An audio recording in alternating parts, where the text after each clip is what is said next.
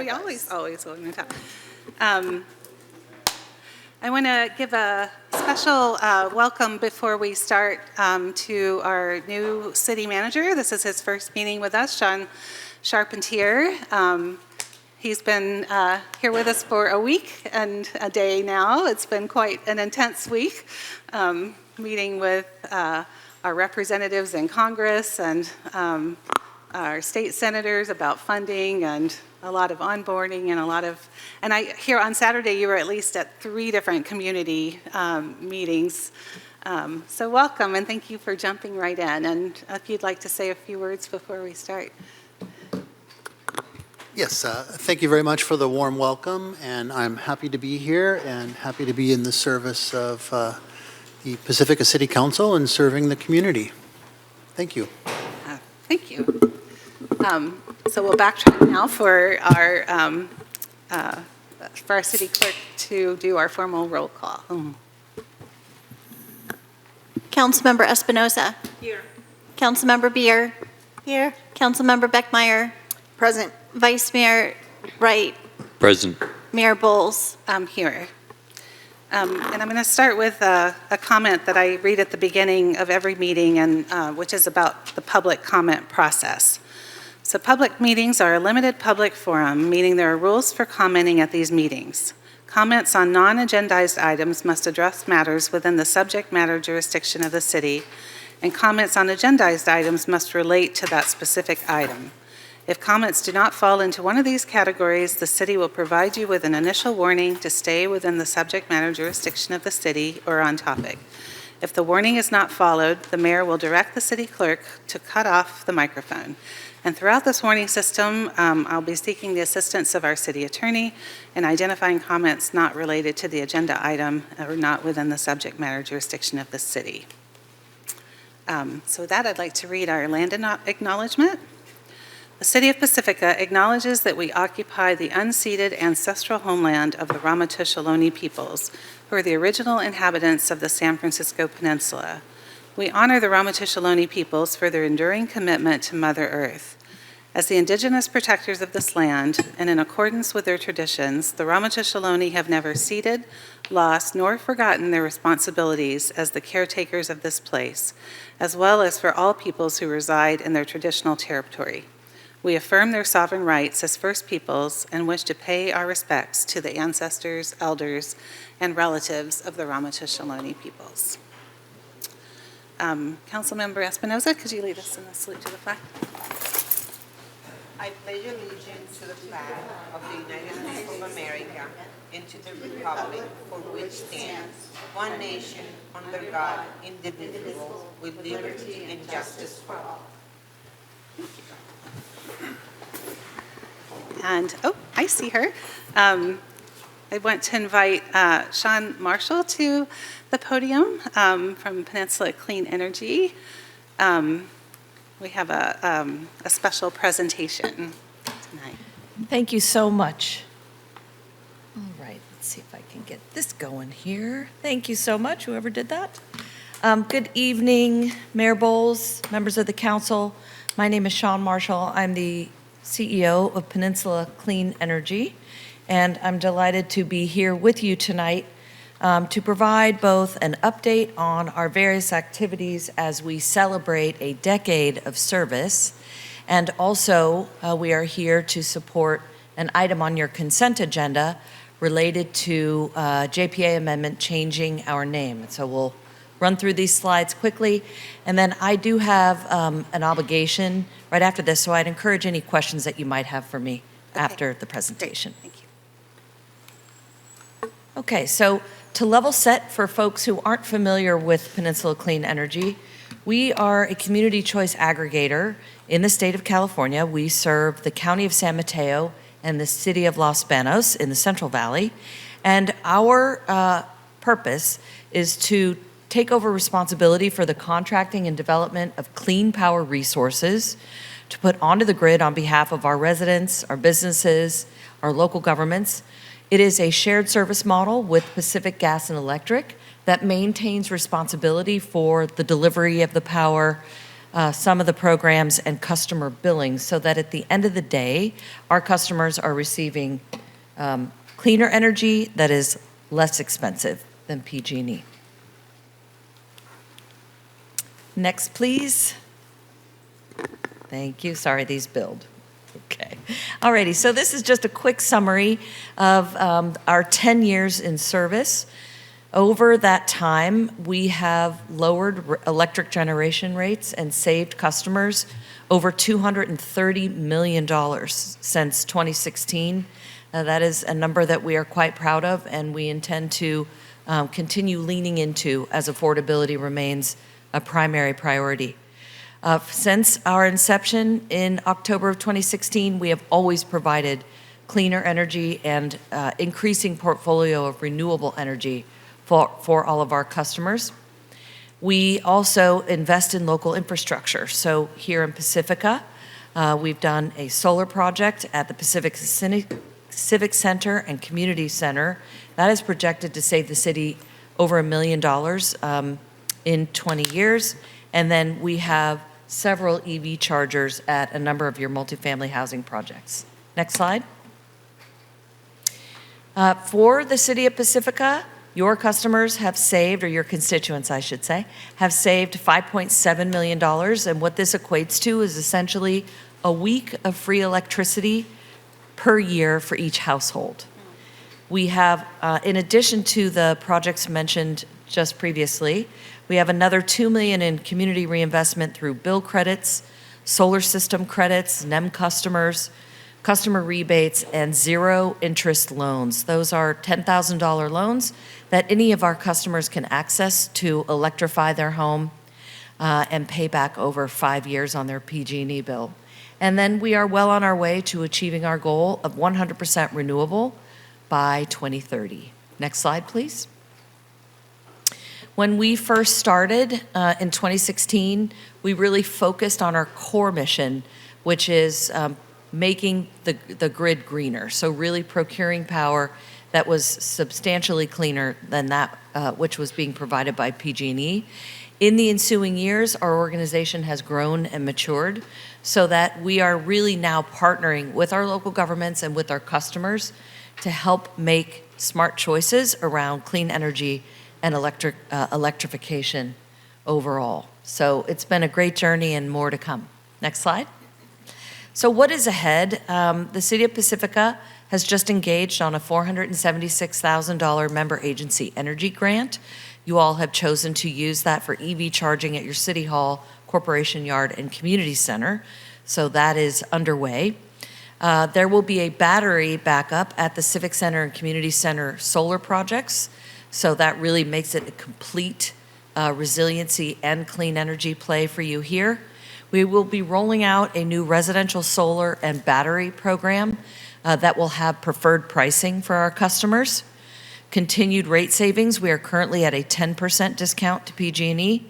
And we partner with Coastside Farmers Market to share information. So we have a presence in town at a number of activities, but most recently Coastside. Next slide, please. Okay, so part of the reason we're here tonight is to talk about a decision that our board made last October to change our name from Peninsula Clean Energy to Westlight Energy. I want to stress that we are the same agency with the same mission and the same people, but it's just a great new chapter for us. Next slide, please. So you might wonder why we are asking this, and this, as I said, shows up on your consent. And the reasons are just really two or three. The first is that Peninsula Clean Energy and the acronym PCE for years has been confused with PG&E, which frustrates customers, it confuses customers, it results in opt-outs sometimes. And so it's just after 10 years of service, a point of inflection for us to kind of fix a long-standing problem we've been dealing with.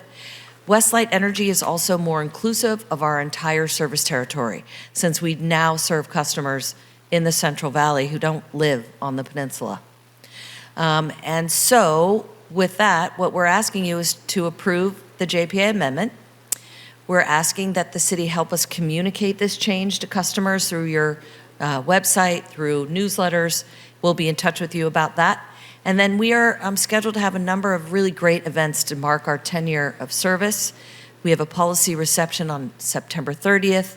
We will be moving to San Mateo with new offices, so an event there, and a lot of local community activities upcoming. So with that, our last slide is simply to say thank you very much for all of your continued support.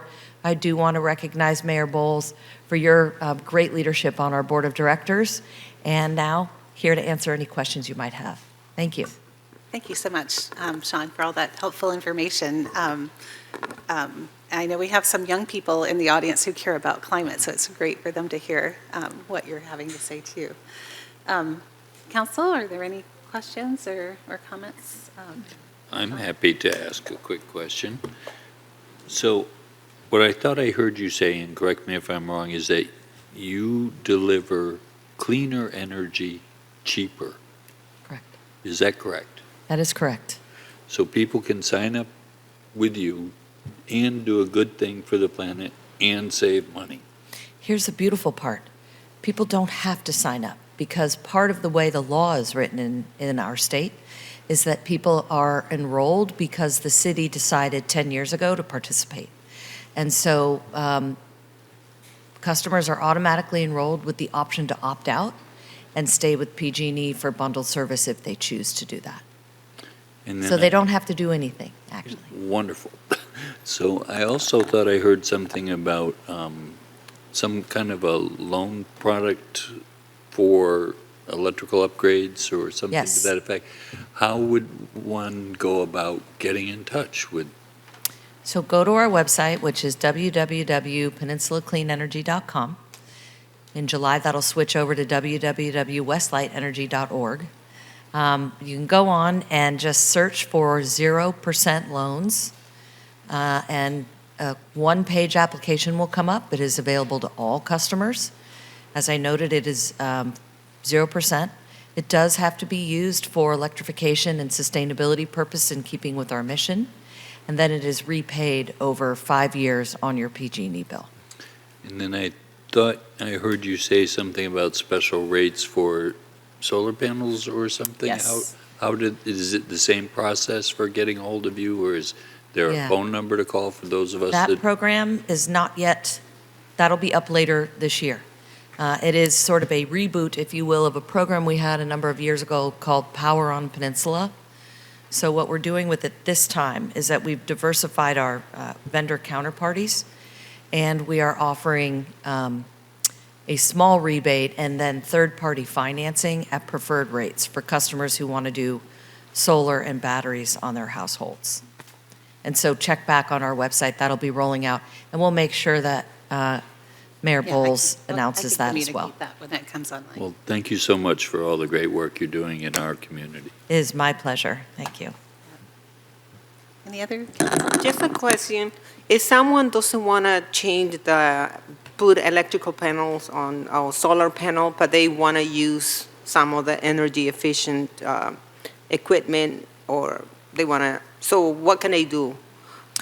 Maybe the heater and the stoves and and the furnace, those are things that they can also do? Yes, so let me unpack your question. There's maybe two ways to answer it. First is, customers are welcome to use whatever solar product they want to use. So in the program that we're rolling out, coming up later this year for solar and batteries, customers choose their own products, and they work with a third-party provider. If they want to finance it under preferred rates, they can finance it through our preferred provider. PCE is providing some of the credit backing for that, so that we can access special terms. So that'll be coming, actually, Mayor Bowles, to the board soon. You've had a little bit of it, but that's what's rolling out later. What we have now is for that 0% loan, the $10,000 loan, you go on, you do your application. You do have to indicate that you're going to use it to replace a gas stove. You're going to put in a heat pump water heater. You're going to put some of it to solar on your rooftop. You're going to swap out your old appliances for more efficient, cleaner appliances. And you have to provide proof of that. And so that's, but other than that, it's not difficult at all to get access to that loan. Thank you. You're welcome. I have one follow-up question. You said solar on the rooftop. Is that only rooftop solar, or do you also help with ground mount systems as well? For residents, I'm sure we will do ground mount. For the cities, when we've been putting in, solar on rooftops at rec centers and police stations and such, those have both been ground mount parking lot structures as well as rooftop. Thank you. I just want to say what a pleasure it is to serve on your board, to know what a big difference you're making in reducing electrical rates for our residents and businesses, for reducing our greenhouse gases. It's really fun to see all these technical contracts that Peninsula Clean Energy, soon to be Westlight Energy, is purchasing for power, and really being forward-thinking. And then beyond the projects that you're doing, you've already given us advice on our REACH codes, so we can try to be, even more progressive and meeting our greenhouse gas reduction targets as a city. And I know you've got advice coming that I'm hoping we're going to take advantage of soon for fleet electrification too. So the state is starting to require governments to have a certain percentage of vehicles be electric and or hybrid. So you're such a great resource. Thank you so much for being here tonight, Sean. And We love it. For your excellent staff and team. Yeah. All right. Thank you. Have a great evening, everybody. Okay. Thank you so much. And I should open up for public comment if anybody has. I don't have any cards for the item. I don't see any room. Is there anyone online? Okay, I'll close public comment. Thank you again. And If you all see will soon. forgive me, I'm going to head out, Yes. but I will follow up tomorrow on the result. Okay, great. Thank you so much. Thank you. Okay, and that brings us, we have a few proclamations here tonight. And I see some of our emergency responders here. So the first one, so we're going to share the load a little bit between council members, so I don't have to read them all. So we'll start with Greg reading the proclamation for Wildfire Preparedness Month.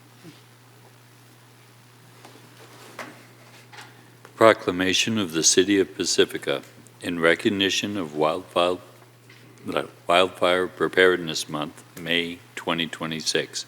Whereas in California, over 2 million homes are at risk of wildfire, and whereas last year alone, 8,036 wildfires burned 525,223 acres across the state, destroying over 17,000 homes, and whereas 95% of all wildfires are human-caused, mostly with careless acts resulting in wildfire disasters every year, and whereas each year more people move into wildland-urban interface areas on the edge of open spaces, increasing the risk and the need to raise awareness among our citizens on how they can protect their property from wildfire losses, and whereas in 2025, the state of California, through CAL FIRE, produced new fire maps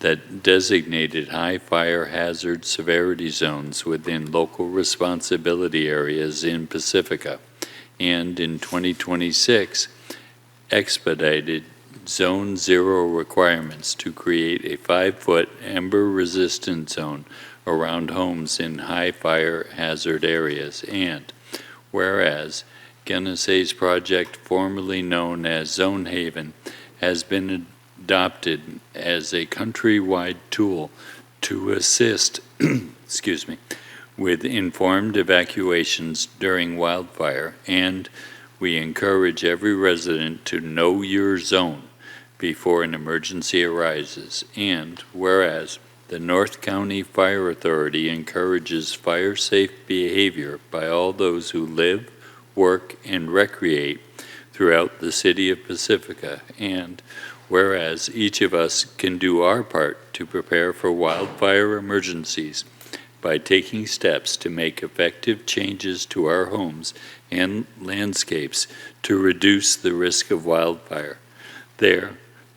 Therefore, Our mayor, Christine Bowles, on behalf of the City Council of the City of Pacifica and all its citizens, do hereby proclaim May 2026 as Wildfire Preparedness Month and encourage all Pacifica residents to increase their knowledge and awareness of proper safety measures to protect themselves and their property from the effects of potentially devastating wildfires. Done this the 11th day of May 2026. Thank you, Greg. And I'm going to read the Emergency Medical Services Week proclamation, but while I'm doing that, I wanted to invite Battalion Chief Nick Doyle forward, along with EMS Chief Matt Powers. And then we'll take, if you want to come up towards the podium, and then, I'll read this. We'll have some comments from council members, and then take a photo and give you your proclamations. So this proclamation is in recognition of Emergency Medical Services Week, May 17th to 23rd. Whereas emergency medical services are a vital public service, and whereas the members of emergency medical service teams are ready to provide life-saving care to those in need 24 hours a day, 7 days a week, and whereas access to quality emergency care dramatically improves the survival and recovery rate of those who experience sudden illness or injury.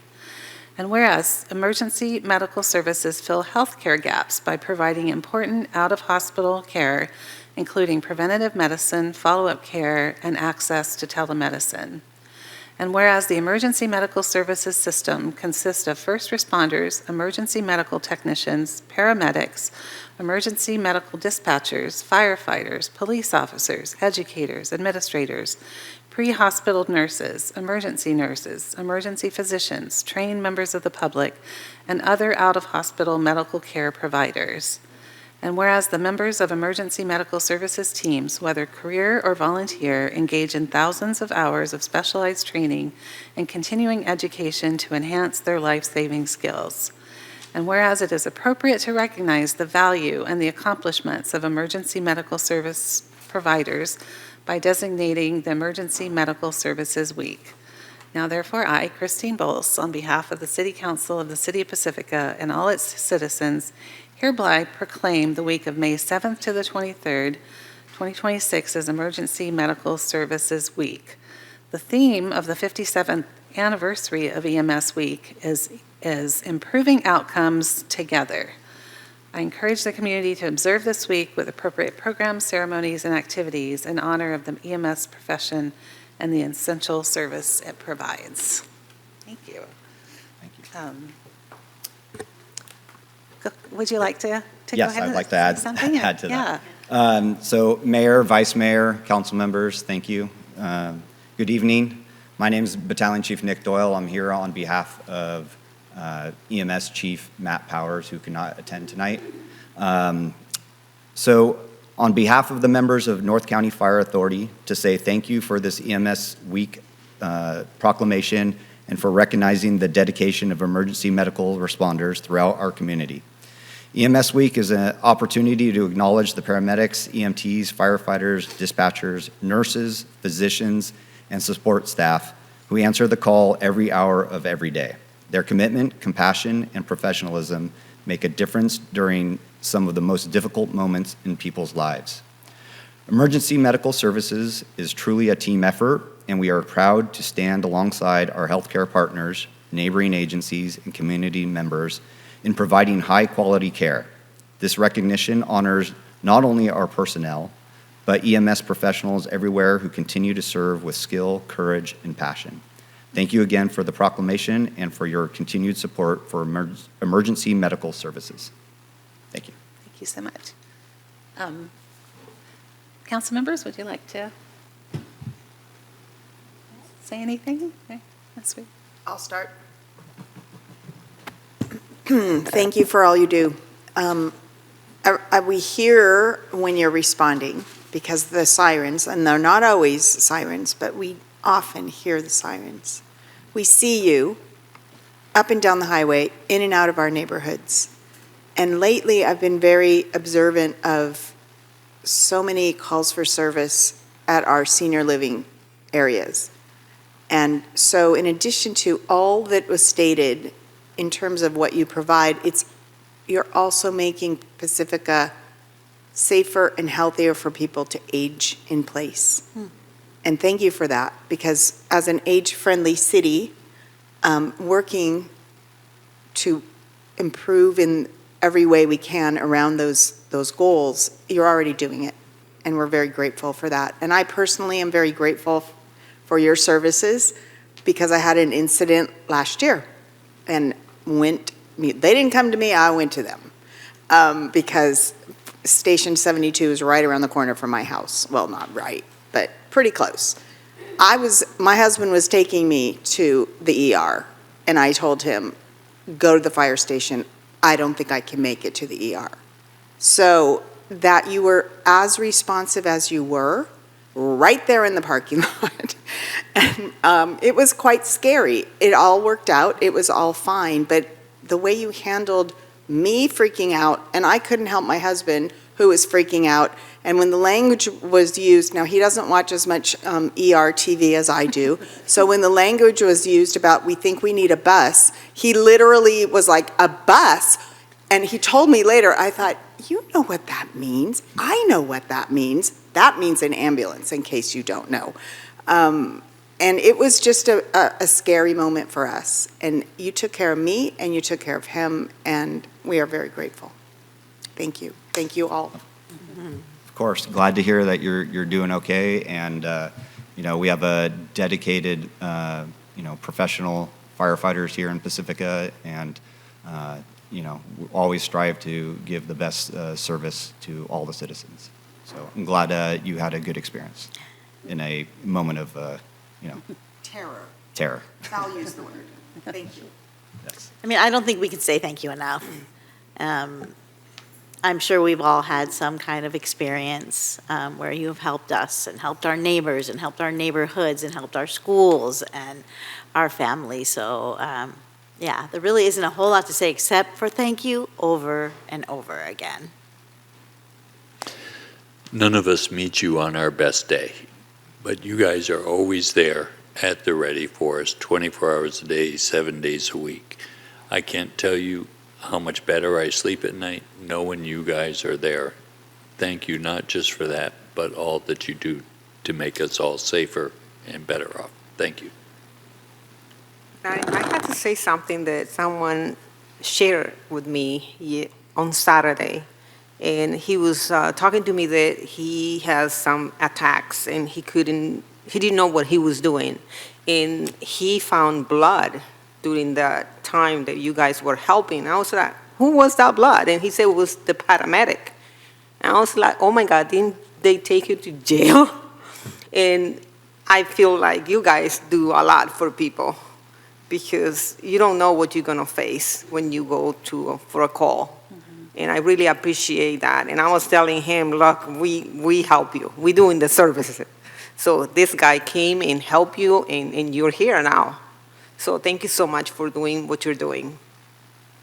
Thank you. Appreciate the kind words. And a lot of times it's not your best day when we see you, but also take the time to, say hi to us and come out and, greet us when it isn't that moment. And we're happy to be in the community and give back as much as we can. Yeah, the last time I saw you at my house, I was in my pajamas because my mom had fallen before I woke up.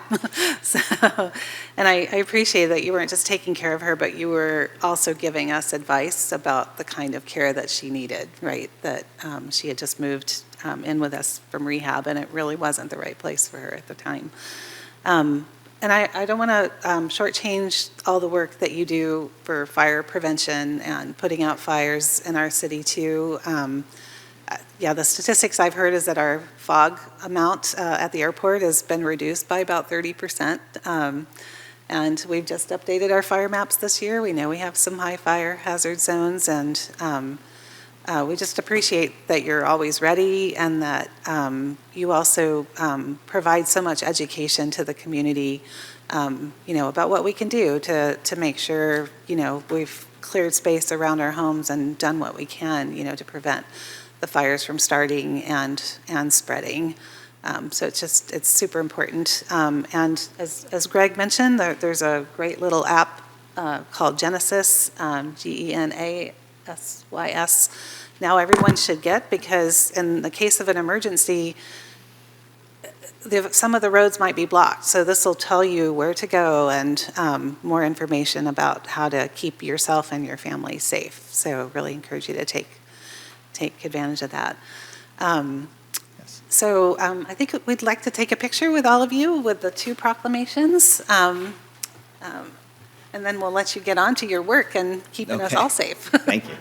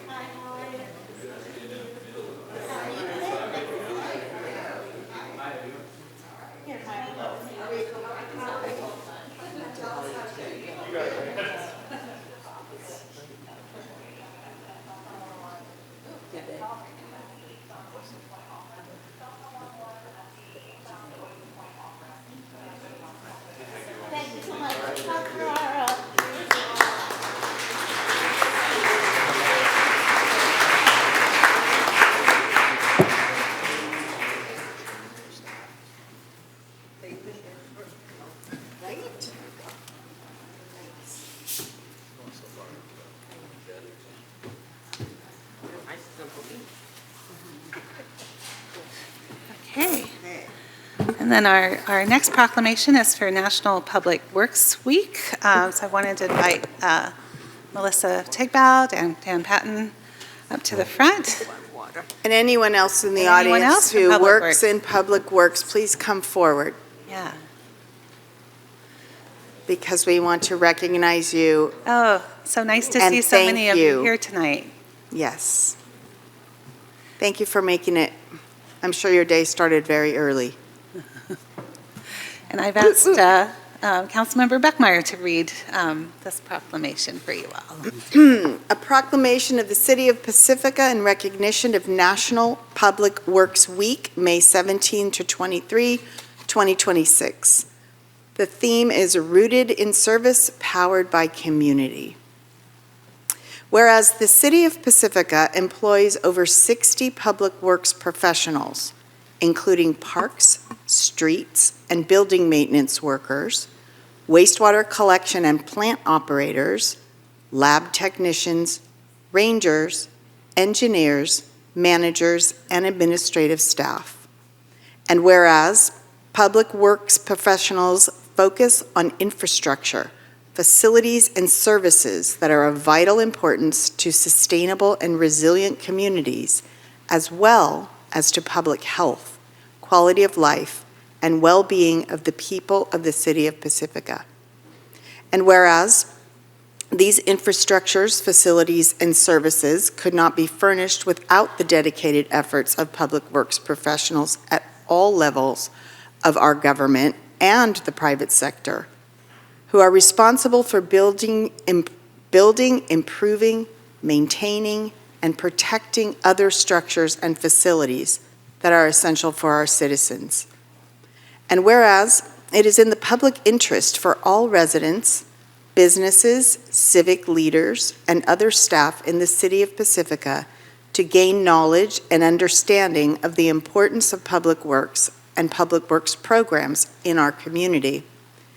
And whereas the year 2026 marks the 66th annual National Public Works Week sponsored by the American Public Works Association.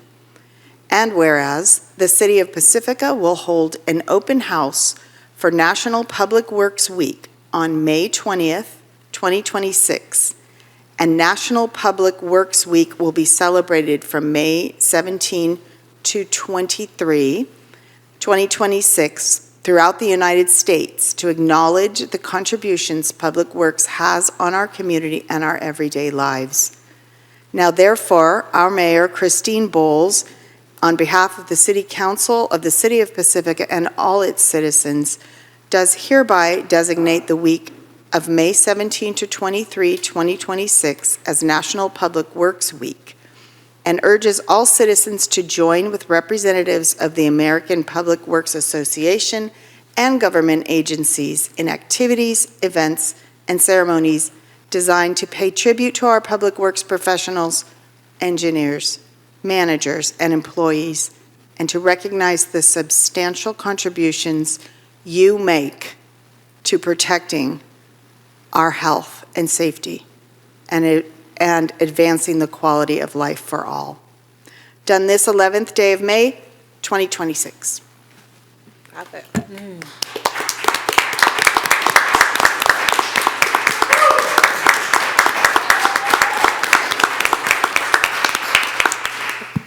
Sorry about that, Christine. Oh, no, you're Had to good. clap. Would you like to say something, Director Tigbau? Yes, Yeah. thank you. Good evening, Mayor, Vice Mayor, and City Council. My name's Melissa Tigbau. I'm your Public Works Director. And on behalf of the Public Works Department, we thank you for passing this proclamation today and recognizing our Public Works team as we approach National Public Works Week, May 17 to 23. With me are some of the Public Works staff, people who keep our community running every single day.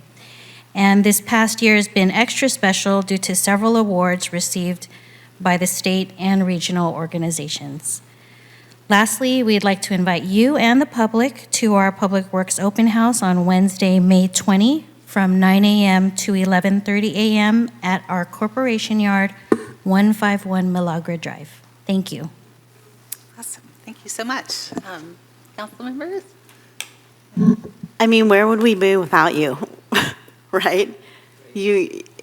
Our city could not run without you guys. So I want you to know how much we appreciate you.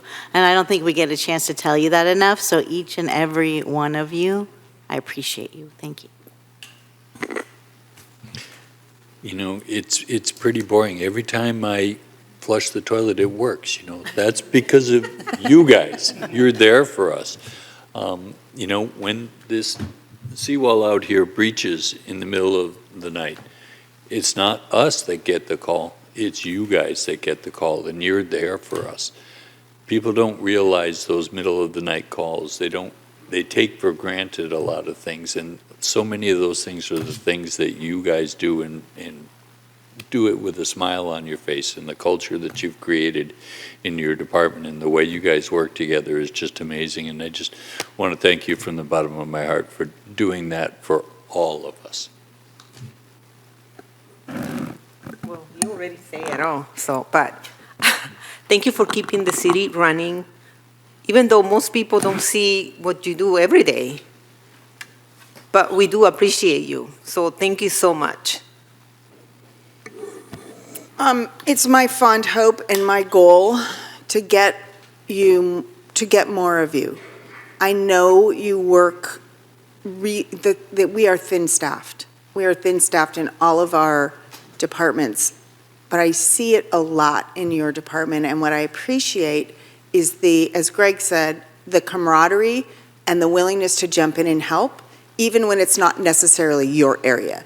Because when it's mission critical, it's everybody's area, and I've seen that. I've been down at Beach Boulevard in the driving rain, and it's just amazing to see what you do and how pleasant you are in the way in which you do it. So thank you.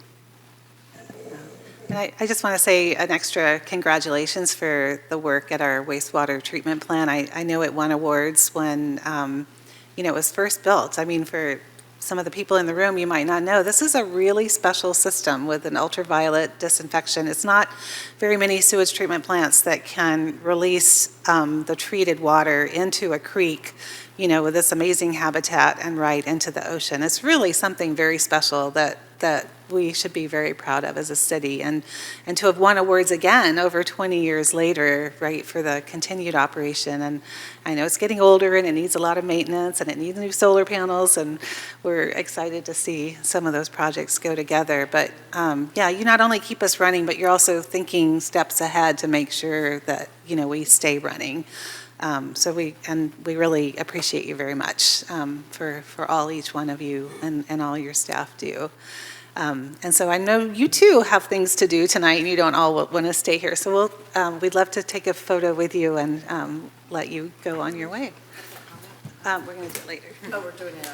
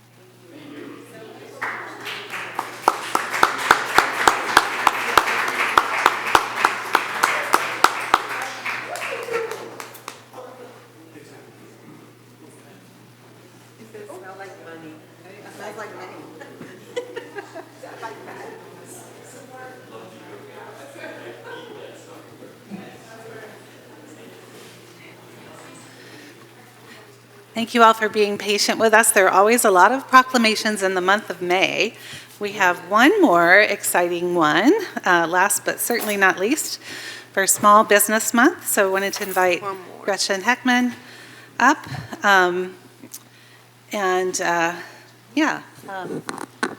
Is Jenny? Whoever else you want to invite up with you can come up to the podium too. Yeah, I know there's some businesses here, and I have some cards for public comment. Come on up, small business owners. Yeah. Come on up. Come on up. And I've asked Mary to read your proclamation today.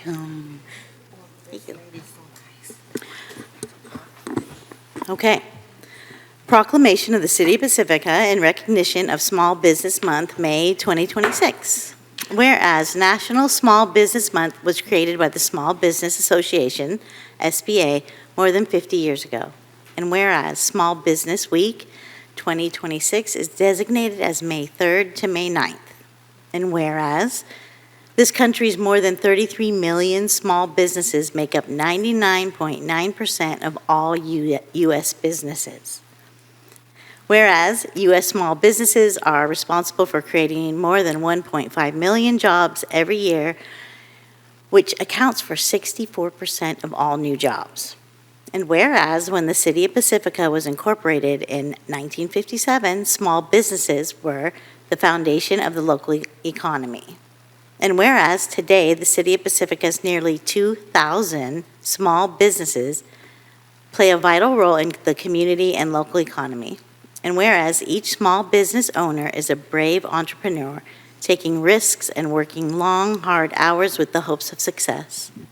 And whereas small businesses support the local economy, employ local residents, encourage youth entrepreneurship, engage in philanthropic and civic campaigns, and contribute to the vibrancy of neighborhoods and the City of Pacifica overall.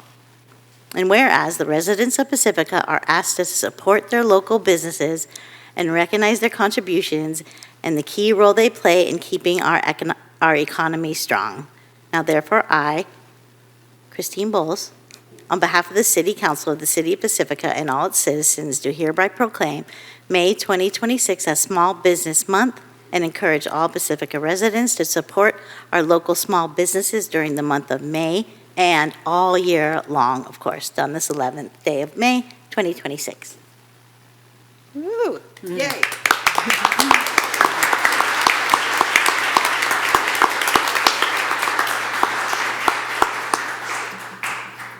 Thank you, Councilmember Beer. Good evening, Mayor, Vice Mayor, and council members. I'm Gretchen Heckman. I'm the Economic and Housing Development Manager for the city. I'll make some quick remarks for Small Business Month, and then we will hear briefly from some small business representatives. I will start by saying that Pacifica businesses do more than sell products and provide services. They represent the hardworking families and neighbors that make up this great city. Small business owners are truly tireless. They show up early and they stay late. Their storefronts are not just a place of business, they are gathering spaces where new connections are made and old ones are strengthened. These businesses provide familiarity and stability for us all. They kept their doors open through a pandemic, through economic uncertainty, and through their own life challenges. I'll take a moment to acknowledge the regional recognition of one of our truly homegrown businesses, Breakers in Rockaway. Just last week, our region's Small Business Administration, a division of the federal agency that exists to understand small business success, recently named Steve and Robbie Bancroft of Breakers the Regional 2026 Small Business Persons of the Year.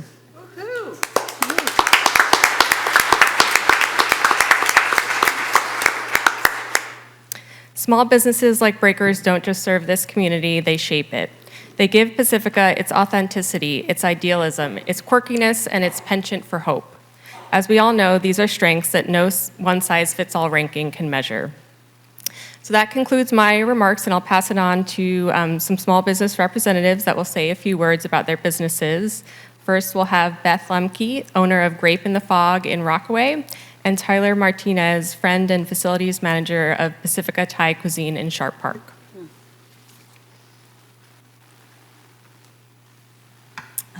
Good evening.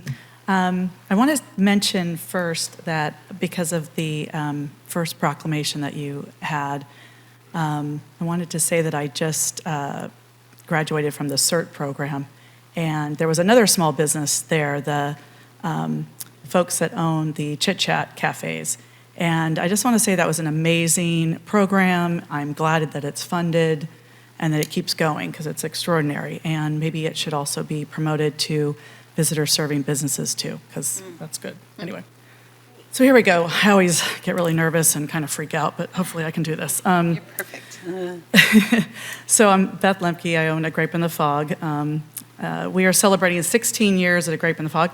More than a wine bar, since 2010, we have been a part of so many milestones: births, deaths, marriages, divorces, people moving to Pacifica, and people moving away. During the pandemic years, we discovered just how committed the greater Pacifica community is to supporting local businesses. Now I see some new businesses foregoing brick and mortar altogether and instead participating in pop-up events. Time will tell if this is a win-win for traditional brick and mortar.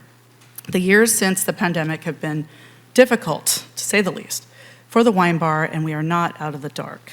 I am proud of what I've created together with my staff and loyal customers.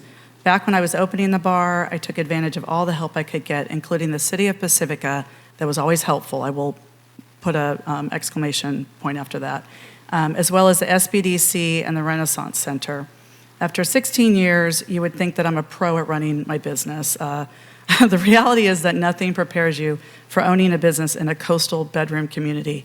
This business environment is like no other. And I want to point out, or let you know that on page 21 of this month's Coastside magazine, there's a really nice article about us, and I think I am far more articulate in that article, so maybe you'll get a chance to read it. Thanks. Thank you, Beth.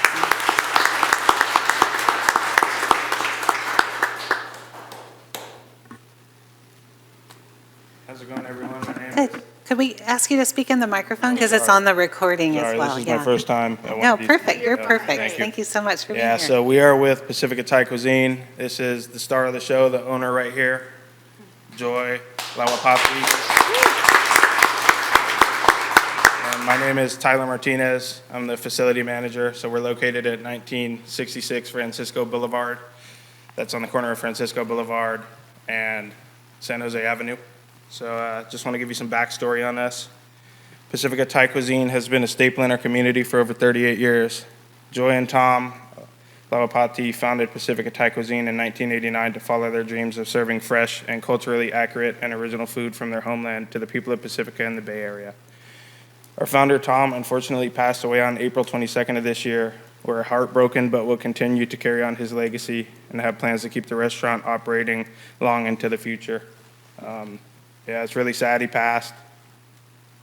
Got a picture of him I'd like to show real quick. This is him in the 90s. He was a real handsome guy. Yeah. Halfway. And this is shortly before he passed. That's him and I.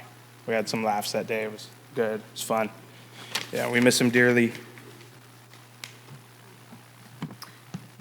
Pacifica Thai Cuisine has always been a family-owned and operated business that offers a warm, friendly, and inclusive environment for all to enjoy. Our restaurant is open Tuesday through Sunday from 11:30 a.m. to 8:30 p.m. We serve all of our food cooked to order. We have over 90 items to choose from. We have menu items that would appeal to almost anyone. We have classic favorites like chicken satay. It's just like a basic barbecue chicken skewer. We have pad thai. That's a stir-fried rice noodle and some tamarind sauce with peanuts and any protein of your choice. Yeah. Fried rice with pineapple in it, tomato, if you'd like, any protein of your choice. And many different soups and curries. There's like a common misconception that Thai food is really spicy. Any item on our menu can be modified. We can make it not spicy at all, mild, or we can make it so hot that, you know, all of us are coughing in the kitchen. For people with dietary restrictions, we have many gluten-free, vegetarian, pescatarian, and vegan options. So if you just ask, we can get you those. Last but not least, we cannot thank our Pacifica community enough for their tremendous support over the years. Without their support, we wouldn't have been able to keep our restaurant and dream alive for the last 38 years, and for that we're forever grateful. Thank you so much for having us. Thank you so much.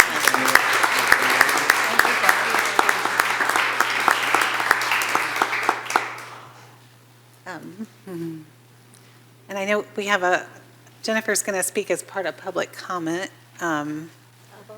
which you can do it now. Why don't you come do it now? I'm going to open public comment. Unless it's on a different topic. No, it's on this topic. All right. Good evening. For anyone that doesn't know me, my name is Jennifer Christensen, and I'm the owner of Art Space on the Coast, a pottery studio in downtown Pacifica. First, I want to say thanks to the council for the Small Business Week proclamation.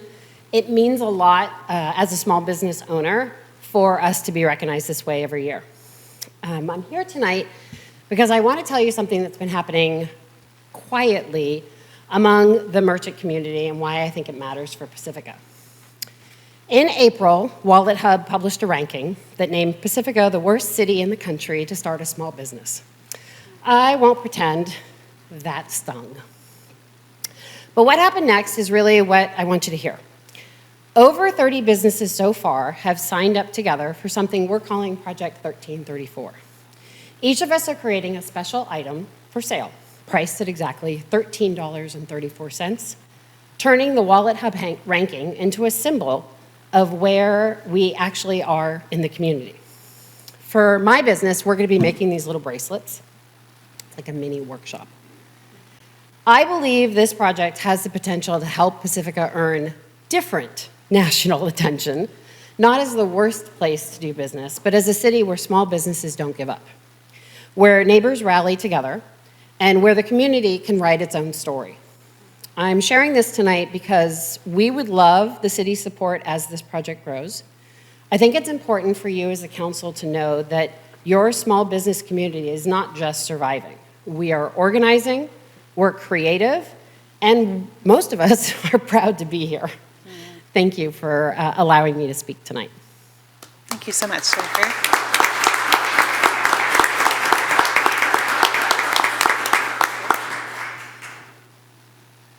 Go ahead, Robbie, and congratulations. All right.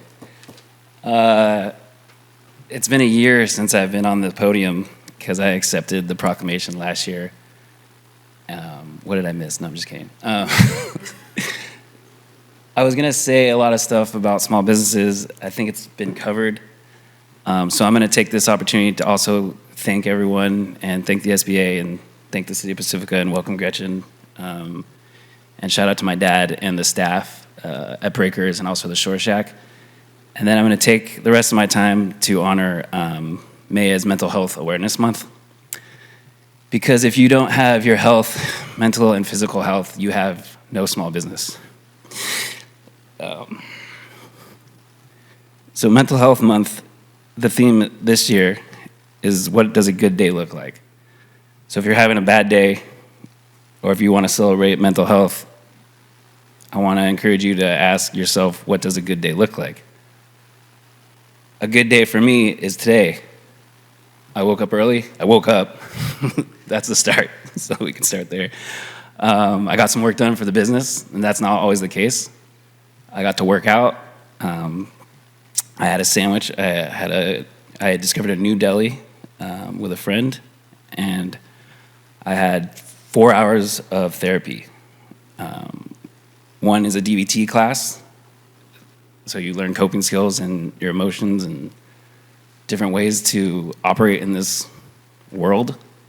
And the second one is a support group.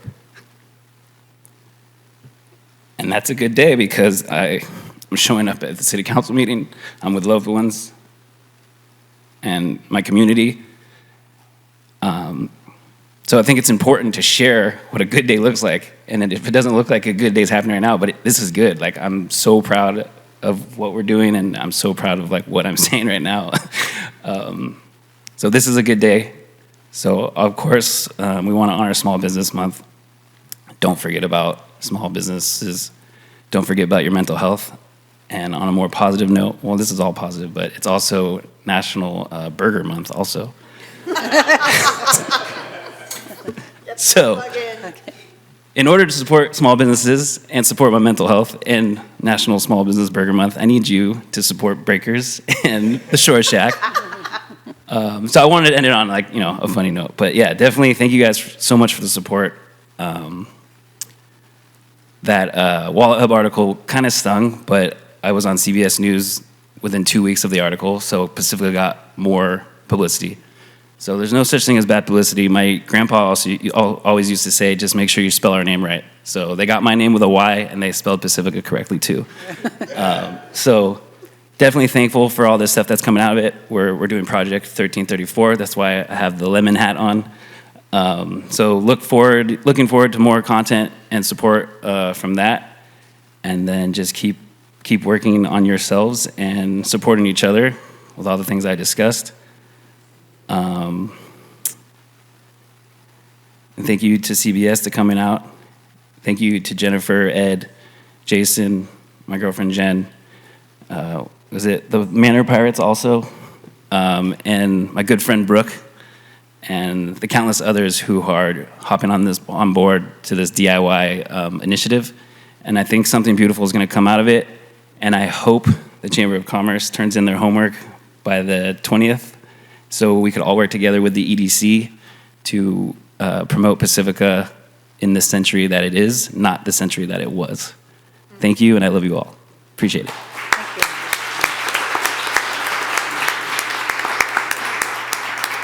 Oh, and welcome. Looking forward to getting to know you. I have one more card. Anyone else who would like to speak to this or any of the other proclamations? There are yellow cards in the back. I have one more card from Ed Ochi. Mm-hmm.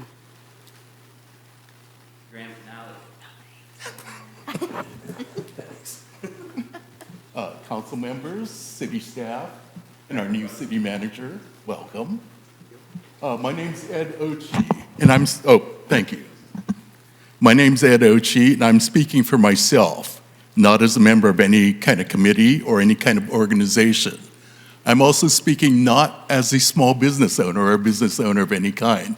I'm speaking as a resident of Pacifica. And I view small businesses, local businesses of any kind, to be incredibly important because that's what differentiates Pacifica as a town from being a suburb. You have to have businesses. You have to have localized businesses in order to be a town. When that Wallet Hub article came out, naturally being Ed, I started picking the article apart. I ended up with about 3 pages of notes before I realized, whoa, none of it really mattered, because what happens is other media sources picked up just the headlines from Wallet Hub. All they picked up was St. George, Utah was the best small city in the U.S. to start a small business, to start a business, and Pacifica was the worst at number 1334. So it doesn't matter whether Wallet Hub's methodology was any good or not. The headline is out there. When you start reading it in Yahoo Finance, Newsweek, that same line is repeated over and over again. That's not good. This kind of publicity actually causes long-term damage. And the story I tell is the year I moved to town here was the year the houses fell in just south of the post office on Esplanade. They fell off the bluff, they fell into the ocean. And I go, 29 years later, I travel, I talk to people and they go, oh, Pacifica, that's the place the houses fell into the ocean. It's not good. So what I'm really happy and really proud to be part of is working with this idea of Project 1334, to see it to spring to life. In barely 2 weeks since those articles started running, we have 30 businesses that have already signed on, offering some kind of 1334 tied-in special. We're getting out where the website, where the list is, and I think that's really important to hopefully kind of change the dialogue, to change it so that we're not the worst. We're actually a city where the businesses and the residents all get together, work together to form a better city. So I hope that other local businesses are going to join Project 1334 and that members of the community are going to join in, not by simply buying those 1334 specials, but actually sharing some love, sharing some attention to those businesses that are participating. And it looks like I'm out of town here. So I'm just asking you, please, pay attention to Project 1334, help those businesses out, and pay attention to local businesses so we can remain a town and not a suburb. Thank you so much, Ed. So again, I don't have any other cards. Is there anyone on the line? Okay, I'll close public comment and bring it back to council. There was a lot just there. Yeah, I'd like to go ahead. Hi, everyone. Thank you so much for being here tonight. When I saw the article, and actually, first, I'd like to honor Tom, because why did we like going to the Thai restaurant? Was because Tom. Because he was so funny, and he used to give me bags of those what are they? The Shrimp chips? Yeah, the shrimp chips, and he gave me candy. Tom was awesome. He will be missed. So thank you for being here tonight, and thank you for showing his picture. I appreciate that a lot. And guess what? On Wednesday night, I went for dinner at the Thai restaurant. I gave her a tip, and she gave me a dessert. Always generous. And that's how it works, right? Yeah. And that's how our relationships in this community are so very important. And for small businesses, of course, that's equally as important. But when I saw that article, I got defensive. And I really wanted to give a comment, which they did quote in whatever their online article. But I'm just going to say a few things now. For one, rating some community as the worst of anything is not helpful in any way. It's hurtful. And there's no ranking or article that's going to show the heart of our city. And the heart of our city is in the relationships that we build with each other and how we support each other's businesses and families and adventures and anything else. It really made me angry because it did not reflect how beautiful our community is. Yeah, it's hard to run a business. I'm not a business owner. It's hard to run a business anywhere. It's hard to run a business here. However, when we keep our relationships together, and we nourish them, and we shop at all of our shops, and we talk to our, small business owners, and we become friends, right? Because that's what it's about. And so if we continue to love each other, then I think we're going to be all right. So I love 1334. I want a lemon hat. Count me in.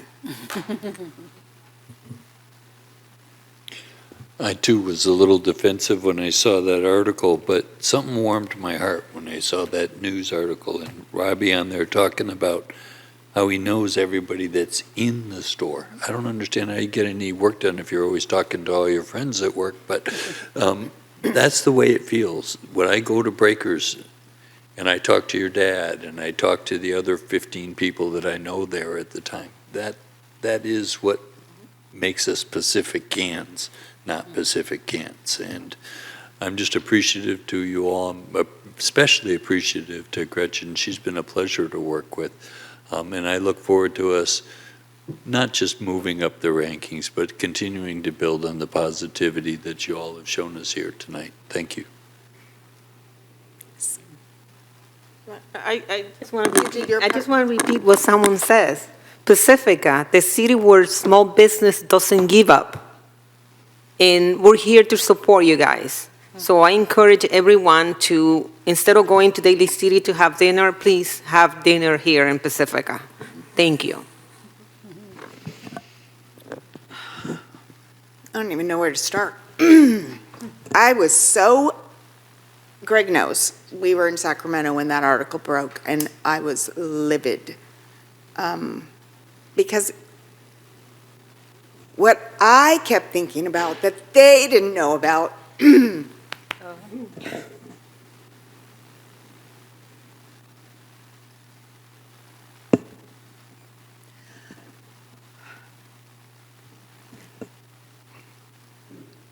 was how this community came together during the pandemic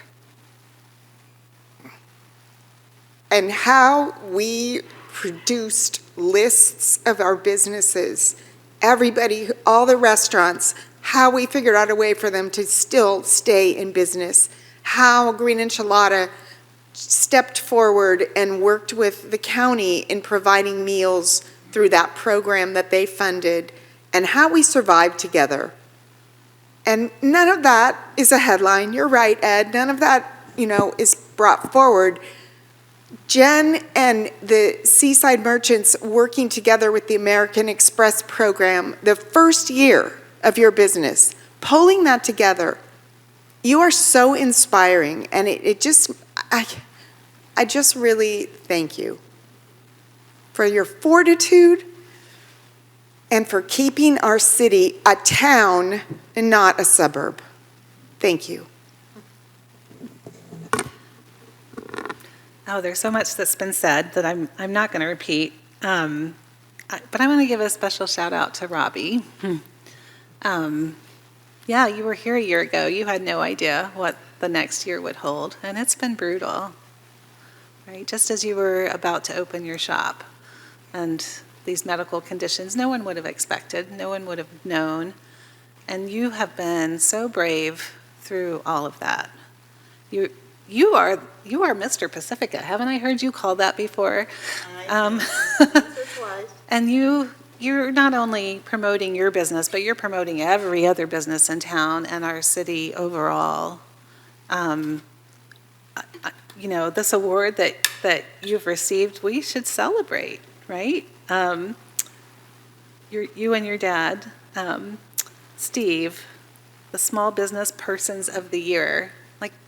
Not just for Pacifica, is it regionally, right? I mean, what a testament that is to you, to where you've been, to how you're getting through every day right now, and to where you're going. And it's really exciting to see your business open and thriving. There's always a ton of people outside. I'm really pleased to see that for you and for all of your businesses. You feed us, you give us toys for our children, you gifts for our families, wine when I come and bring my relatives over for a visit. You bring our community together with our art classes. I know all those little 10 or 12-year-olds that were in your shop on Saturday, Jennifer. You bring joy to our community, and like Mary said, love, and you're bringing us together. They always say that any publicity is good publicity. I know I didn't feel like that at the time, but I really love this collective creativity in this 1334 project. We're going to take it back, and we're going to show those expletive people who we are here in Pacifica. And thank you for leading us all forward. We're so very proud and so very grateful for each one of you and the hard work it is to open your business doors every single day. So with that, we're going to come up and take a picture.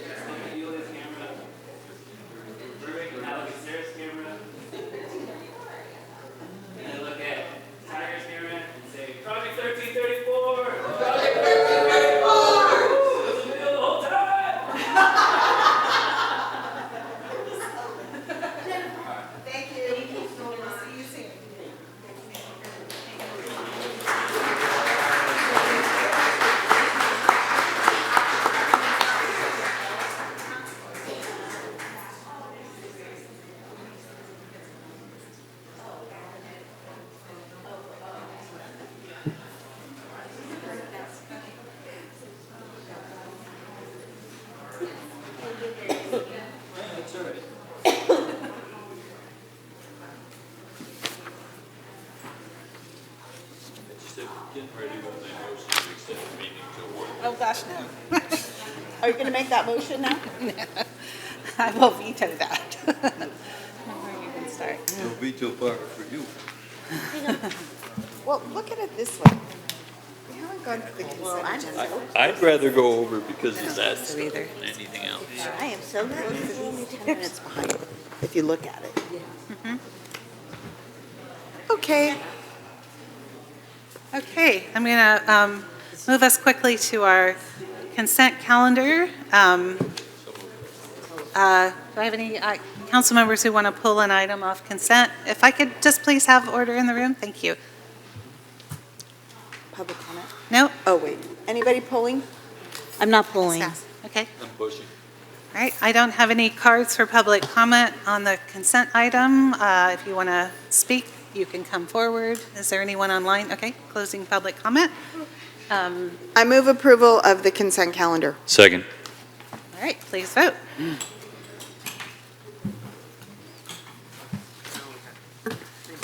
For the consent calendar with the motion made by Councilmember Beckmeyer, seconded by Vice Mayor Wright, the motion passes unanimously with all consent calendar items approved. Wonderful, thank you. We've saved some time. And that brings us to general public comment on items that are not on the agenda.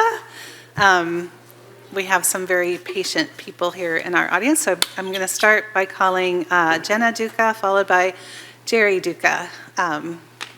Is there other stool? Yes, I've told the dad already. Told the dad already. Welcome, young ladies. These are two seventh graders from IBL joining us tonight.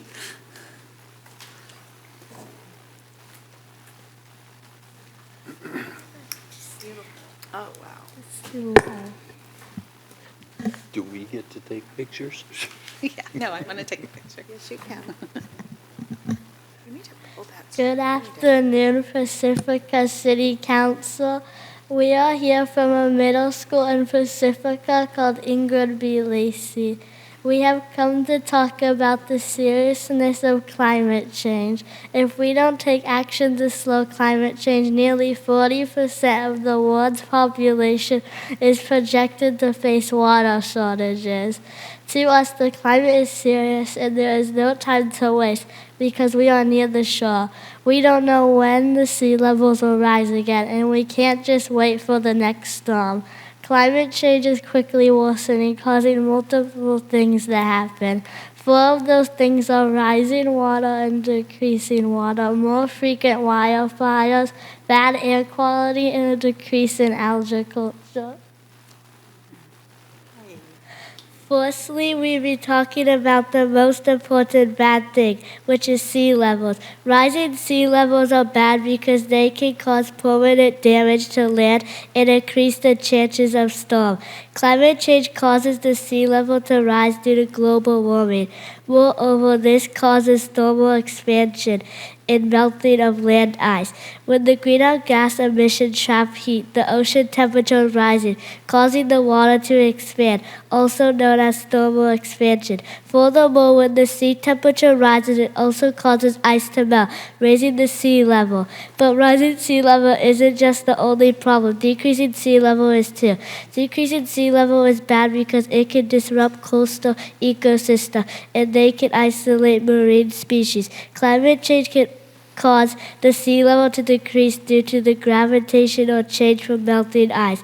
The ice loses its gravitational pull when it melts, influencing the water surrounding the ice to flow away and increase the sea levels.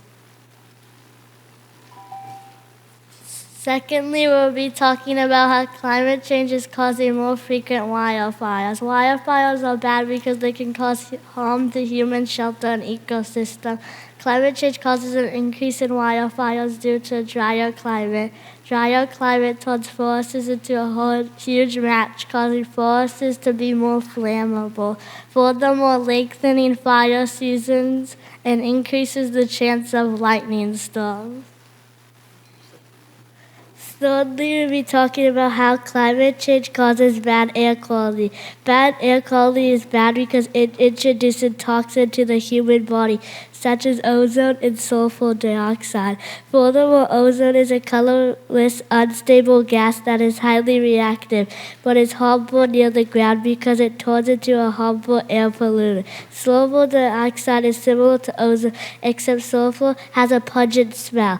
It is produced by burning fossils. In addition, these toxins can cause an average of 6.5 deaths a year. Climate change causes bad air quality due to global warming. Global warming intensifies wildfires, causing the smoke to increase. Warm temperatures speed up chemical reactions that form smog. Finally, warm temperatures trap pollutions through stagnant weather patterns and cause bad air quality. Lastly, we will be talking about a decrease in agriculture. A decrease in agriculture is bad because it directly threatens global food security by decreasing food supply, leading to higher prices and heavier reliance on foreign suppliers. Global warming influences a decrease in agricultural production due to extreme weather. Climate change can cause rising sea levels, which can cause flooding. Flooding causes plants to drown, lose nutrients, and decrease in immuneness from pests and diseases. Furthermore, interrupting nutrition uptake and stunts growth, which leads to death. To us, climate is serious, and there's no time to waste because we are near the shore. We don't know when the sea levels are rising again, and we can't just wait for the next storm. If our house were on fire, would we argue over the price of a fire extinguisher? Then why are we arguing over the cost of saving our planet? Ways we can help are reducing personal carbon emissions through energy-efficient home choices, sustainable transportation and diet changes, along with advocating for systemic policy changes. Some practical ways are switch to renewable energy, increase efficiency, insulate your home, drive less, and plant trees. We thank you for listening and having us here. Goodbye.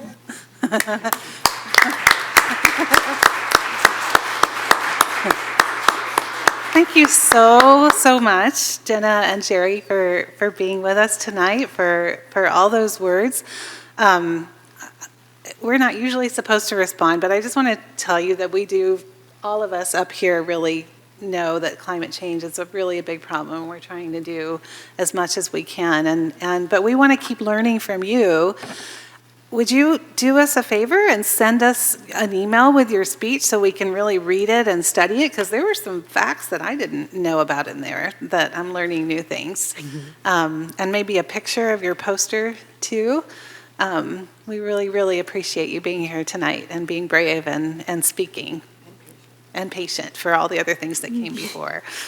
Yeah, you did great. Thank you so much. Hey. Hey, thank you.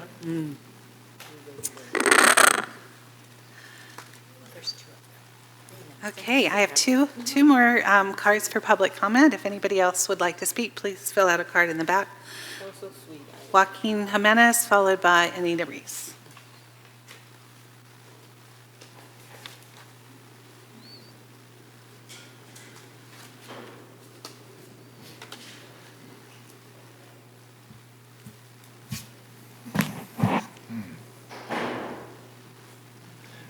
Good evening, Honorable Mayor, council members, city staff, members of the public. My name is Joaquin Jimenez. I am one of the candidates for San Mateo County Supervisor for District 3. I've been coming to your meetings at almost 2 years, talking about different topics. And most recent, I've been doing a lot of canvassing, in Pacifica, especially visiting the local businesses, and listening to the comments from the local businesses. That's part of my platform, economic mobility and supporting local businesses. That's why one of the reasons I created Rancho San Benito, a nonprofit organization, is to work with our farm workers so they can become farmers. They can own their own business. One of the things that I also do in Half Moon Bay, I organize a lot of events. Events like Vaquero Days, where we invite local vendors to be present. We also do music and vendors. That's downtown Half Moon Bay. And this year, we're also going to have a bike and a car show with local vendors. So I'm always supporting small businesses. Over the weekend, I was here in Pacifica Manor and visited some of the businesses, and they offer good food. They offer really good stuff. A couple of the local businesses, they talked about, things that they need, and that's signage. There's a lot of signage, on Pacifica that is missing. Pacifica coming down from Skyline from 35, that's the gate into the coastside. And as you come down, down that hill, there's no signage that directs you, to what's there. That would be, something that I would do. I know in Half Moon Bay we did a lot. We're talking about, doing a signage, that we have the South Gate comes in on Main Street by the fire department. But, yes, signage around Pacifica. You have a lot of beautiful things to visit, a lot of nice businesses, all over Pacifica, different areas. But what's missing is the signage, and I will, that was something I would do, look into it to promote your local businesses, small businesses. They are, the heart of the community. And I've been enjoying, visiting our local businesses here in Pacifica. and looking forward to representing District 3 in San Mateo County. So Joaquin Jimenez, 4th County Supervisor. Thank you. Thank you. Anita Reese from the PRC.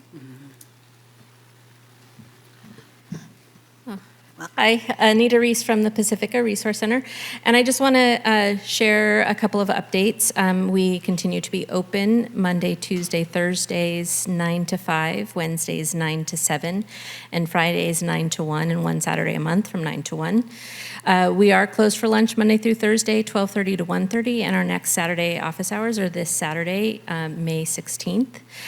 We continue to provide groceries weekly, as I shared last time, and we are exploring ways to continue this practice beyond October 2026, which is when the funding that we receive to increase our grocery purchases ends. So we're excited to figure out how to keep that going. The next grocery distribution, which happens once a month, is on the 27th of May at the American Legion Hall, which is 555 Buell, at 555 Buell. If you haven't already signed up for groceries at the distribution, we ask that folks arrive at the American Legion Hall around 4. We will provide groceries at that time and then try to get you connected with longer-term services. And then our annual volunteer appreciation lunch will be before the distribution. Invites were mailed last week, and I hope that the new city manager might be able to stop by and get to know some folks. Our UC, our Uncows on the Coast outreach team, want to share again that they respond to requests for outreach to unhoused folks in Pacifica through Pescadero every day, Monday through Friday from 9 a.m. to 10 p.m., Saturday, Sunday, and holidays 9 to 5. So if you see someone living outside or in a vehicle, please email us at ucoutreach@pacresourcecenter.org or give us a call at 650-452-6279. As of today, there are 8 encampments in Pacifica. They have 66 individuals. 22 of those folks are in the 2 encampments that are specific to the safe parking program, because it is considered an encampment even though it's part of the program. And then we have 40 individuals who are not living in an encampment. So it's a total of 106, which is slightly lower than the last time that I came. When you subtract the 22 folks who are part of the safe parking program, it's 88 folks who are unhoused. So I just want to share that it does fluctuate from one month to the next or even day to day, and we are trying different strategies to help folks return to housing, and I encourage empathy and patience as we try to find the thing that works. I wanted to share that we also have our back to school program. We're providing gift cards for backpacks and school supplies to Pacifica youth. Enrollment begins on May 27th, and our Palmapalooza fundraiser is on September 12th at the Farallon Room. The theme is homecoming. So please call us at 650-738-7470. Go to our website, pacresourcecenter.org, or email us at info@pacresourcecenter.org if you need help. Thank you so much, Anita. You pack a lot into those 3 minutes. Thank you for all you do. And we don't have anyone online. Okay. I'll close public comment and bring it back to council. So I want to make sure we take a little bit of a break in our meeting. So just want to check in with you all. Do you want to do it now or maybe after the Samtrans presentation? Yeah, you're okay right now? No, after the Samtrans presentation. Oh, after. Okay. Okay, so that brings us to our first consideration item, number 9, a presentation from the San Mateo County Transit District, Samtrans, regarding SB 63 and the local investment plan. It says Melissa's going to introduce you, but welcome to the podium. You must be Jessica Epstein. Yes. Is there a clicker or do I say next slide? Say next or? Oh, got the clicker. Good evening, Council. Jessica Epstein. I am the Director of Government and Community Affairs. Also, congratulations on your new city manager. I have worked with him for years. So tonight I'm doing a presentation on the Connect Bay Area Local Investment Plan. I am going to give information about a potential revenue measure that's currently working its way towards the November ballot. Where do I point?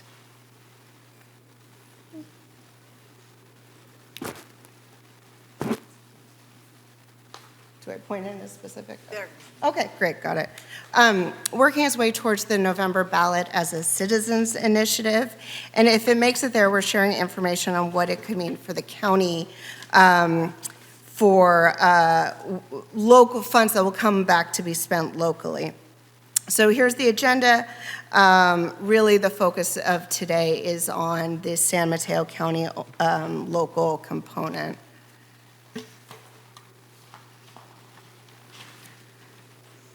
So a little bit about Samtrans, a little overview. So we provide bus and paratransit service in San Mateo County. It's an essential service helping people get to work, home, schools, jobs, and medical appointments. You can see a number of bullet points about our service. I think one thing to really point out is that we are 94% low income, and that's 68% extremely low income. We really are an essential service, and that's based on the San Mateo County Affordable Housing metrics. 80% either do not have access to a car or don't drive for some other reason. And we're also doing very well on our ridership recovery, 98.8%. I would say adults are actually well over 100%. This youth are lagging but recovering.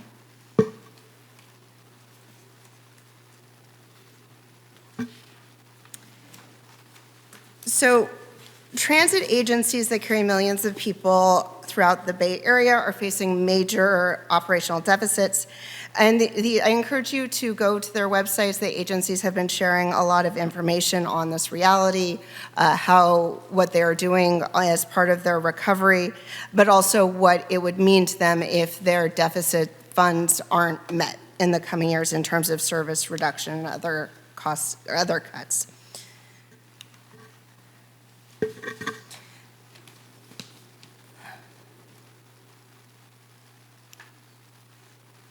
So the Connect Bay Area Act authorizes a 14-year measure. It was passed as legislation called SB 63 last year. And it is going towards the ballot as a citizens initiative. And as a citizens initiative, that means it would require 50% plus one to pass. It's in San Mateo, Santa Clara, San Francisco, Alameda, and Contra Costa. Each county, it's a half cent, except for San Francisco, where it's a full 1 cent due to the size of their transportation obligations. And most of the funding, you can see that 63% is designed to go towards major service cuts on Caltrain, BART, the AC Transit, the ferry, and a number of small operators. But in San Mateo County, there would also be a locally administered portion of the funds.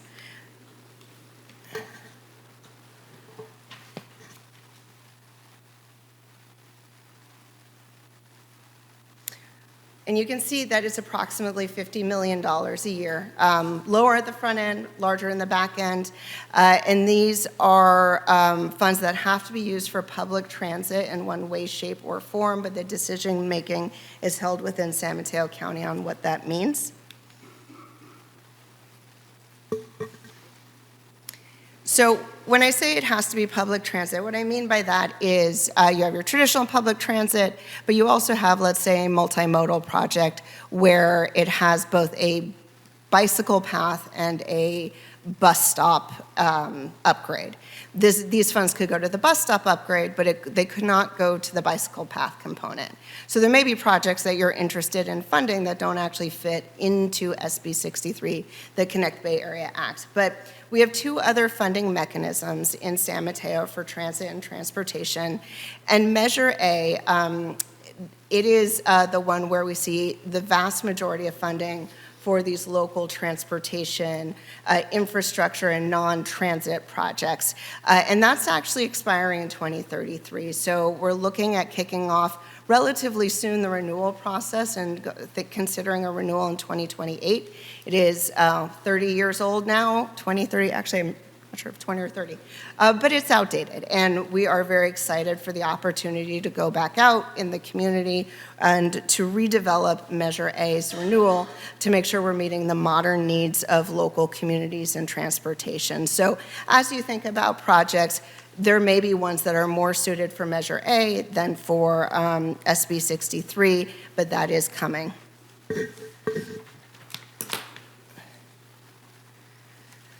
So Samtrans is in a much better position than many other transit agencies in the region. We do not have, a 75 to 300 plus $1 million annual deficit.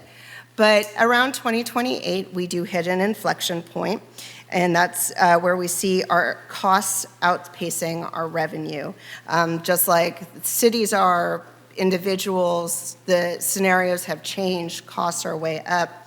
And so we do project an operating deficit of around $30 million per year over the next year.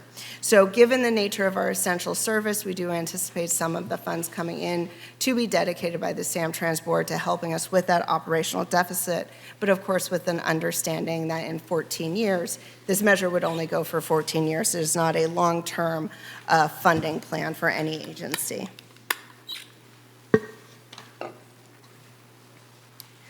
So what we have done in the last roughly 8 weeks is we've spent an immense amount of time out in the community building a local investment plan proposal for the board. We have guidance from the board. We have our two agency. We have one thing actually that's very important. Everything we've been doing is based on past work we've done for Samtrans, past planning work, different studies like our capital improvement plan, as well as our plans to redesigning the network, improving bus stops, transit signal priority, which helps the bus move faster. We've been doing city council presentations. This is our 18th and final one. One thing of note that we are actually outside of our engagement period right now. There was a request for us to come in after you had your new city manager in place. So you'll hear about our survey and you'll hear about the different engagement we've done. That's now closed. We did a presentation to the board at its May board meeting, and we'll be taking a final recommendation in June. I will say Pacifica has been well represented. You have had staff involved in our agency advisory group. Rick Nahas in the audience, he has been a regular participant in our stakeholder advisory group, and I know we have had individuals speak to various council members too, individually as you've reached out. So we've definitely been hearing from Pacifica in advance of that board presentation. And as I go through, I'll give some indications of what we heard specifically for this community. But I do thank you for giving us the opportunity to get you up to date, even though we are in this slightly after time. So we did a survey. These are all, it was a forced ranking. You had to pick 1 through 10. It's really, each of these categories were based on projects we're working on, issues Samtrans is facing to really understand what the priorities are in the community. And I can just say, for the coast, you will not be surprised, but expand access to transit for communities that are currently underserved was one of our primary things we heard. We did get some really positive feedback in Half Moon Bay about recent changes, but both south of Half Moon Bay and up here in Pacifica, we've definitely heard a feeling that Pacifica is underserved, and we reflected that to our board during our May presentation. Well, see, now you see. We're past our phase, we're in May, but June is when the board will be having an action item on how to essentially allocate these funds. And one thing I will say, if you go, I think I just hit the wrong. Okay. You won't see 10 specific categories ranked 1 through 10. We had direction to consolidate, shrink them down, make them higher level. So you're going to see many fewer categories than you would on the survey, but we really worked extensively with our stakeholder and agency groups to work through all the feedback, all the inputs we got. Our survey ended up getting 1,800 responses. We had our stakeholder groups. We took extensive notes at each of the presentations and fed that into a giant spreadsheet and really consolidated that information so that what we could present to the board really did reflect all the different inputs. And so this is what we did. It was multilingual. I'm sure we shared it with your staff. And so we're still happy. I'm still happy to take any comments you have. I think I would say the primary thing we do hear that about service up 1 to San Francisco is slower than you would like. There's less frequency than you would like, and so that has all been reflected back to our board as part of this process. Thank you very much for being here and presenting tonight. So I want to invite council member questions. Through the mayor. Oh, yeah, please. I did prepare a couple of slides for information specific to Pacifica that I would have put in the staff report, but it went out 3 daes after I got here. So You I just didn't have started. time. We'll forgive you this time. And could you go to the last slide first? So I was looking to see what would be relevant in helping your deliberations. So I went to your planning documents, and in the general plan, which is fairly recent, there's very strong policy guidance for advocating for Samtrans and other public transit providers to improve transit service and facilities, to enable trips to be made without use of a car, and in particular to advocate for the expansion of public transit services and facilities to improve public access and recreation opportunities along the coast. And then go back up to the top. And then I wanted to basically just include how Pacificans get to work. And this is often a key metric, and I pulled these from the census this morning, ACS, and compared them to the county. They do track pretty much with the county, with a couple of exceptions. About 62% drive alone, and I'll put these online tonight or tomorrow morning. For us, about 7% carpool compared to 10% for the county. We have a much higher percentage for those who work from home at 24% versus 17%. And then for public transportation, about 4% commute from Pacifica versus 6% for the county. And then the walking and other means pretty much track the county metrics. And then there's one more piece of information that is no surprise, but it is our PCI, and that is our Pavement Condition Index. And Compared MTC every year compiles a PCI report of every jurisdiction in the Bay Area. Unfortunately, Pacifica gets a score of 50 on a 3-year moving average, which is the lowest in the county and one of the lower ones in the Bay Area. And that technically puts us at risk, whereas San Mateo County as a whole has a 71 PCI. And I'll put the sources in this, and I would have put this in the staff report, but just didn't have time. The other sort of consideration, and it dovetails with other discussions we're having, is just the sales tax picture. We are at 9.85 already. And then within that, there are 6 local sales taxes. There's our Measure Y, there's the county Measure K, and then there's the Measure A and W that Jessica mentioned. And then there are 2 other transportation ones. There's RR for Caltrain, which is 1/4 cent, and then Samtrans has a 1/2 cent as well. What does the city get in sales tax? What percent do we get? From the state or? Yeah, of the sales tax collected, I think we get 1 cent. Usually it's 1 cent. I would look to finance from the 6. So there are 2 components. There's a base of state sales tax of 7 1/4. And then Marisol? What share of the sales tax does the city get from the state portion?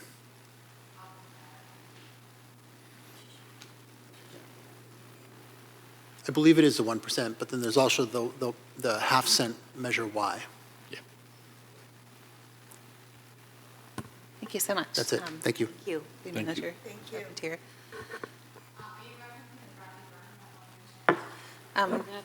You should come up to the microphone if you, or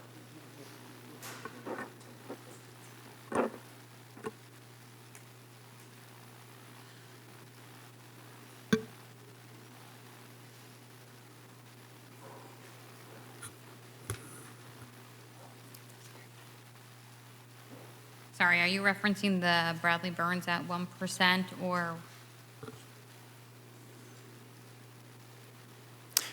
Yes, the question is, of the state sales tax, what is the percentage we get? Yes, hold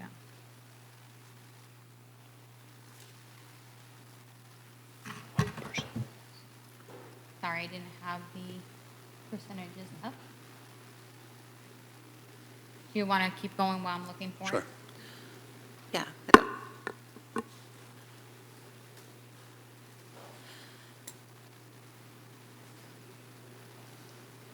While she's looking that up, I'd be happy to ask Samtrans some more questions. Please do. I do. I do have it think now, sorry, it have just public took a little bit to get counsel. the exact percent. So state, county, and agencies, we got at about 8.375% of our 9.875%. So our 1%. City of Pacifica total with the Bradley Burns and Measure Y is 1.5%. So 1%. 1.5. Okay. So, thank so measure-wise, half, and then Bradley Burns 1. Right. Yes, correct. Thank you. Thank you. Thank you. So what does return to source in Samtrans' vision look like? What is it? That $50 million is coming back to the municipalities in terms of additional new services or investments, or is it something else? Well, so that is the process we're going through right now, is getting the feedback to figure out what it would look like. As I said, some would be reserved for our operational deficit. The board is also very much committed to looking into our finances, our spending, our costs, our revenues, to figure out how we can address the deficit. We've already done several things, like no new positions in the budget, as well as cuts to discretionary funding. Preservation of service, of course, is the most key thing we're looking at.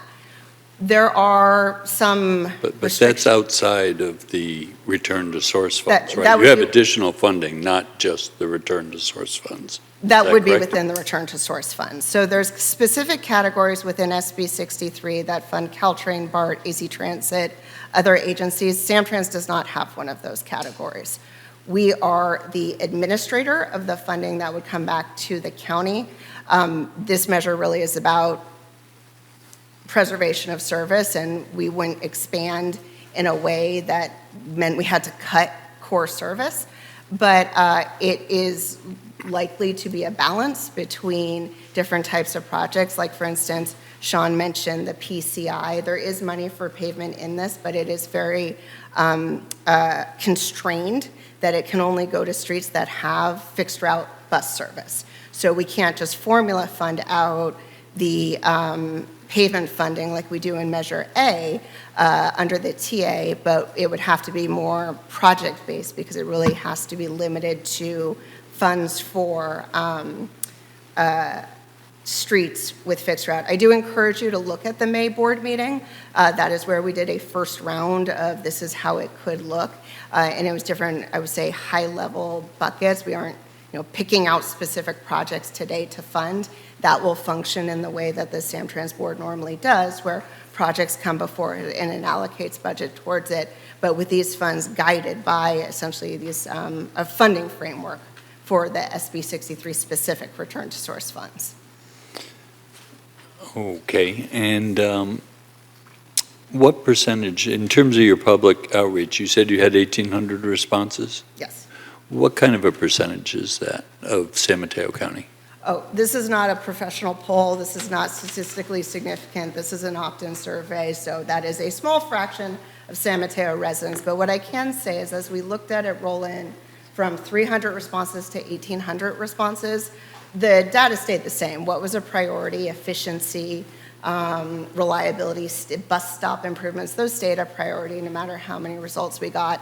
But that's also why we did the city council and other organization presentations, as well as having our stakeholder and agency advisory groups so that we could have a lot of different inputs for the board. And how do you weigh that public input versus, say, input from city councils? Well, it was all presented to the board as this is what we heard in the survey, this is what we heard from our working groups, this is what we heard from the councils and other presentations we gave.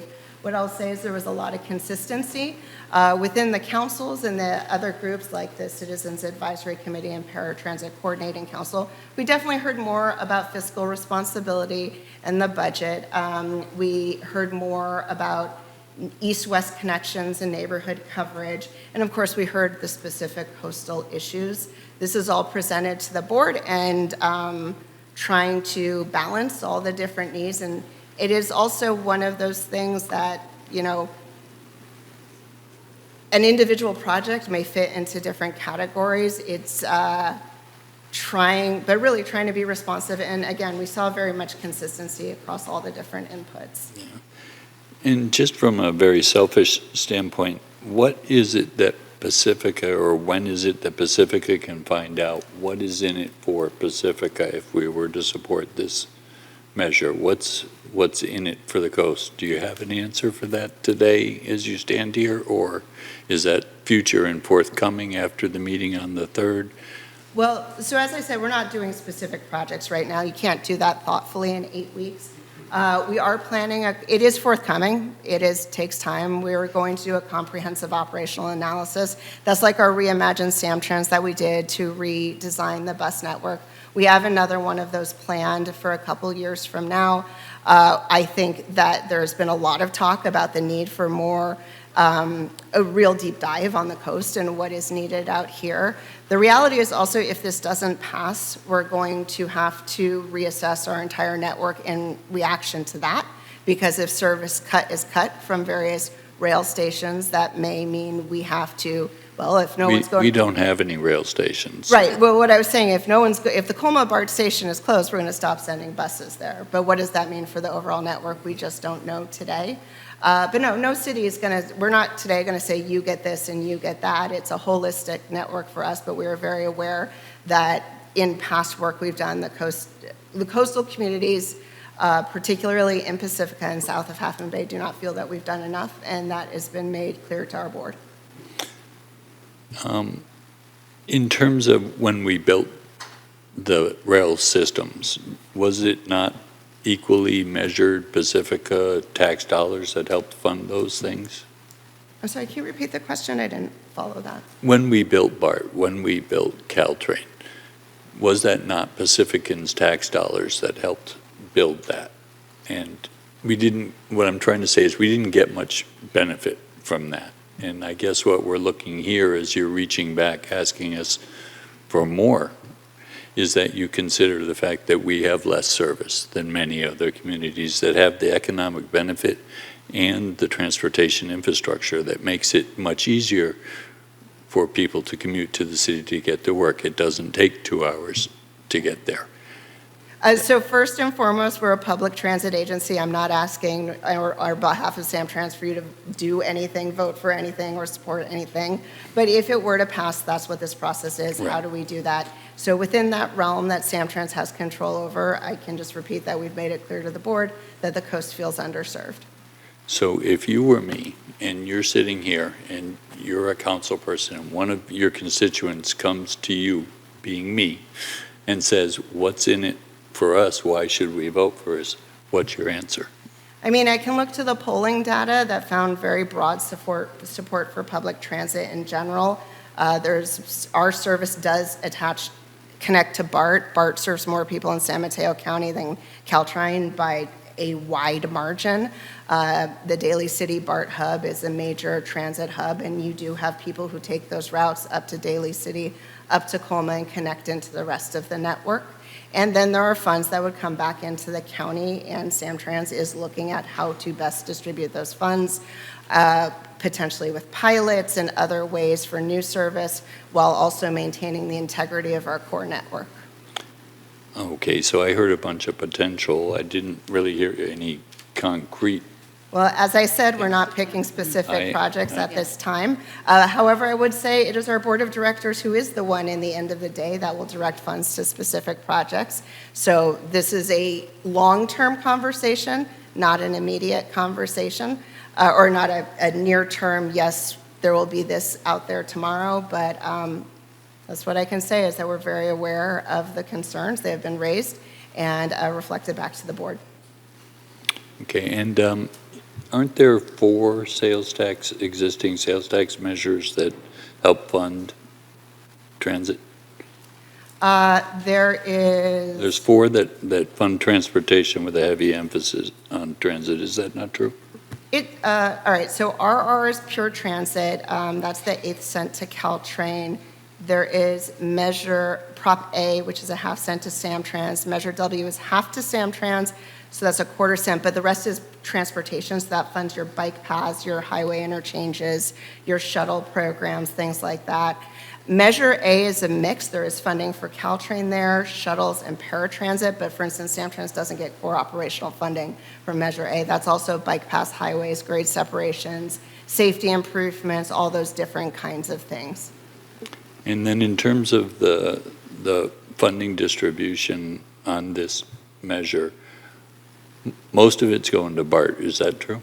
No, the way the funds were determined was really based on service in the county.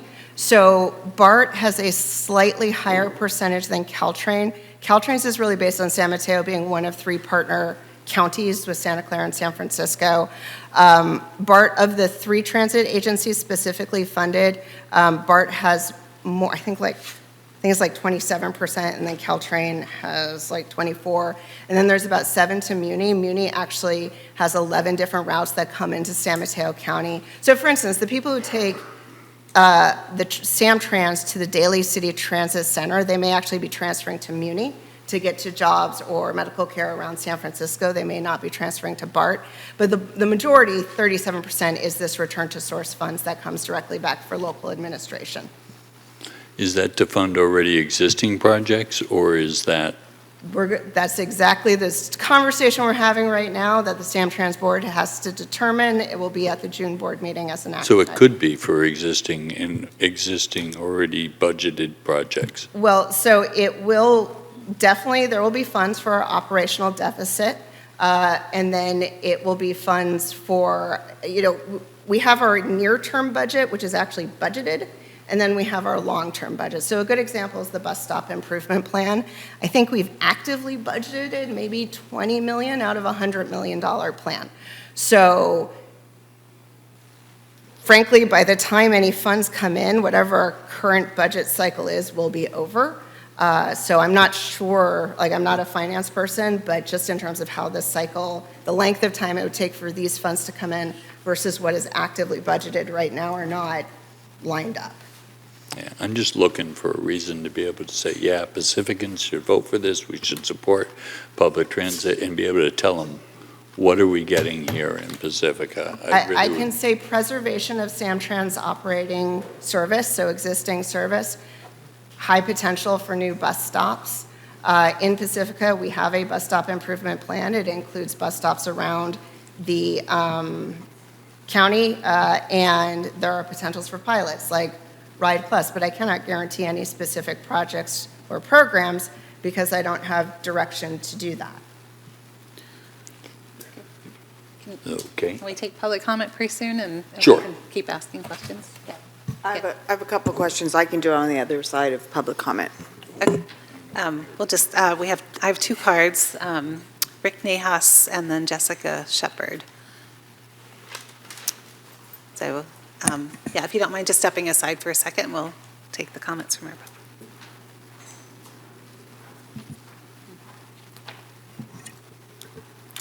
Hi, I'm Rick Nahas. I live in Sharp Park. For the past 9 years, Samtrans says the coast doesn't deserve better public transit because of low ridership. That's been a consistent message. In the past 5 years, hundreds of surveys of hundreds of coast-side residents say they don't take the bus because it takes too long to get anywhere. Myself, it takes me 40 minutes in the middle of the day to go from Sharp Park to BART. I can't even take a bus from the middle of Pacifica, one bus to Half Moon Bay. According to Samtrans, they only support low-income riders, and that might work when you have a Caltran and BART corridor, but it doesn't work on the coast where we have no regional corridor. 60,000 people living on the coast are a transit geographically underserved community. Now, Samtrans uses that word underserved community in their survey to mean low income and no car riders. So there's a disconnect.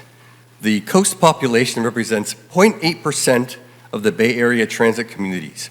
The yearly operations budget of the top 6 transit agencies is $4 billion. That seems like there's $30 million a year that the coast does not get. Petaluma, population 60,000, 40 miles from San Francisco, has regional bus service to San Francisco. Half Moon Bay is 20 miles from San Francisco. Petaluma's operating budget is $10 million. However, you don't throw money at a problem without planning. Here are 3 Samtrans suggestions. 1, start advocating for the coast by putting the problem that 60,000 people on the coast have no regional bus service on the entire Bay Area transportation roadmap and collaborate with the 26 other operators on regional ways to solve the problem. 2, stop telling everyone the coast has low ridership because it's used as cover by board members and agencies to do nothing. 3, change your policy for the coast to address all residents, not just communities of concern, because the rising tide lifts all boats. Pacifica, for some reason, rejected applying for $400,000 in transportation planning grants over the past 5 years, so Pacifica hasn't helped itself. But today is a new day. Pacifica has a citizen committee tasked with transportation planning and multiple council members who will fight alongside Samtrans for a change in policies if they choose to change their policies and a new city manager. Next spring, Pacifica is eligible for another $100,000 transportation planning grant. And if Pacifica chooses, they might collaborate with Half Moon Bay and the Mid-Coast to get $300,000 together. Perhaps Samtrans might commit some funds to dedicate staff to advocate for and facilitate coastal jurisdiction collaboration for regional transit. Thank you. Thank you, Rick. Thank you, Rick. Jessica Shepard, that's the last card I have. Oh, I see one coming.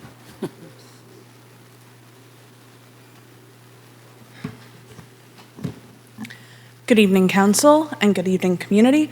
My name is Jessica Shepard, and I am going to do a radical thing by asking you to actually support this initiative. We claim to be these fantastic neighbors along the coast. We didn't put in the really aggressive concrete seawall a few months ago. We did not want that as a community because we didn't want to push that problem down the peninsula. Yet when it comes to funding transit, that we are intrinsically part of the Bay Area and the coastal side community, we question it. We need to be good neighbors in this moment, even though it's not perfect. I understand it's hard on our roads. I understand it's hard on our wallets. But currently, the price of Pacifica gas, according to Gas Buddy, is $6.49 a gallon. I think we all know that number is about to go up, and I don't think it's going to come down for a long time. I drive my car into the city to get to work. I am part of that 62%. However, when you need to get downtown, really downtown, or you need to get to a stadium, or you need to get to Santa Clara County, being able to get public transit to these places are important. Whether they're perfect or not is a problem, and it does need to be addressed, and community members do need to be listened to.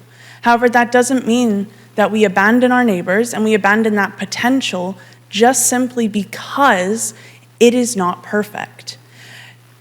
My favorite saying growing up was, I don't need you to be perfect, I just need you to give a perfect effort. If I know anything about this community, we have effort in spades. We have voices in spades. I do not doubt that they will not be able to shut us up.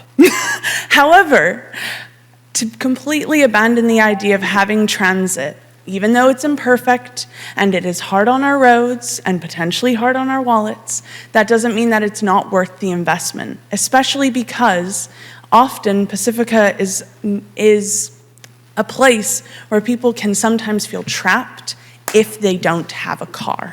And not having that accessibility, not having that freedom of movement is detrimental to not only mental health, as we've discussed earlier tonight, but it's also detrimental to people being able to do their jobs. And being able to get into the city and get in out of the city is equally important, because if we want people to come in, we have to first prioritize people actually having that ability. I know it's hard. I know that you have to plan every single bus ride. Trust me, I've been there. But in the end, it is worth it, and we have to be good neighbors. Thank you. Thank you, Jessica. I have one more card from Sue Degree.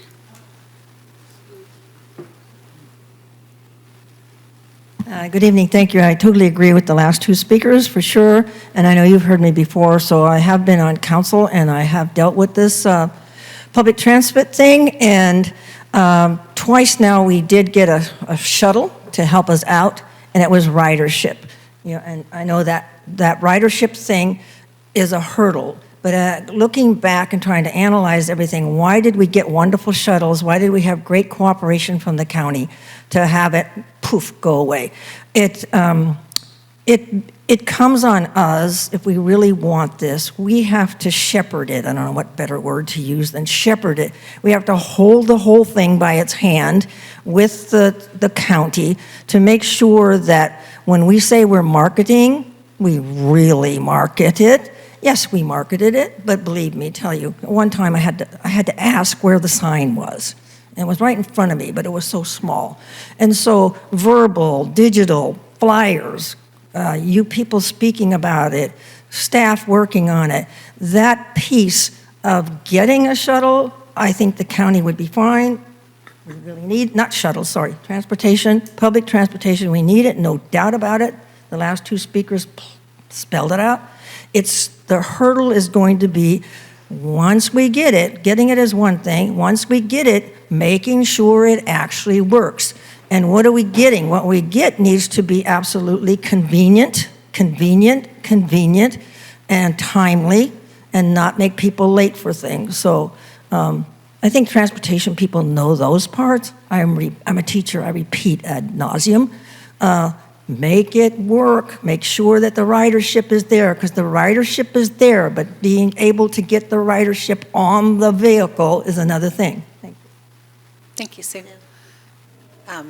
Is there anyone online? Okay, I'll close public comment. Want to ask your question, Sue? I have a question about the Ride Plus program in Half Moon Bay. It was a few years ago, not last year, I don't think, I think the year before that, when this presentation was given, an annual presentation from Samtrans, and I was so thrilled about the Ride Plus program because I thought that's exactly what we need with our little neighborhoods off of the main line of Highway 1. But the answer was, we don't qualify. And I found that really hard to accept when there are bus routes that go to the back of the valley in Lindemar that don't run on the weekend. And it didn't seem to add up to me that we didn't qualify if there was no other service being proffered by Samtrans. So I want to understand more about where that is. I know it was a pilot at the time. I think that's what they said for Half Moon Bay, but I've heard positive things about it, and I'd like to know more about how does one qualify? Because that seems still to me like a fit for Pacifica. Sure. So with Ride Plus, we have two right now, one in Half Moon Bay and El Granada, one in East Palo Alto and Bellhaven and Menlo Park. They're expensive but popular, and we have been doing some tweaks around the service, a brand new type of service. We learn a lot as we go. And I definitely could see the expansion of that being something these funds could go to. Again, also it's a 14-year measure, so whatever we commit to for new operations would either have to be I think the way you are most likely to see it is as a pilot, that if the ridership doesn't materialize, then it won't continue. But actually, what Sue is saying is very much real. We need the help of the cities and the marketing desperately. We are a small but mighty marketing team, and when I say small, I mean 2 people. And we do, for that branch, we have other marketers who do other things, but we do hope, it works, people love it. They love it in Half Moon Bay. They really love it in East Palo Alto. So it's certainly something we're looking at as a potential for these funds in the future. We don't have resources for mass expansion of Ride Plus at this time with our current funding situation. But it sounds to me from what you said earlier that with the return to source funding that's coming, if Senate Bill 63 passes or the half-cent sales tax passes, there would be an opportunity for using those dollars for such a program in Pacifica. Is that accurate? So Councilmember Wright is not going to like the way I answer this question, but there is a potential. We have put it before the board that neighborhood coverage is something we've heard a lot of the desire for, and Ride Plus is the type of program that could create neighborhood coverage. I would say from that coverage concept, it's the best one we've seen in terms of just its ability to get around a community. I think that one of the things that works well for public transit is critical mass. And what I see being a success with Samtrans is the support that is given for moving our students around Pacifica. The timing, I know that there's work put into planning routes, timing of routes. There are changes when there's no school during the summer, and then it's a kind of gear up for fall again. And I know this because I work at a school. So I think what I'm hopeful for is an equally creative and energetic look at serving another element of our population in Pacifica, which is seniors. We have an increasing number of senior members in our community. And, not everyone gives up their car or their car keys, but many do. They still need to get around. The whole idea of aging in place is not to stay put in your house. It's to get around to the community center, to get around to shopping, to get around to go have lunch down with friends or whatever. And I would love to figure out how we enable that kind of mobility in our community. Sometimes people say, oh, paratransit is the answer. I'm not sure that it is. I don't know what the answer is. I just know we have a crying need. And I want to make sure that we keep mentioning that every opportunity that we get. Yeah, no, I totally hear that. There's always, outside the Samtrans world, there's always the option of applying to our shuttle, or switch hat, the Transportation Authority shuttle program for a Pacifica-sponsored local shuttle. South San Francisco has had a lot of success in that area. Again, though, it's figuring out what's the right loop, where are the seniors located, where do they want to go. But I will also say with the Transportation Authority, we are going to be launching a corridor study, working with the cities on the coast about the projects that you've already been working on and how to help them interconnect on all different modes. But yeah, the growing senior population is very much a real issue here. And in Half Moon Bay, seniors are a major rider. In East Palo Alto, it's the seniors and the youth who do it. It's the people who need all-day transportation of short distance. Yep, you got it. So now we need to figure out a solution. And we are very proud of our school service. We put an immense amount of work into that. And we want it here. Thank you. And I also work for the school district, the high school district. And so I see young people who are choosing Ubers because if they're in our after-school program 5 minutes late and they miss a bus, they're not going to be able to get another bus. So while I'm happy that Samtrans is proud of their school service, I'm not so sure that it's really fulfilling the needs of our students. And thank you for being here tonight, by the way. Hi, I'm Mary. Nice to meet you. I'm sure you knew what you're getting into when you came to Pacifica. And I do feel like it was an afterthought for you guys to come to Pacifica. And you had already gone to the board with information, so that's kind of like, we're the very last. That was your We'll take the request. blame for that, That's our- Greg and I. that's our- So, I guess, yeah, you can yell at us later. We tried. Yeah. Okay, I take that back. Thank you. You're welcome. Can I, on the after-school service, we understand that, we get that request everywhere. We simply don't have the resources to run multiple buses after school. So it's either the kids who get out at the dismissal or covering the after-school programs, and it is an unfunded gap. It is, yeah, and honestly, it makes me so nervous to send young people in Ubers, especially young girls in Ubers. It just does. I'd rather just wait and give them rides.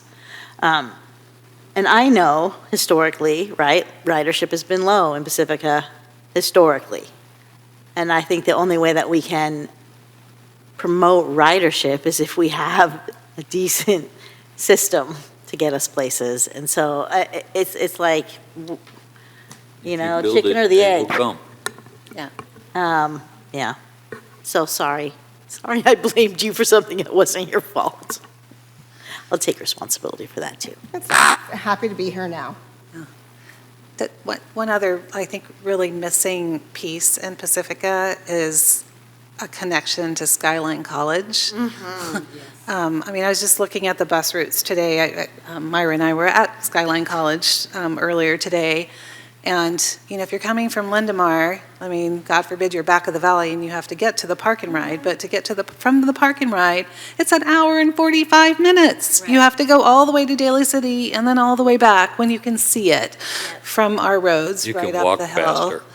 Well, you can walk faster, well, and that is the option in some of the routes that they give you, a half-hour walk uphill, carrying all your books and. For the record, I do not want anyone walking up Sharp Park Road. No. I'm just going to state that Yeah. emphatically. Nor riding, frankly, but that's another whole topic, on a bike, I mean. And, you know, and we have a lot of high school students who are taking classes there, middle college program, right? I mean, they, you know, unless they have a parent taking them, you know, some of them aren't driving yet. So there really are no other options. There used to be a bus that went up Monterey Road. That's one of the ones that got cut because there wasn't enough ridership. But, you know, I mean, it's just crazy to take almost 2 hours to get there when it's just here.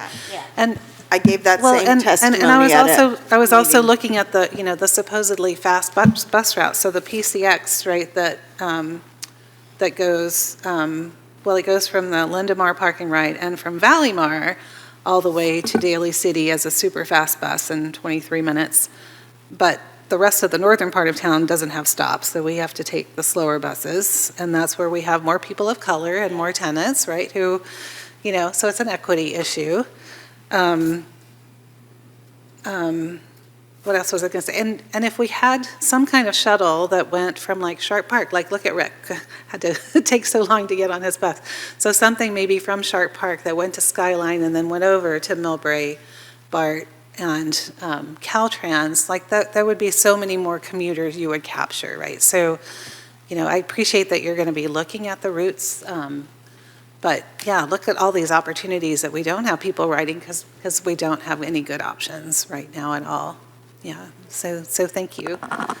And we do need transportation. The other day I had to come from my house to bring my car to the mechanic, and I walked for an hour and a half. I had to rest because I thought I wasn't going to get home. So we need transportation here, definitely. So how can we as council and the community, you know, where should we come to speak? We've missed the survey, or some of us have done it. Not everyone has. You'd mentioned the June 6th board meeting. I don't know if that's a good time if people. June 3rd. June 3rd, sorry. Thank you for that. I think that's a Saturday. Okay. June 6th. Yeah, that is the next opportunity for anything public is our June 3rd board meeting. We will be taking something for adoption, but, you know, the board members are ones who like to discuss things. So that would be your best avenue, I think, at this point, is that board meeting. Okay. And then later on, assuming the ballot measure is successful, then there will be opportunities for us, and as part of your process, to really evaluate the routes and so forth. Absolutely. So what will happen on June 30 is essentially a high-level framework of the types of, big picture categories. And we have some, if you look at our May presentation, we have some example projects. Like, for instance, we do have Ride Plus as something that could enhance and help with the neighborhood coverage. It won't be a specific list of this community will get this, or this projects, or we'll do things like that. That will go through regular transportation planning. And one thing that we do at Samtrans is we've really built out our community engagement program. We partner with community-based organizations. We do extensive outreach in communities. We have our working groups. So any transportation planning that is coming out of this, there will be extensive opportunity to engage and influence the project itself as it moves forward. Okay, great. Thank you. I believe at your last board meeting, you discussed a 5% of the return to source funding going towards pothole money, basically. There's 20 municipalities, 5%. That means like $100,000 per municipality towards So that's pothole actually, that's one element of what could be funded. That was a category we proposed as fixed. It was also for cleaning up. I understand. I just want you to understand what we're looking at when Sure. we're looking at return to source funds. We have an $85 million hole in our streets that is in desperate need of attention. We are literally the worst city in the county for streets. $100,000 won't do a block. Right. So for us, it's almost insulting to offer us $100,000. I would say we're not. I would mention, I would advocate for a much higher percentage Sure. of those return to source funded going for the transportation routes to repair roads. Yeah. So we recognize that this can't be a formula pass through. It can't just be, okay, Pacifica, you get $100,000. It's going to have to be project-based. But I think the big picture of what you're saying is you'd like to see more money in the fund that could be allocated to potholes. I'll also remind you, Measure A, the renewal, that one is where all of your pass-through pothole funding is coming from. But I will take that note that the fix-it category is insufficient, and you'd like to see more towards potholes on fixed route transit streets. Absolutely. And of course, as they've all been saying, more essentially express buses down the highway. On our housing element, we have a number of sites along the highway that are counting on there being public transportation infrastructure that is affecting the number of parking spots we're putting in these units, counting on you guys. And if that transportation isn't there, how are those people going to get to work? And that's a major concern for us. And actually, as a follow-up to that, and this is where I think we don't really have a plan yet, and the money that Rick keeps reminding us that we're welcome to apply for would hopefully be useful to creating a plan. But, these developers will have to do transportation demand management planning, and that could go into a shuttle program, is what I'm told, potentially, right? But we need to kind of identify those needs and have those projects that they can then pay into as they're building their projects. And Yeah. I just want to be real clear. I really do support public transportation. I want to be able to go to my people and give them a reason to support it, and I need your help to do that. I need it in writing that we're going to do this, not a wish, a maybe, a this, or we're going to look at it. I need a plan that says this is what we're going to do so I can jump on the bandwagon with you. Can you do that for me? So maybe one of my board members could, I cannot. But all that's to say is I hear what you're saying. We need to do transportation planning thoughtfully. We have been ringing a big bell about Pacifica to the board of directors. $50 million is a limited amount for a limited duration, and we are doing our best at that. There's a negative, there's a dark story to be told. That is not mine to tell, but you should feel free to look out the implications of it not passing. I would say these SamTrans implications is we simply don't know what would happen if it doesn't pass because we don't know how that would impact our entire network. So that I would say that story is it would create a fair amount of instability as we figure out what comes next. But I cannot promise any specific projects or funding to Pacifica. I know you're not doing that. It's a board decision. I'm just trying to advocate as strongly as I can. I understand the $30 million I will say Caltrain hole. I get it. I pay a lot more attention than people may think. And Pacifica has some very strong advocates. Well, thank you. Thank you so much for being with us tonight and taking all our hard questions and complaints, but we really appreciate We'll be the back service with the you're providing. Transportation Authority, and we'll be back with future studies and transportation work. Thank you so much. Thank you. Thank you so much. Thank you. Yeah, we're gonna take an 11-minute break. We'll be back at 8:40. Recording stopped. So I'm going to show you your egg color. Um,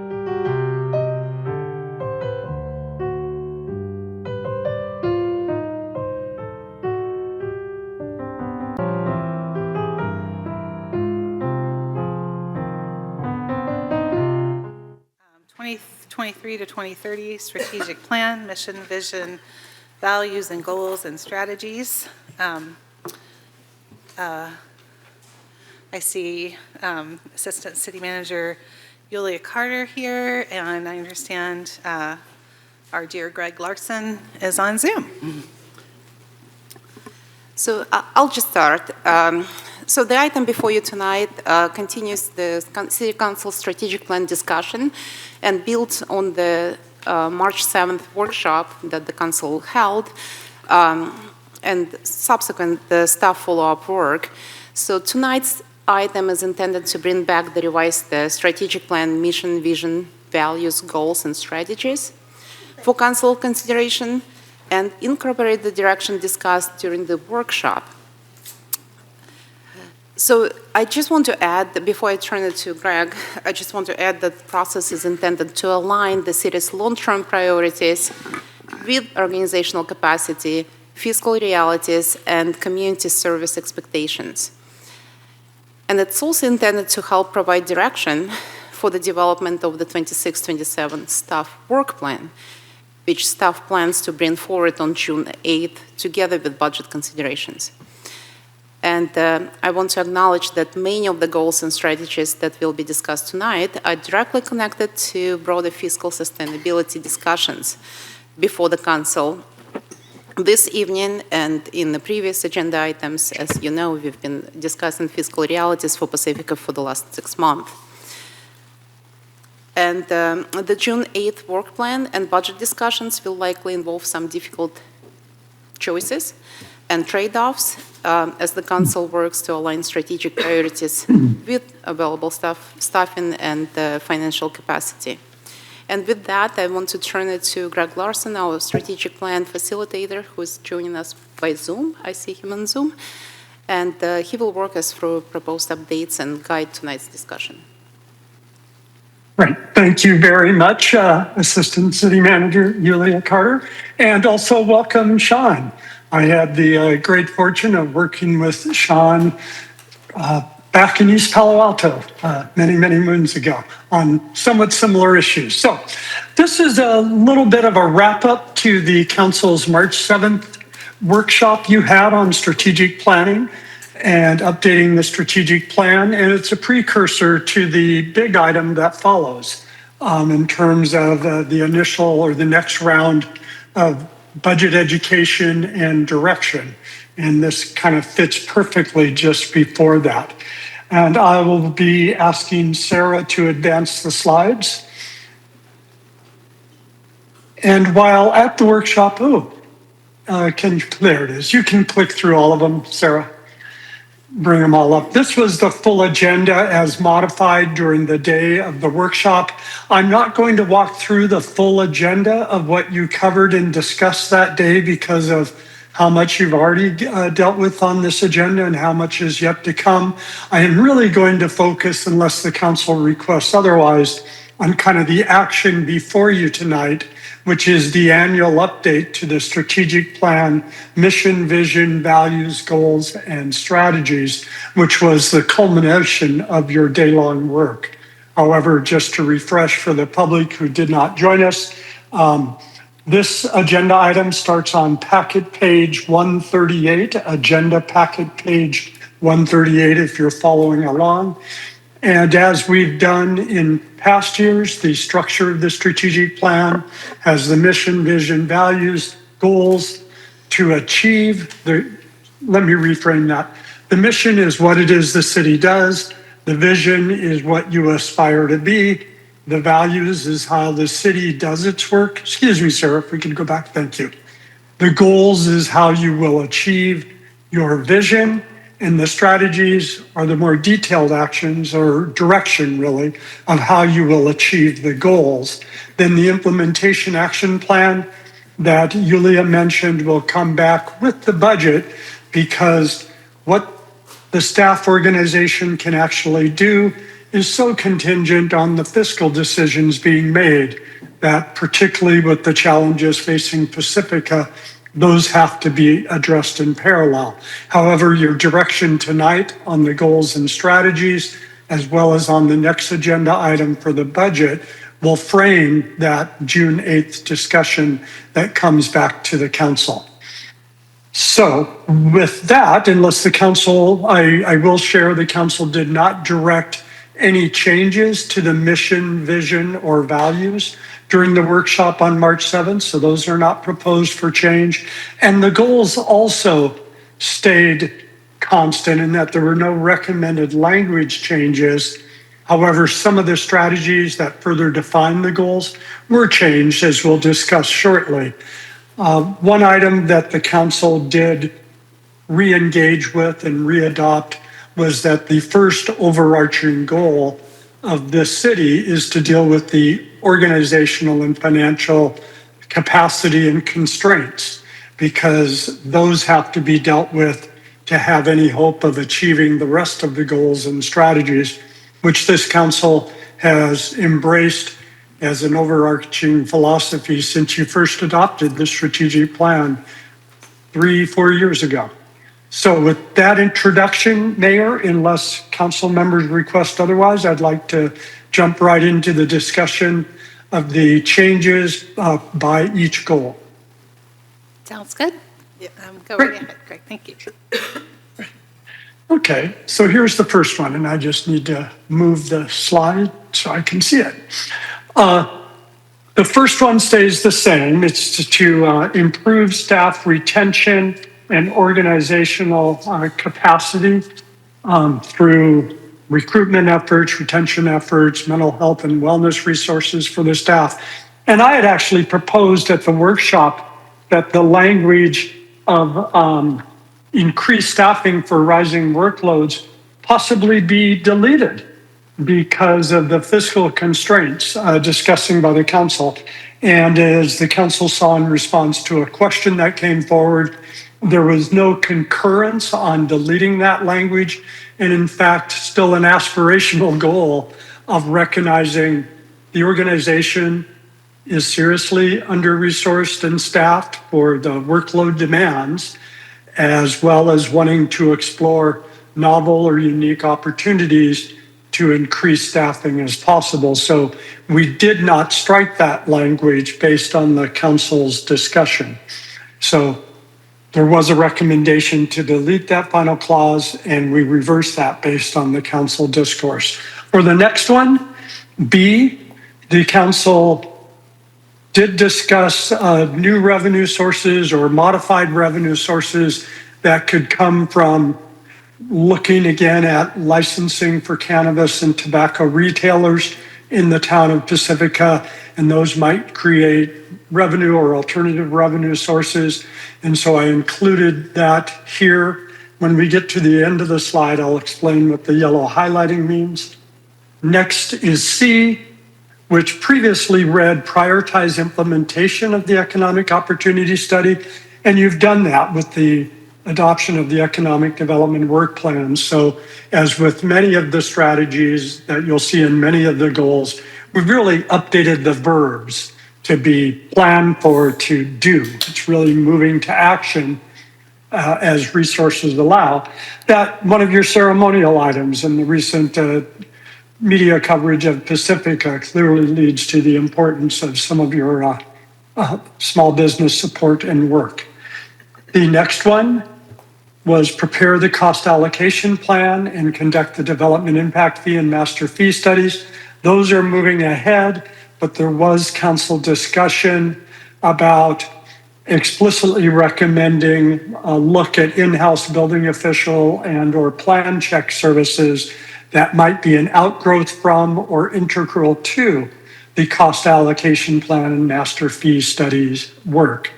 And then we'll just go to the last one, E, which was an addition, which recognizing that the council wanted to add in and staff concurred a desire to increase public education about the city's serious organizational capacity and fiscal constraints to make it kind of fit the Pacifica model of we're all in this together, given where you are geographically and economically and in the environmental opportunities and constraints you have. So I am going to pause here and explain the yellow. You'll see I've highlighted a few things, whereas I was going back through the notes, I wanted to accurately reflect both what Elizabeth recorded on the flip charts as well as what my recollection and notes and understanding were and staff's on what the council discussion was. And it was to include tobacco and cannabis licensing and to consider possible in-house services. I will say, as kind of your professional stepping back from that discourse, I did want to reflect this as what the council discussion was that day. But this is where your strategies are starting to get a little granular, and it might be possible, if the council's willing, to move the highlighted yellows to being part of the work plan rather than articulated in the strategy. And following public comment, we may want to just walk back through these slides one more time for any changes the council may or may not want to make to the language of the goals and strategies. But that's what the yellow highlighting means, is raising it to the council for consideration of making that part of the work plan rather than an explicit strategic call out. Unless there's questions on the changes I've made here, Mayor, we can go to goal 2. I'm just having a hard time remembering all the details. Maybe you could, can you just remind me what the tobacco and cannabis licensing meant in a little bit more detail? Yes, cannabis licensing came up in the realm of possibly looking at some not necessarily expanding cannabis or tobacco servicing in town, but looking at the newer models that might be out there of cannabis product purveyance, be they lounges and on-site consumption rather than off-site sales, and those may create revenue positive opportunities for the city. Similarly, tobacco could be enforcement and no change, and that might create revenue opportunities, or indeed pursuing what other communities have done to possibly increase tobacco revenue. So that it was really enforcement on tobacco lounges, but those were exemplars of, it's been a while, it might be time to look at those to see if there's revenue opportunities from them. What's the tobacco retail license fee? Yes. Okay, great. Thank you for the reminder. Appreciate it. Yeah. Any other questions on this one before we move ahead? I guess we'll move ahead. Thank you, Sarah. No real changes to this one. If you want to pull all 3 of them up, I will highlight we did move the prior C, which was about library, which has morphed over the course of the strategic plan, and recognizing that there isn't short-term funding for that project, the council didn't want to drop the representation of the library from the strategic plan because of how important it is for the heart and soul and future of the community, but recognizing it's not in an immediate facilities planning process. So you'll see the library one come back under goal 5. So it's been dropped from this goal, but it's not dropped from the strategic plan. The other big change to this goal was on C, where we had a very wordy strategy before, which kind of got into what I felt was moving beyond strategic language. It previously read, complete a facilities assessment and prioritize the city's facilities and equipment needs, including public safety, the community center, and other parks and recreation resources. Per the work plan, staff is implementing that prior strategy by doing a facilities assessment study. And so the reflection back to council was just to elevate that language to complete the facilities assessment study that was previously articulated by council in much more voluminous language, and recognize that out of that will come the prioritization process, as you've done previously on planning projects, economic development, housing element, and others. It's kind of the model that's working well for Pacifica, is you complete the study or plan, and that drives then the priority setting and the targeting thereafter. So those are the changes to this one. It's really the prior library one moving to goal 5 and simplifying what used to be D and is now C on this page. So I'll ask for questions from council. I have a question. I would like to add an item. I don't know if it's possible, but I would like to see a bathroom for Fairmont to put it there. Maybe we don't have the money, but we can maybe move it to for another year. But I want it to be on the strategic plan, if it's possible. And I think following public comment, council member, that would be the appropriate time to bring that up as a change to that slide to see if the council concurs and staff's response to it. We're not giving direction now, right? This is questions and, Okay. I've made a note of it so we don't forget it, Councilmember Espinosa. Could you repeat that? I've made a note here Okay. that when we get back to this slide, that's an item you want discussed. Thank you. So goal 3, moving ahead, is to prioritize the protection and development of affordable housing. And as the council will recall, we used to have our first goal to be complete the housing element update, which you've done. There's still a lot of work coming out of it. But during the course of my interviews with council, discussion with staff, and then during the workshop, while this goal talked about affordable housing, we didn't have a single strategy that directly referenced affordable housing. And as was mentioned in response to inquiries that came in today that staff responded to, we proposed at the time that a new goal A be established to replace the prior complete the housing element update. And this is the language that I've prepared based on your request, which is to identify and advance viable affordable housing projects, knowing that the definition of that and what's going to be pursued in which year comes actually out of the work plan that the council will see on June 8th. But this is really to provide that higher level strategic direction that this is basically priority 1 here. And then the next change was on the short-term rental ordinance, was to move to fully implement it rather than update, and an emphasis on pursuing the completion of the implementation of the short-term rental ordinance. And then for the third one, recognizing that you are ready to move ahead with prioritizing the housing element program implementation, but need to consider including interim housing solutions. And again, that's one I've highlighted that could be left to the work plan or included here based on council direction when we come back after public comment. So Mayor, as I'm doing for each of the goals, I'll pause here to see if there's any questions from council, knowing that direction will come after public comment. Okay, well, I don't see anyone else. I have one about the number 3.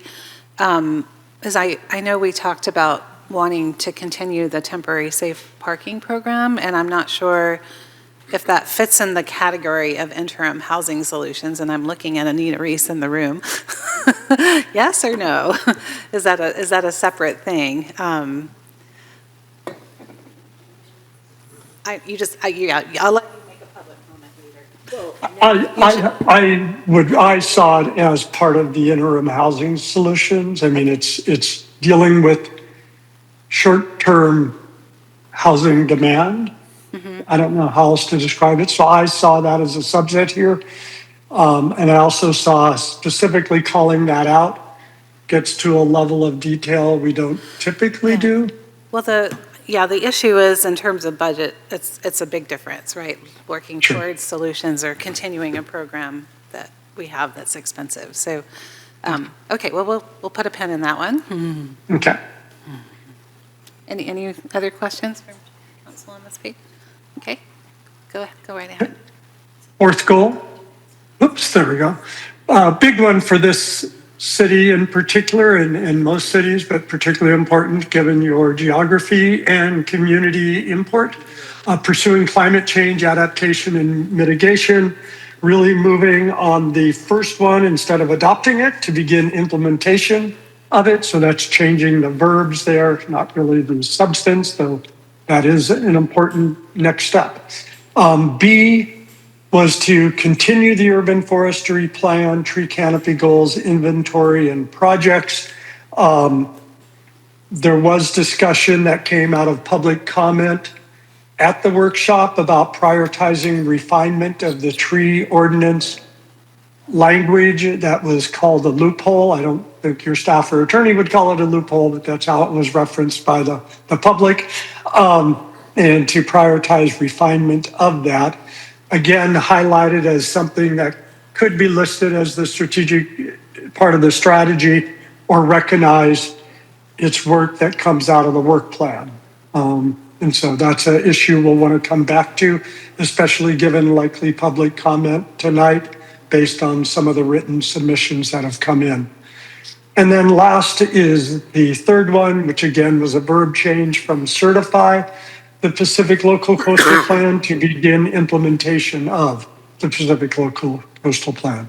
So those are really the changes that are proposed here.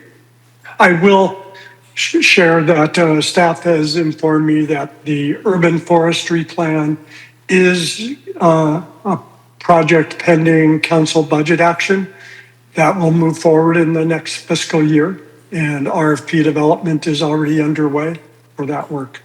So moving, unless there's questions, Mayor, to the next one. I don't see any questions right now. Thank you. Great. So broaden public communications and collaborations, another core value of the city of Pacifica that the council, since the adoption of the strategic plan, has tried to reflect in the strategic plan.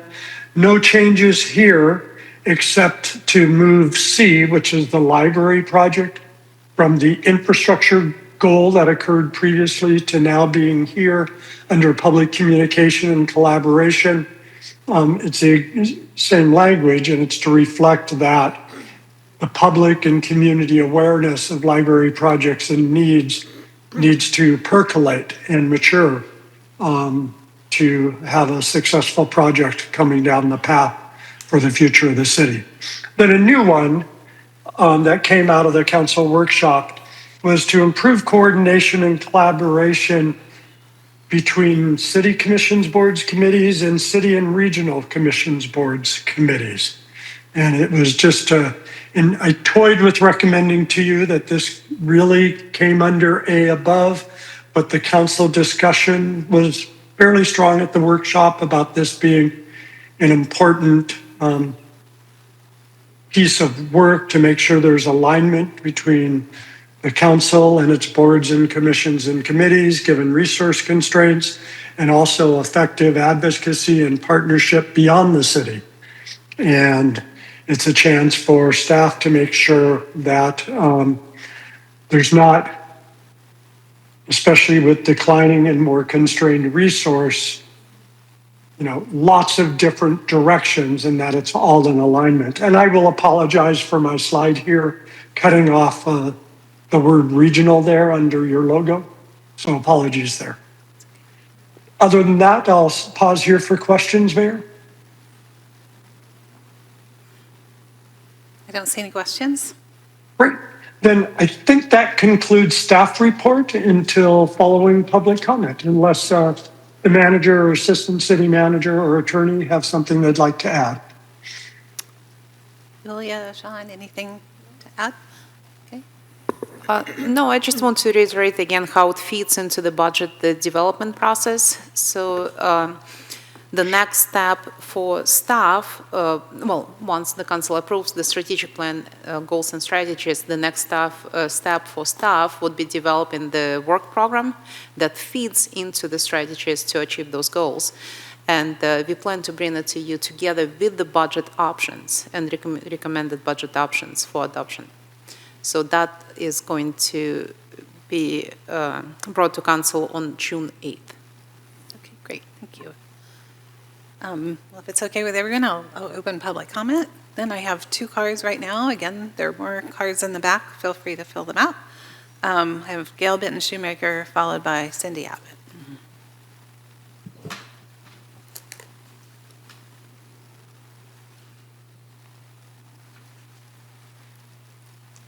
Hello, I'm Gail Benton Shoemaker, and I'm speaking tonight as a citizen.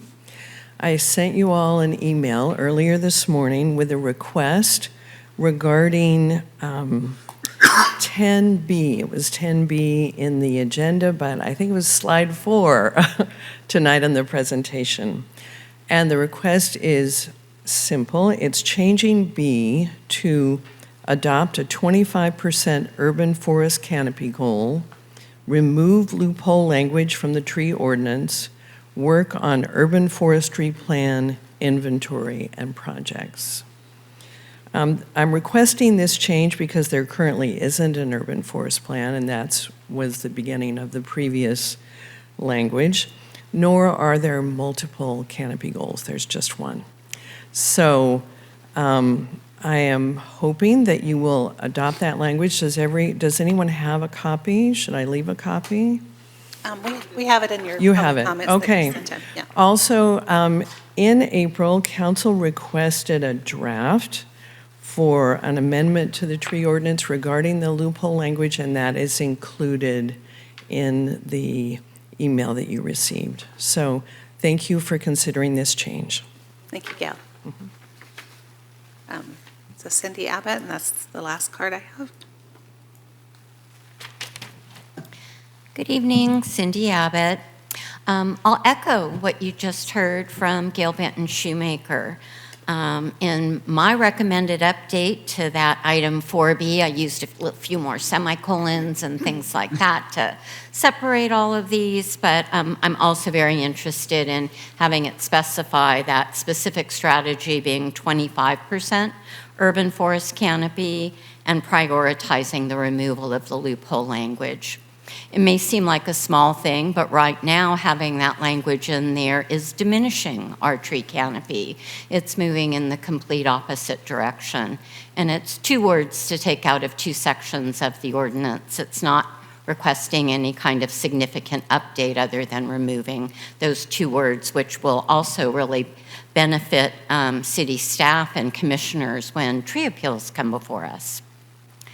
I'd like to see some of that yellow language stay in place here, the highlights, because when things go into the work plan, it becomes less visible to the public.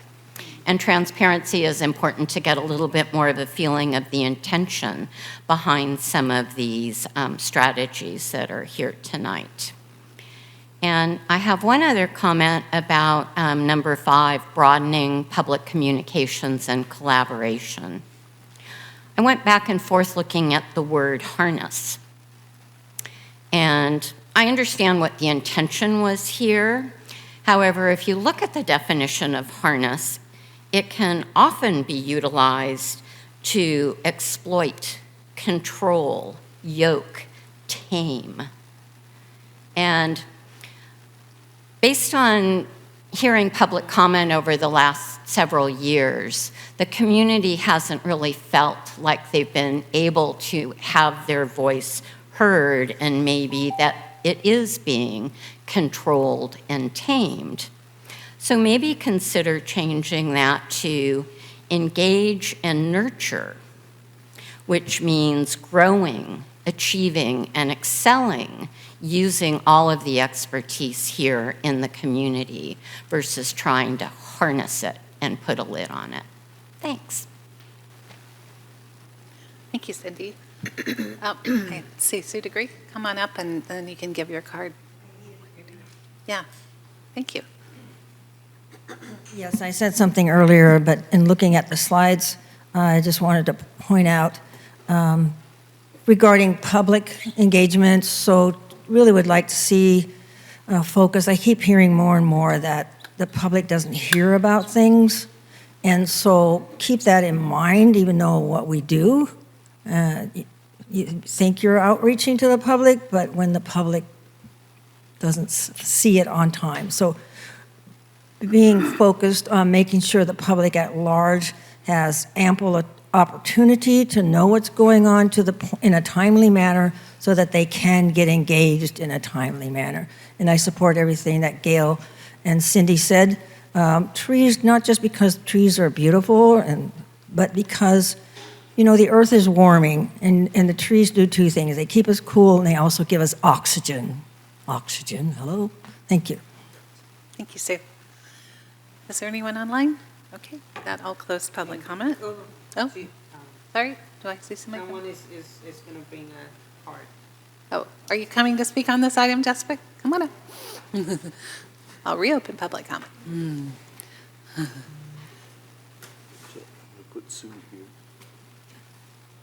I was a bit, my bad. No, So again, to echo what people have been saying already, obviously making sure people have information about events, meetings, committees, all of the things ahead of time. Also, and this is something to consider, people work jobs from business hours of 8 to 5 usually. And so having committee meetings, which I've run into this issue personally with the Chamber of Commerce, their meetings are, to no fault to them, Mondays at 9 a.m. I am working, unfortunately. So I was able to present virtually. However, that becomes another barrier then for people who do want to get involved. Obviously, not everything can be solved and not everything can be rearranged and changed. There are reasons why they are the time that they are, for sure. However, understanding that that is an additional layer of barrier that has been put there. Yeah, if we want people to get involved, we also not only need to give them time ahead of time, but if we want to engage parents or anyone who's working really, it needs to be at a time that's accessible. That's why these meetings are fantastic, because they start at 6 and not 4 o'clock in the afternoon or 5 o'clock in the afternoon, or evening, I should say. But anyway, it's something to consider for those who lead or steer committees or those who are already a part of them, which I recognize that I am not. But it is something to consider. If we want to engage folks, we have to make it not only known ahead of time, but at a time that's achievable for a lot of people. So, thank you. Thank you, Jessica. Okay. Well, I'm going to suggest that we pull back up each slide just to make sure, see if we have any changes or questions, further questions. And Mayor, what I might suggest is, if you're willing and the council is willing, when we've finished each slide, we just kind of get a sense of the council, and then there can be a total motion at the end to adopt as changes as recommended earlier. Okay, sounds good. So let's start with one, if we could, Sarah, just So we're keeping the top priority first. If you could backpedal several slides.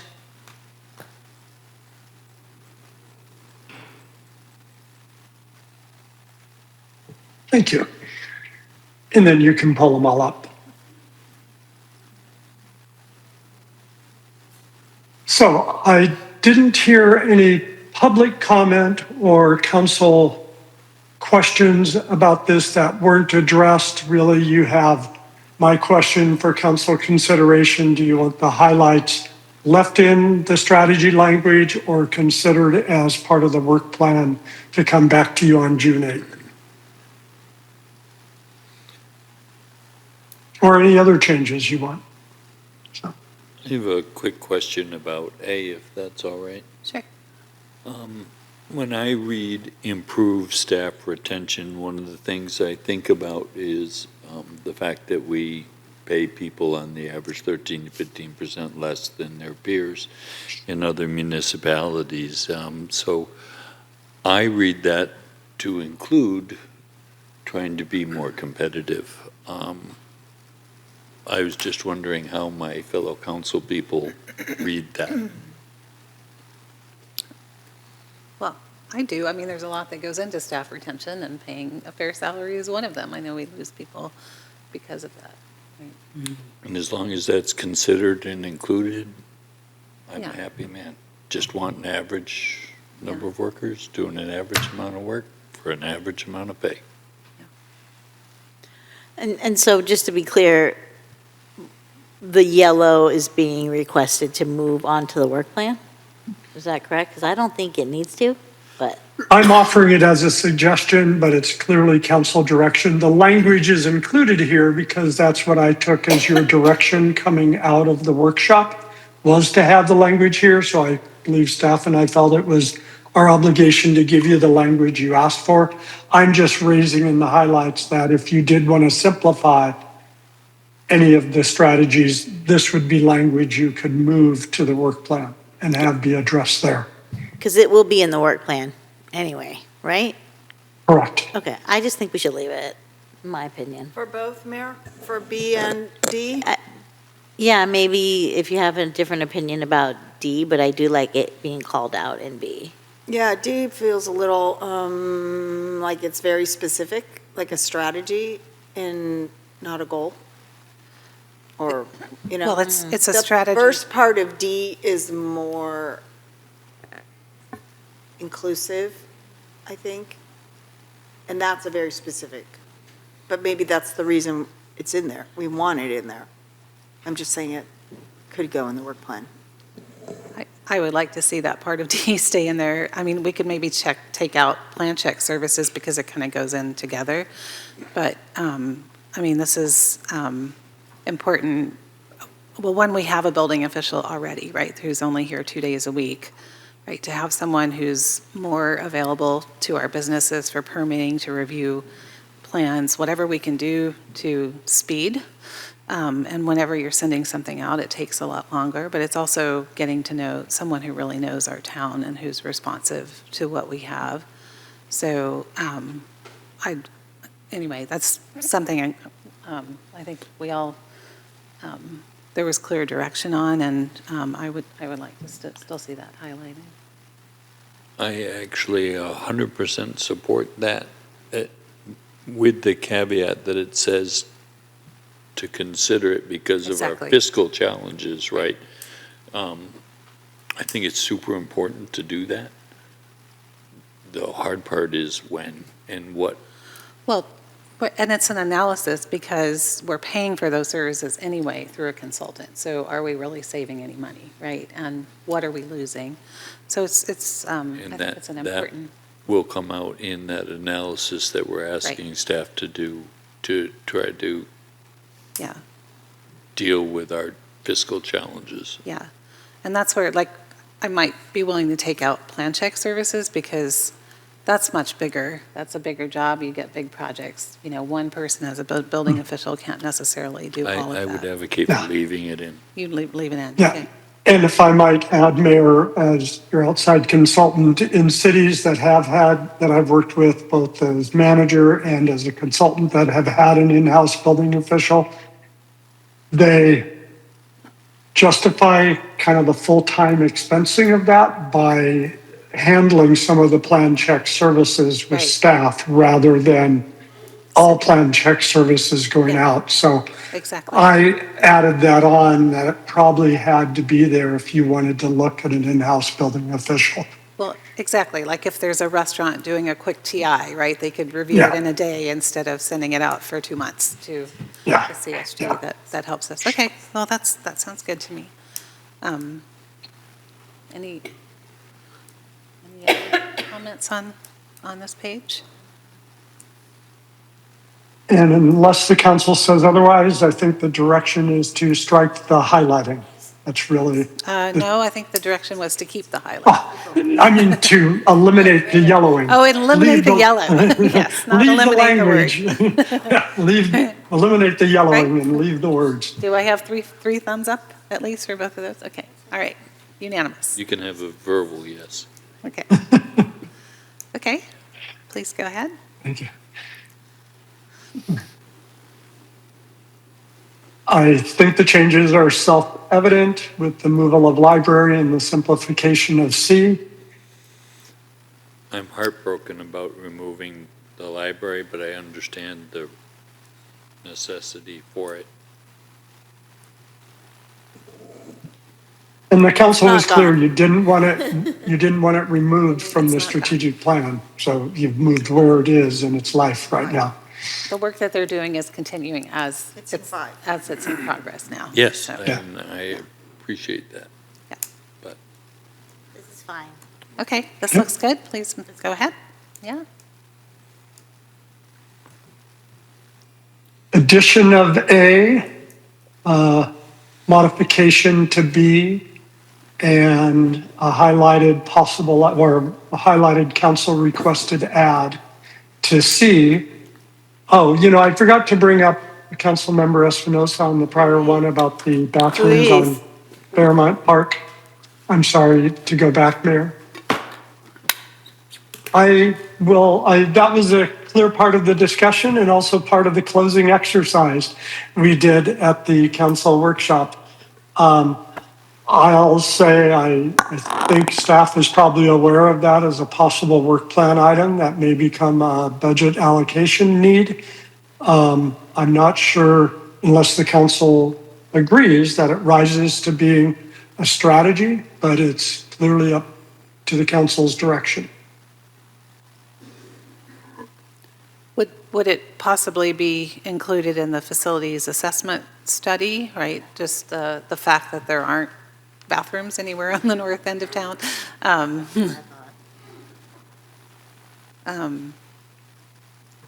I think it could be included there. I think it also, depending on the scale of the project that staff would look at for it, if it's a lower scale project, it might be more of a straight budgetary decision. If it's,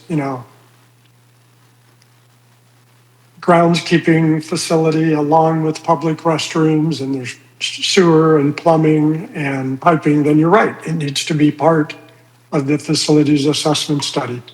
It really depends on the scale of the project that's being looked at. What I remembered from the workshop was more of something sooner rather than bigger and later. But I'll leave that to council discussion. It seems to me if we're talking about a bathroom facility in a park that doesn't have one at all, it is going to be part of the facilities assessment study, will need to be, because all of what you just listed will need to be evaluated and costed out, right? We've got to bring in the power, bring in the water, bring in the sewer. It's not like there's already a building there and we're just adding a bathroom onto it. No, right? there is a bathroom already in the There's a building. facility. So is this the park you're talking about? Yes, but the bathroom is used for the daycare only, not for the public. So it will cost less money because we already have, an infrastructure there. So. Okay, so it is an existing building? Okay. Yes. Well, then, in that case, I don't know. Well, I don't think you can mix kids and the public. No. So it would still be a new structure, it would still be new plumbing, it would still be new everything, which would fall under the facility assessment study. Well, yes. Which should be the first step in order to. It is, getting but the that fact that we already have the pipes somehow nearby, it's not like there's no pipes in there, so it won't cost as much as putting in new pipes and stuff like that. So I would like to see it there. I don't expect it to happen tomorrow, but it could be, I wanted to see it there. There's another option too that I know we talked about with Kevin, and I know Public Works Director Tigbaugh was just, I think in South City, going to see the example of the throne toilets. That's, $75,000 a year cost where they bring in a bathroom and all the cleaning, right? That is probably something more for, bathrooms are expensive, just all the tile and all of that. They're very expensive to build. But all I'm saying is there might be other options that are interim. Short-term, interim. I think that's getting a little too specific for this, but I do want to see it on the work plan. Me too, I do want to see it there, and you never know where the money will come. Mm-hmm. And the park? What about the parks? It's a park. It is a Yeah. park. Yeah. So, and the parks will be assessed, right? I mean, we're hearing the parks. They already have. Sorry? This ahead. part of the They already facilities have. Yeah. This is not assessment. the park. This is- So what I'm hearing is council consensus is really direction to staff to include the north end bathroom facility as a work plan item, either under the facilities assessment study, if it's of that scale and magnitude, or as a standalone work plan item if there's an interim or smaller scale solution, and that's what staff would bring back to you for consideration on June 8th. That's what I'm hearing is consensus for direction. Does that meet your request, Councilmember Espinoza? Espinoza. Yes, Espinoza. Yes. If I may chime in here, so my understanding that facilities assessment study would cover existing facilities, not the new facilities. So if the council wants to consider a new facility at that plan, so later on the agenda, there will be CIP discussion to add on CIP, but again, as several of you mentioned, it is expensive asset, right, to the community. So we would need to talk about funding more than feasibility here. Yeah, but the other assessment study I was referring to is the parks assessments, because they do list out what parks have bathrooms, right? So we can also have that conversation as part of that presentation from the PB&R committee. Just to understand the equity issues around town. Right, but if the council wants to call out this potentially new facilities, so maybe to Mr. Larson's point, you can mention it or include it in the strategy. But typically, it sounds more like a CIP agenda topic rather than the strategy for the strategic plan. So is what I'm hearing you say that it's a more appropriate place to put it would be on the capital improvement project list? Correct.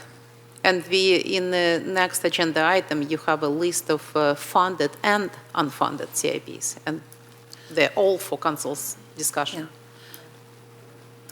But how does a small project, like a $75,000 bathroom, compare to a big CIP of, a new bathroom facility in a park that might cost several $100,000, right? Those are very different things if you're putting a CIP, something in the CIP. Well, correct. That's why I said that to Mr. Larson's point, if you want to just establish or study feasibility, you can add it here. Mm-hmm.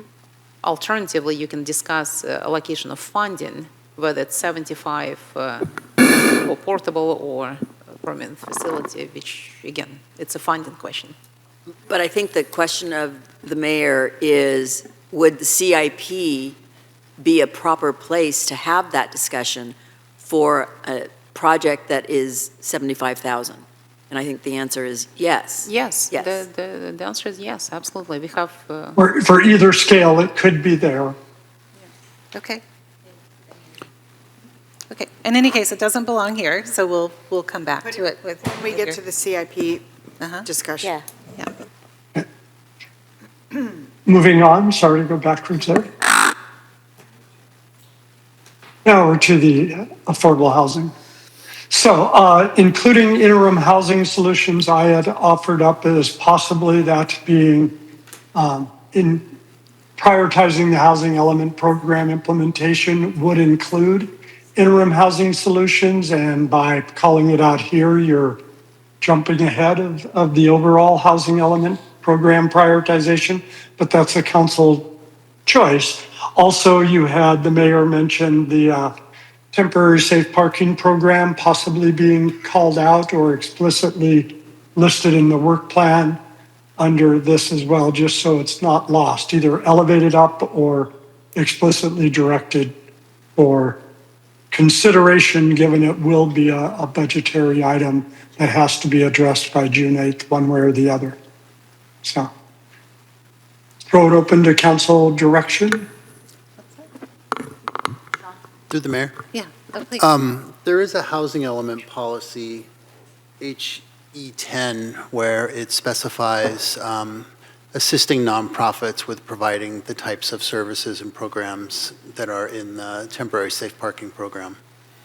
So the line prioritize housing element program implementation would probably include that by itself. I fear it's going to get lost, though. And that's. Go ahead, what are you thinking, Mary? Is this like an exclamation point? You want to leave it in? I think we need to leave it in. If I It's may. showing our. I could read the actual language that's in the housing element that the council could listen to, and then if that's not enough, then you may want to put it in here. But this is something that we are required by law to implement. So if the, whatever you want implemented is in this, what I'm going to cite, then it's already included. Because it's not only. Correct. Right, the temporary safe parking program, including, The but city there's other shall- options, other solutions to interim housing.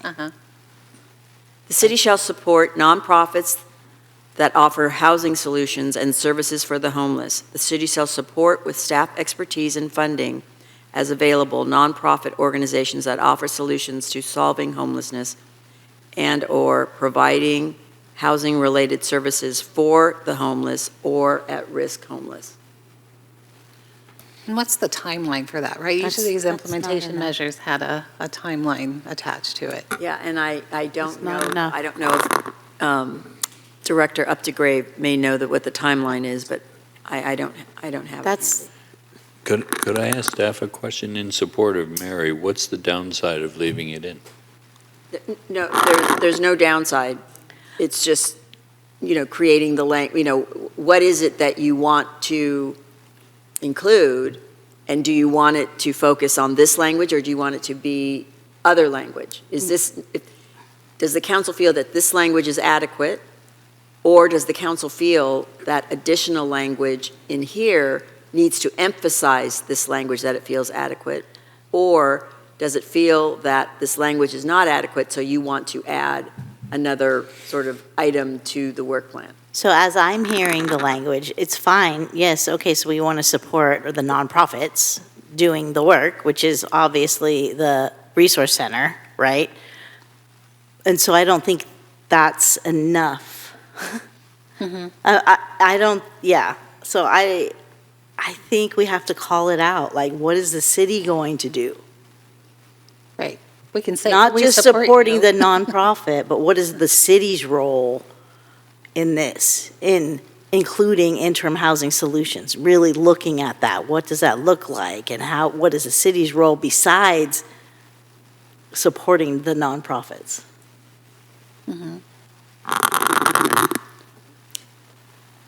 So there could be language put at the end of that sentence that said, including interim housing solutions provided for by the city. Because housing element implementation is already included in the housing element. But that second phrase would be interim housing solutions provided by the city, which is different, to your point, different than this housing element implementation, which But that would focuses on preclude us nonprofits. from working with the county, because then it wouldn't be a city project if we were doing something with the county instead. Well, So we but- can get into sticky Well, but wickets there. I don't think you're going to be that precise. I mean, we are providing services. We may not be the ultimate funder, or we may not be, but we are taking action to create more services for the unhoused.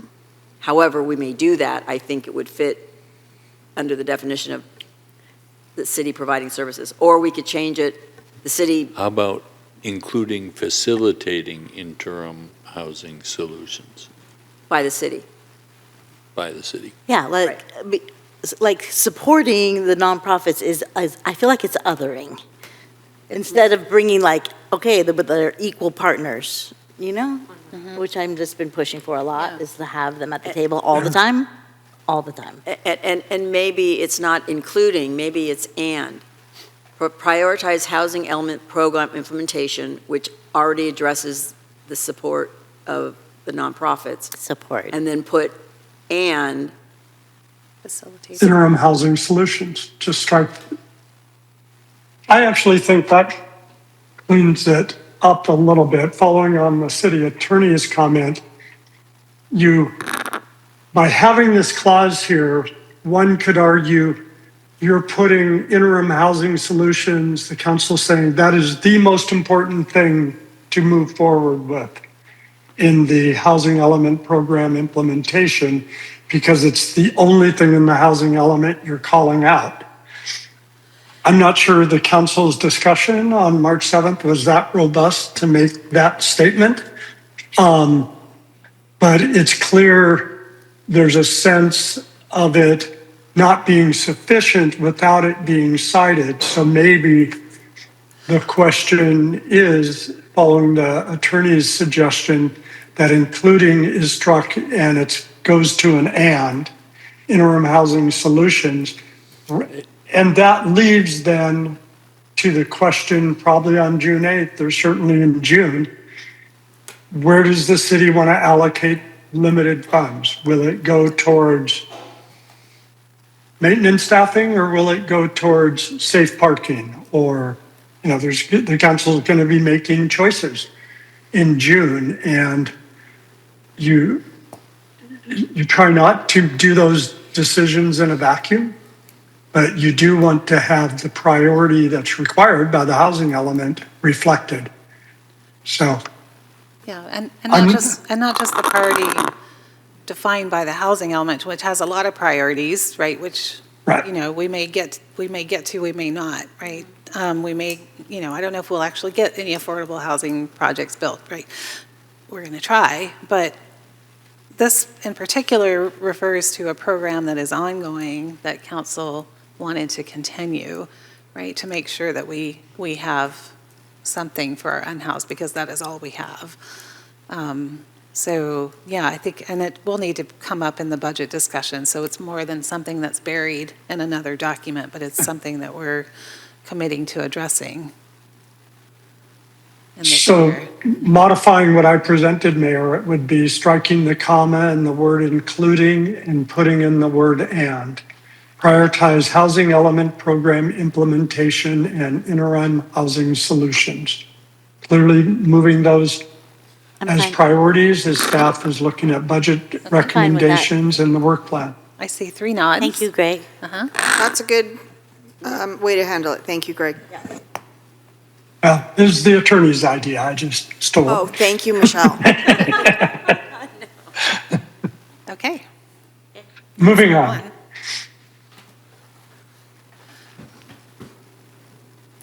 climate change. You had my suggestion that possibly the refinement of the tree ordinance loophole could be struck. You've had public written and oral comment about recasting this to set a goal. And I think the only thought I've had from looking at this today and kind of where we were with the urban forestry plan is, unless the council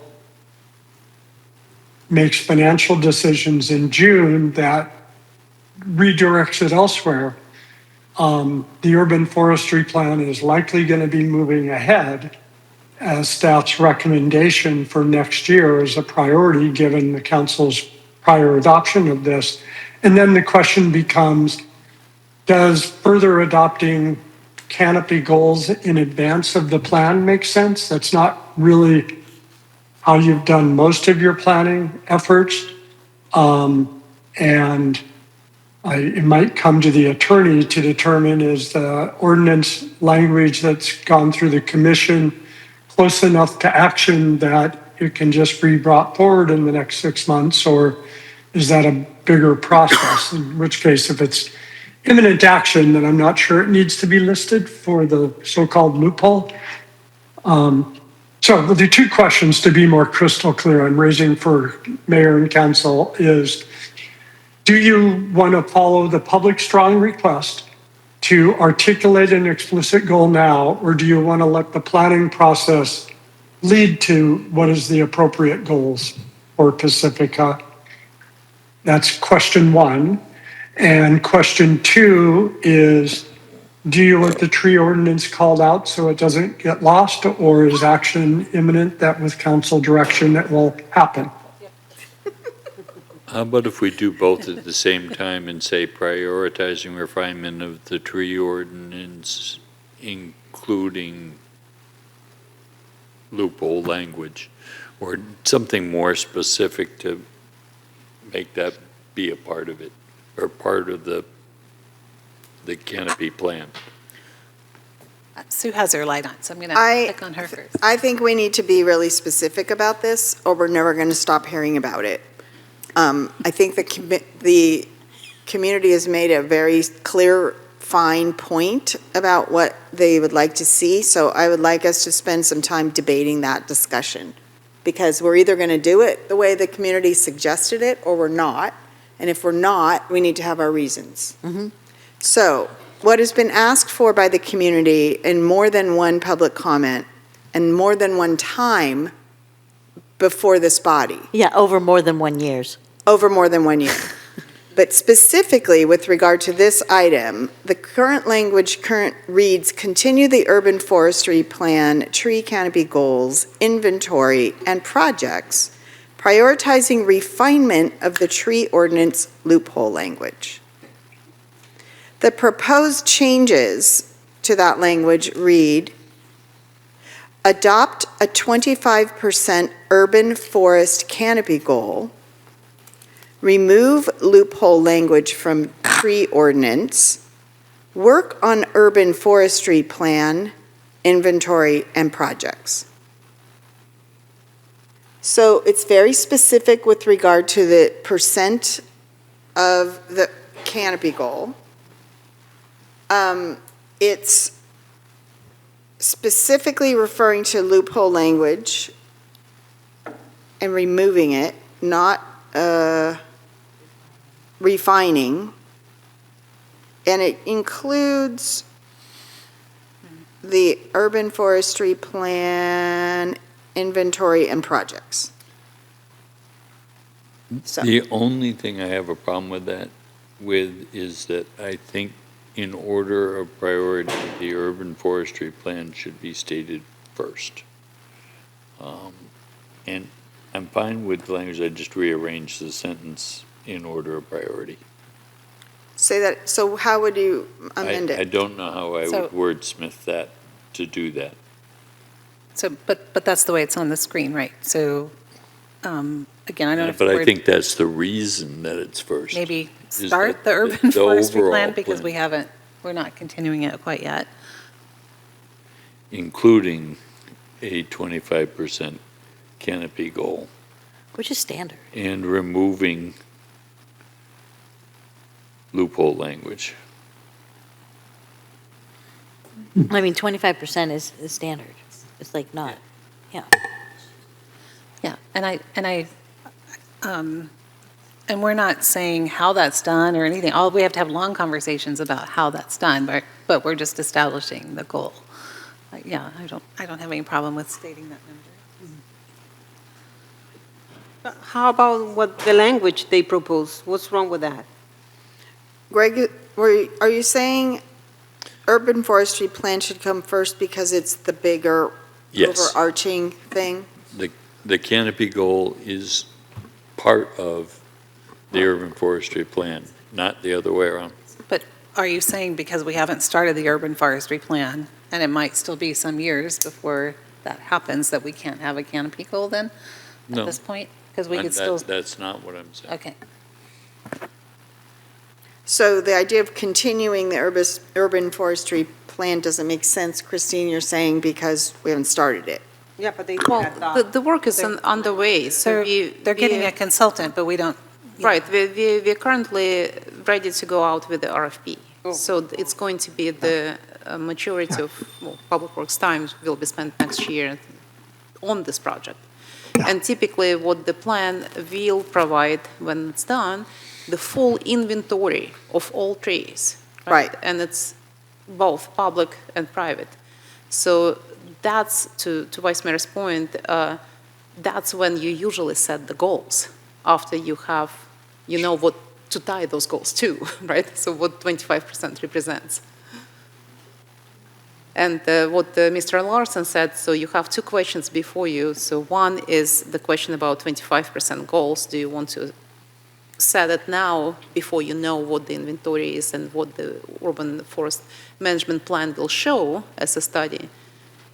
And the second question is, do you want to look at the ordinance before the plan is done? I mean, we certainly don't want it any less than 25%.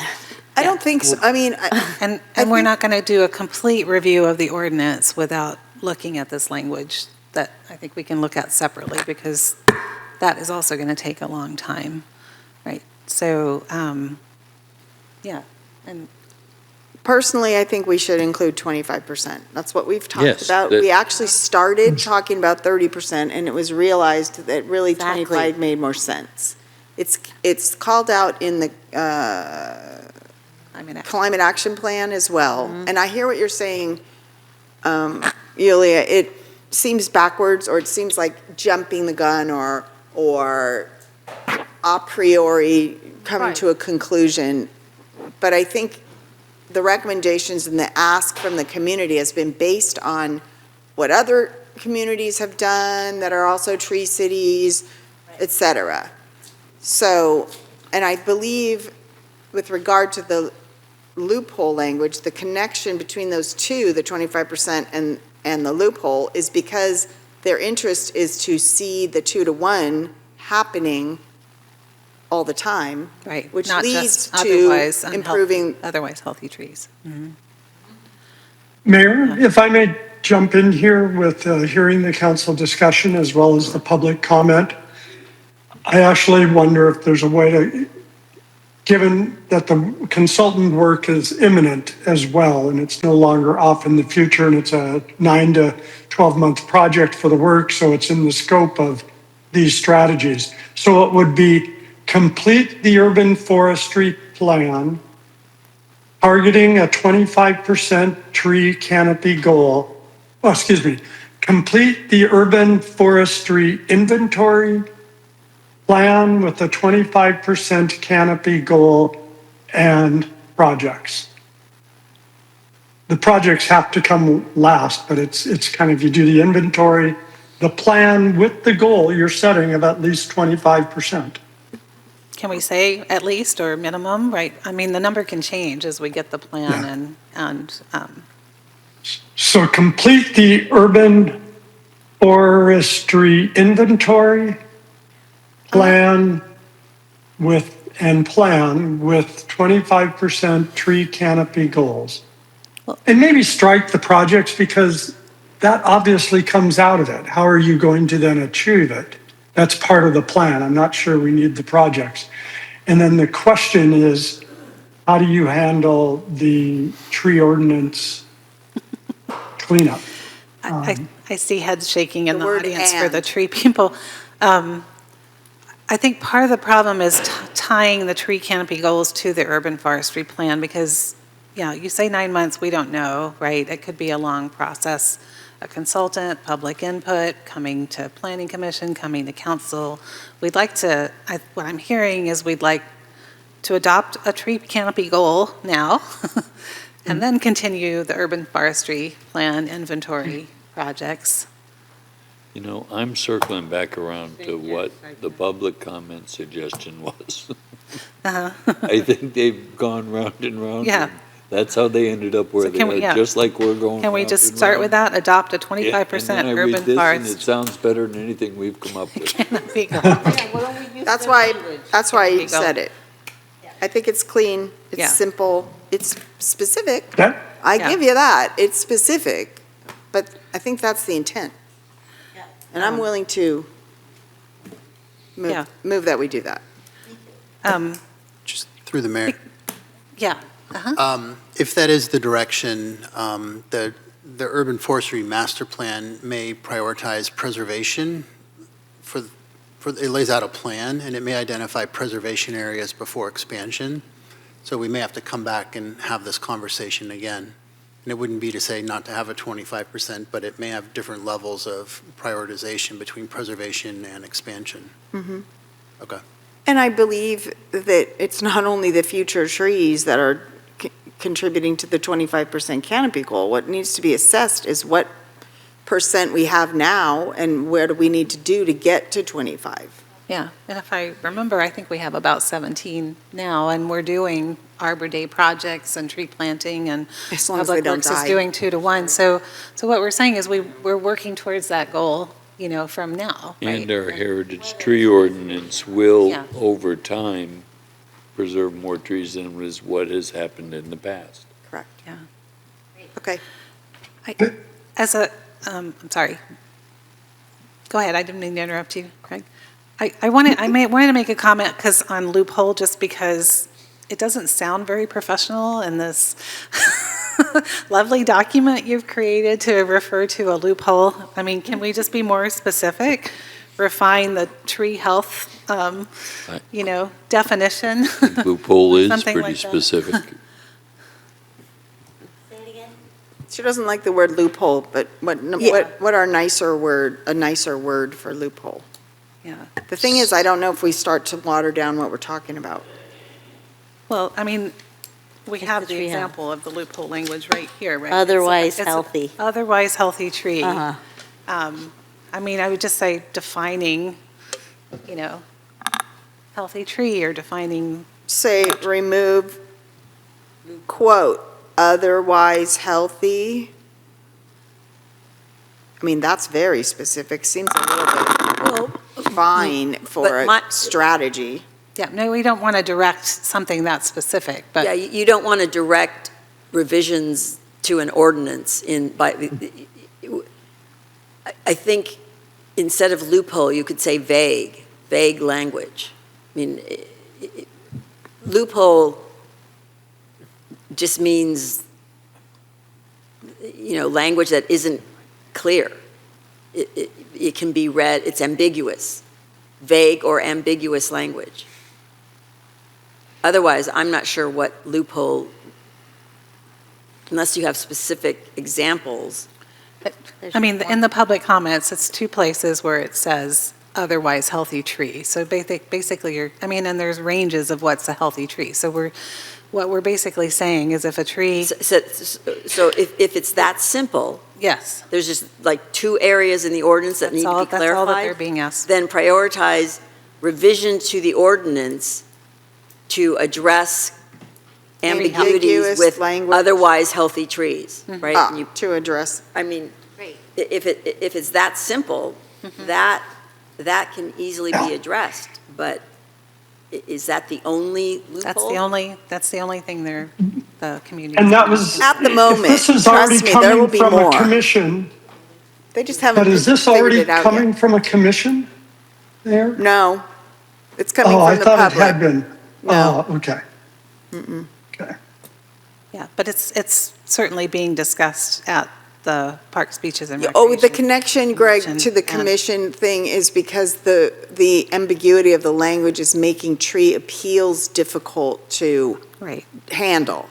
If that language was made less ambiguous, it would be clearer for the commission that handles tree appeals. So maybe that relates to the commission. So Michelle, can you say that one more time? Yeah, it was good, Michelle. It was really good. I didn't write it down. Good at your job. You're good at your It's job. late. I know. I can't remember, no. It would be prioritizing revising the ordinance to eliminate ambiguous language related to, Tree health, leave it at that. yeah, I'm sorry, tree what? Tree health. Tree health. Health. Perfect. Okay. Point of order, it is 9:58. Yes. Okay. I don't know if we'll finish by 11. We had 2.5 hours budgeted for the budget. So, Not- Oh, yeah. Oh, no. and the CIP. So, but can we move along? We don't, well, we don't- it's going to be 10 o'clock. I know. So we have to tell you now if we're going to finish by 11. I don't think we're going to finish by 11. So then, okay. And so there's nothing that you want to remove from the agenda at this point? Well, those are the only two things. I mean, the budget is the last thing, so. Well, item But five, I know we need to, sorry? No, we don't need to spend 2 hours.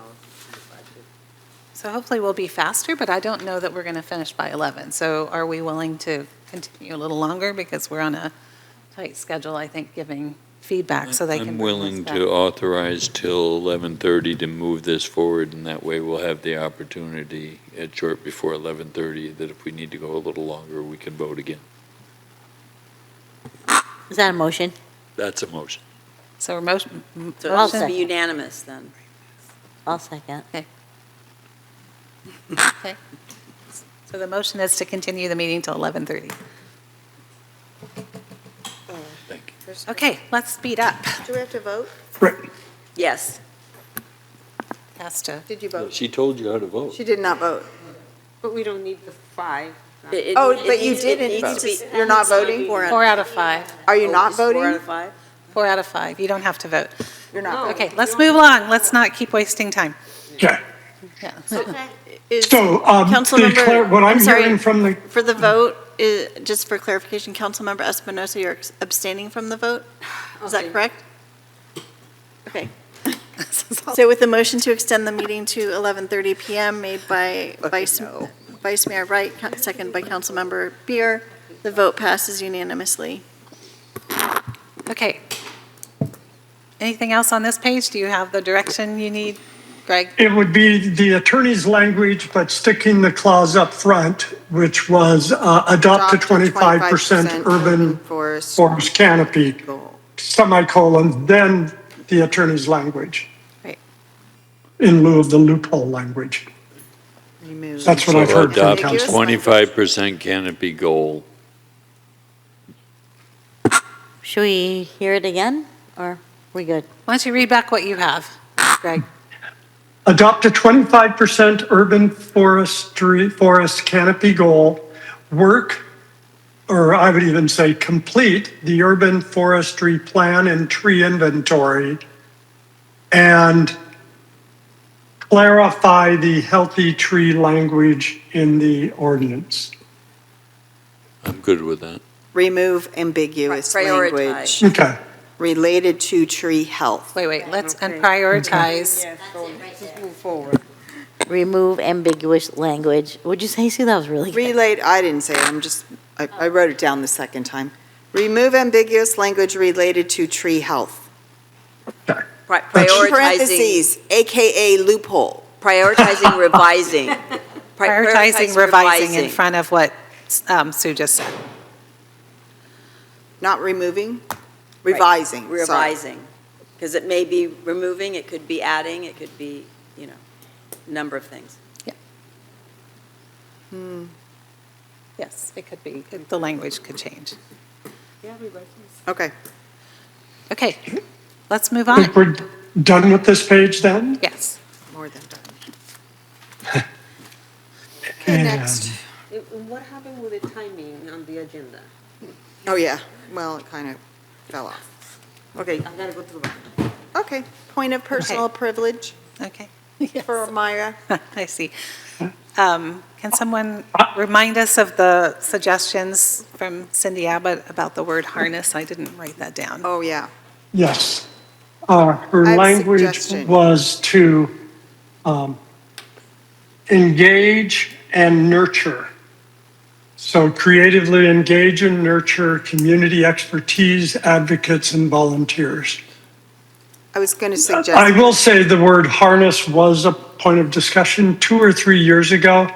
And then I offered up and the council agreed a couple of years ago to differentiate the 3 roles for the public.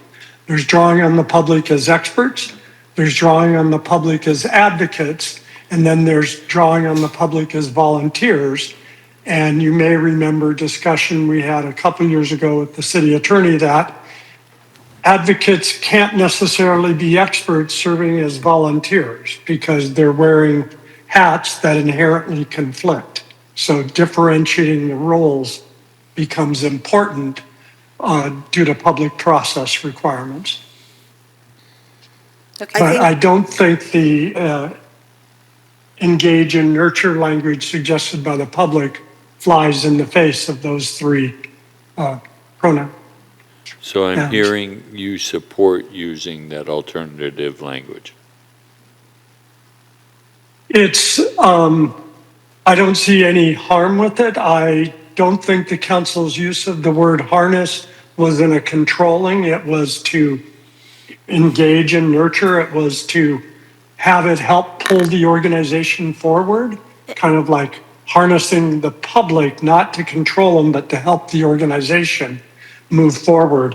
And I think engage and nurture do that. I think the challenge becomes resource management. You know, if you're doing significant staff reductions across the organization, there's going to be less staff capacity to do the work, but that's part of the decisions you'll be making in June. But I don't have a problem with engage and nurture. And I would just say, as a reminder to the council, that you're not creating law here.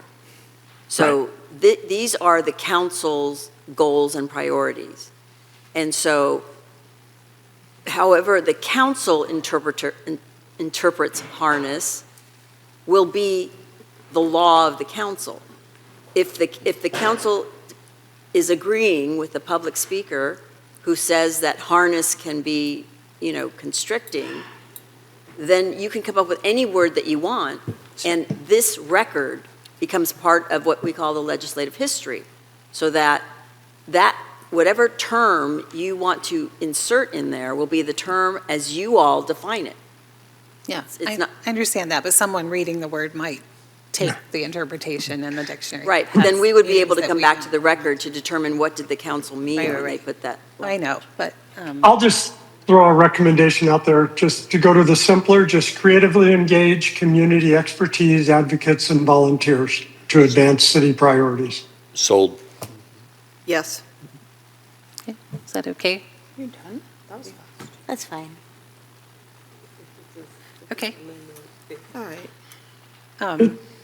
Are there other comments on this page? I have a question Yeah, there was a about D. promise down here at the bottom that Mr. Larson was going to come back next year for item E. Yeah, I want him to come. So, so the way I read the last one, D, improve coordination and collaboration between the city and regional commissions, boards, and committees, isn't really between the city and our commissions, boards, and committees. No. So, is Do you this, think is this, that's what we meant? I don't know, to what did we mean? Is it just about regional or is it about both? Because we could say regional and local. Regional and local. Yeah, regional You know, I like that change, Mayor, that you just proposed between regional and local. That gets rid of the ambiguity. And I think that clarifies it. The council discussion, I don't have those notes right up in front of me, but it was these two prongs. It's about how do we get our commissions, boards, committees, and council in alignment, given resource constraints, but also recognizing all the regional bodies have roles to play there as well. And I don't think, given the late hour of the day, we forced the council into choosing between those. No. They got reflected as both because it was right at the end. So I reflected that here, but I think the language the mayor just suggested does get rid of what could be a divergent interpretation of the words. I would say one of the reasons it probably wasn't included, because the city includes our commissions and committees. So I think the way to revise it would be between the city council and local and regional commissions, boards, and committees. But is it just the city council? It's also the city, right? Like our police department is involved with emergency services. Well, But our police department is part of the city.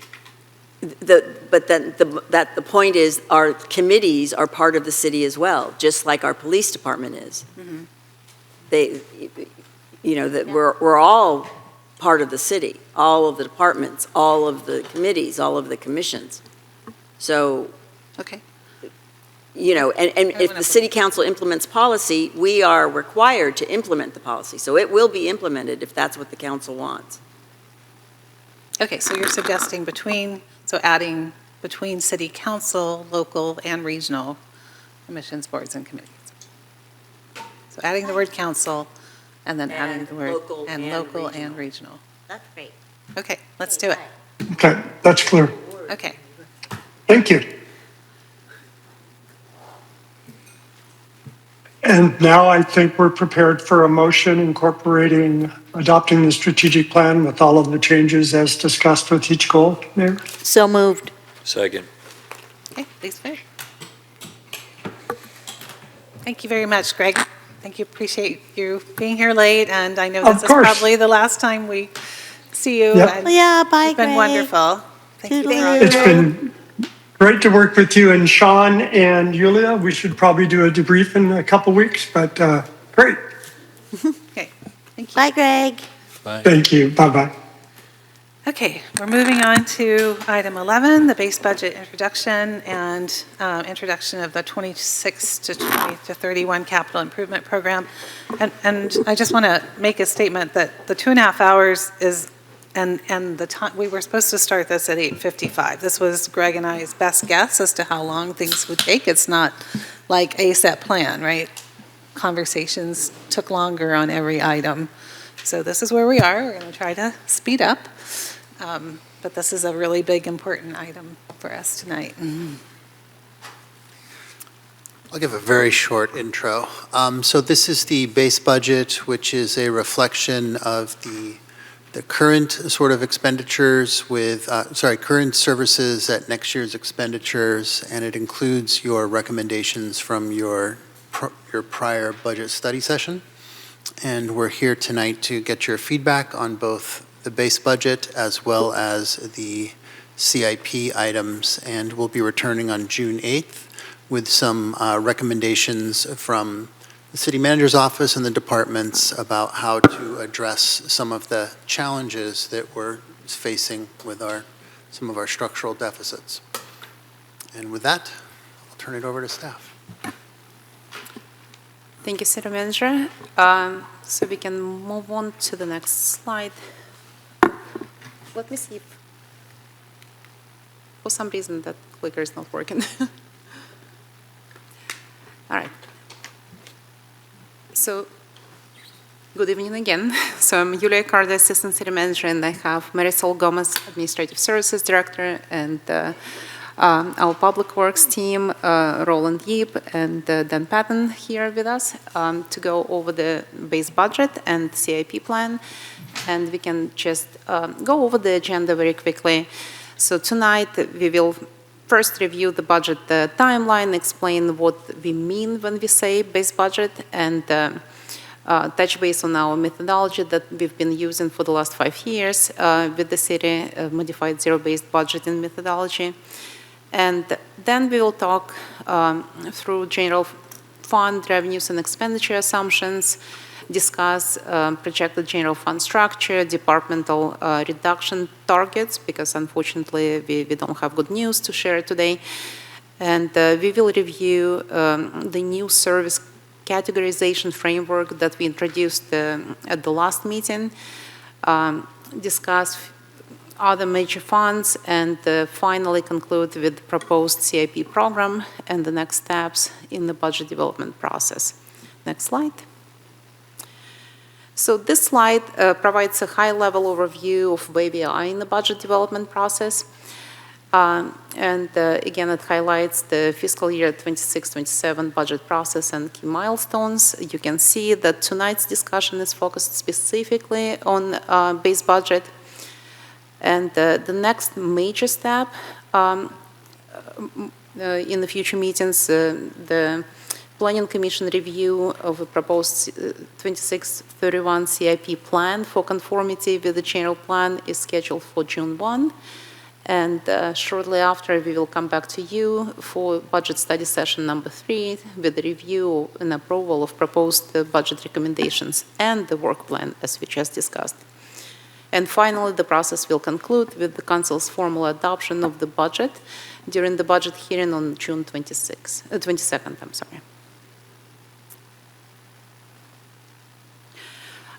This slide is an important reminder on the base budget methodology that we are using because the term base budget is often misunderstood. And I just want to emphasize here that base budget is not a proposed budget or recommended policy budget. So that's not what we're discussing tonight. Base budget is built upon revised current year's budget, and that's why it's so important for us to bring the mid-year budget review first, and that's technically for finance team, that's what starts the budget process. And we build the base budget based on the revised mid-year budget. Then we'll take out all one-time expenditures and that were approved in the previous year. And we add the new year's assumptions for all the recurring costs that increase no matter what, whether you increase the service or not. And these costs include salaries, benefits, any MOU provisions, inflationary factors, pension, and things like that. So what you see before you today, that is not a proposed budget. Again, it doesn't include any increase or reduction in current level of services, any changes in current staffing levels, and but we do include CIP program allocations with the base budget because we want to build capital transfers together with the budget and move the budget development process along. So at the next study session, you will be just making decisions over operating policy level decisions. So the key takeaway from this slide is actually at the bottom in red. So base budget is today's services at tomorrow's cost. The next slide. All right, thank you. As we discussed during the prior budget cycles, the city continues to use modified zero-based budget methodology. And that method is intended to ensure transparency in the development of the budget process. And it has a tighter connection between the service levels, staffing, operating priorities, and fiscal sustainability. And that's exactly why we are using this methodology, and it's been successful so far. So this slide essentially shows how we do it. We establish the base first. And once we apply all the revenues and expenditure assumptions, we can determine whether we're running surplus or deficit for the upcoming year. And unfortunately, we are looking at budget deficit as we've been already having this discussion over the last 6 months. So once this target figure is determined, which we will have on future slides. We will ask all departments to develop decision packages for council's consideration. Again, in the good years when we are in surplus, it would be most likely service enhancements. In a bad year like we are facing, it would be service reductions. And we will ask each department head to rank their decision packages based on their priorities.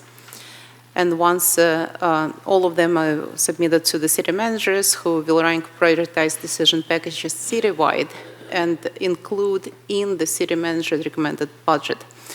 And that proposed budget will be brought back to City Council for review and adoption later in the next study session. Next slide.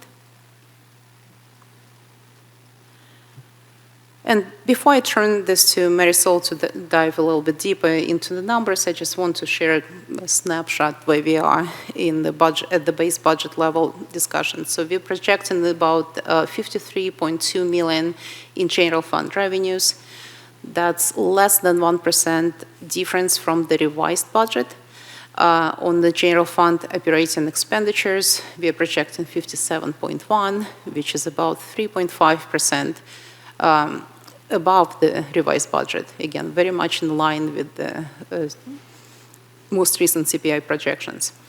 So the structural deficit, well, you can see the difference between the two numbers is about 3.8 million, but we are reporting structural deficit at 2.3 after applying 5% salary savings that the council already gave us authority to do.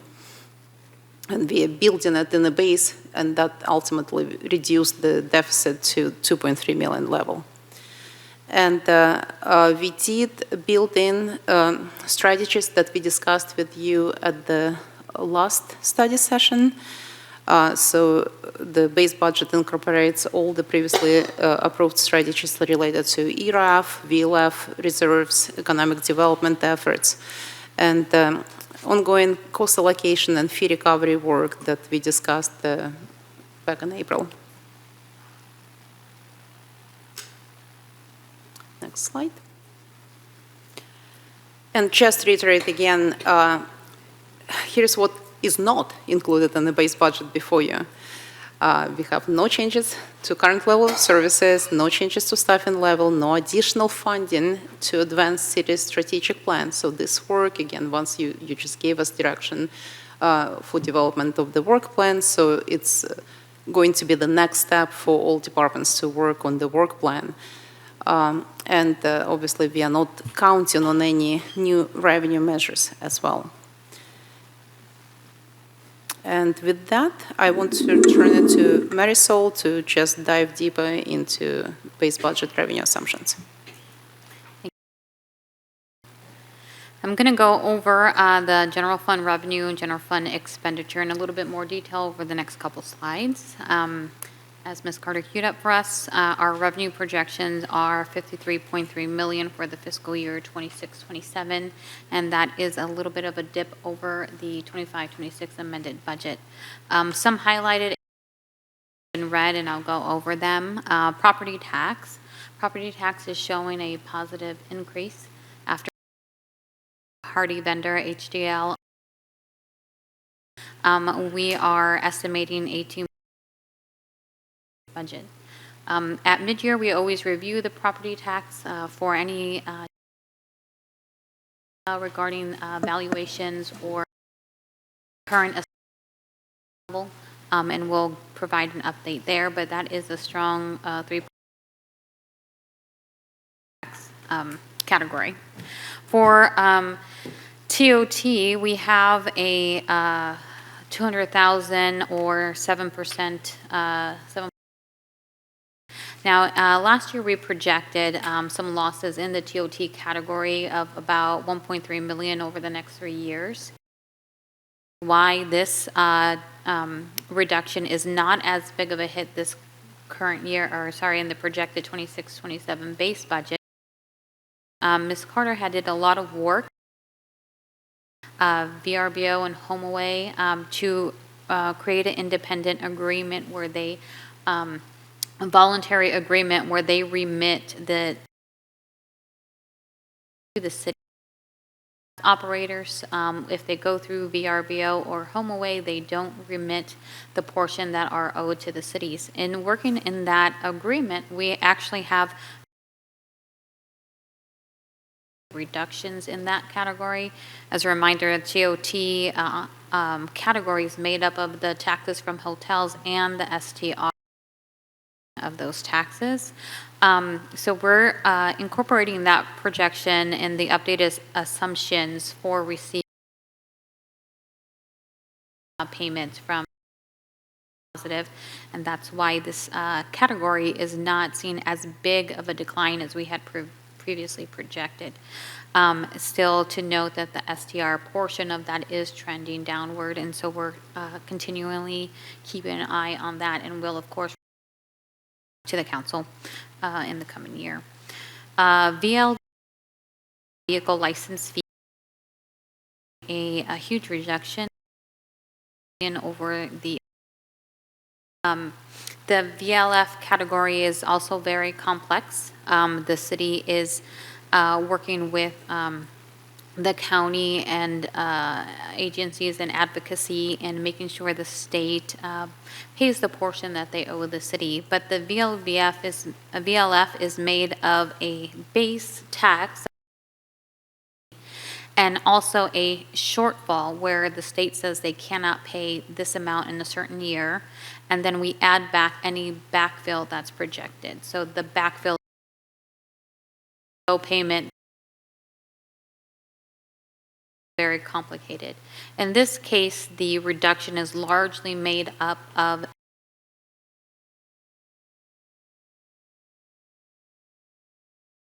$3.7 million out of that category.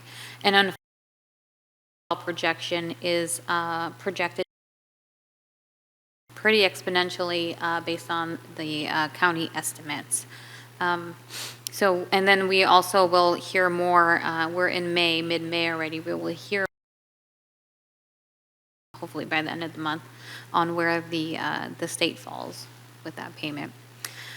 The other category that is showing a reduction is the category is transfer in some estimates from our gas tax funds. We have four streets fund revenues, Measure A, Measure W, highway users tax, etc. So these transfers in at 1.4 million that we receive from those funds. This year we're projecting only at 450,000. One of the biggest reasons for this reduction is that Measure A and Measure W funding, which is allocated through and reduced. Speaking with the county, the Measure A and Measure W funds are allocated 50% miles of roads and 50% based on population. And since the city of Pacifica's population has decreased over the last few years, our allocation thus has decreased. So in projecting some of this revenue flattening or reduction, those street funds overall really focused on what you will see in the later slides through those projects through, thus reducing the general fund. Next slide. This is just some further detail on the revenue assessments. Property tax, as we mentioned, is showing a good increase, but it is also good to note that property tax makes up about 34% of our revenue base. The property tax base has shown a slower growth compared to other Bay Area cities, as we have presented in the revenue generation study sessions. But also looking at the other categories mentioned here, TOT, VLF, they make up about 77% of the general fund's other revenue base. So we have a big gap between the property tax portion at 34%, and then it trickles in on the variety of the other revenue sources. I also mentioned the VLF, and just a note there on the $3.7 million shortfall that I mentioned earlier. That number is going to be increasing in the coming years, so we just want to keep an eye on that. And then the budget strategy too for the VLF, we did present to you budget study session 1, those budget strategies, and we're just confirming that we did place 1.06 million in the reserve category.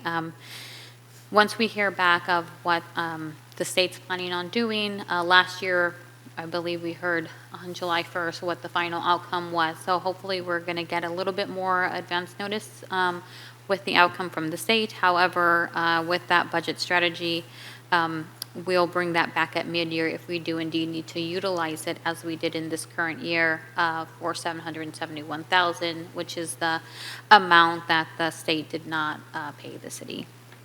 Again, I spoke on the transfers in category, the Measure A and gas tax funds, and we'll be working closely with Public Works and team in any future CIP projects, just to make sure we're in alignment with those transfers in and what those funds can hold. Next slide, we'll go over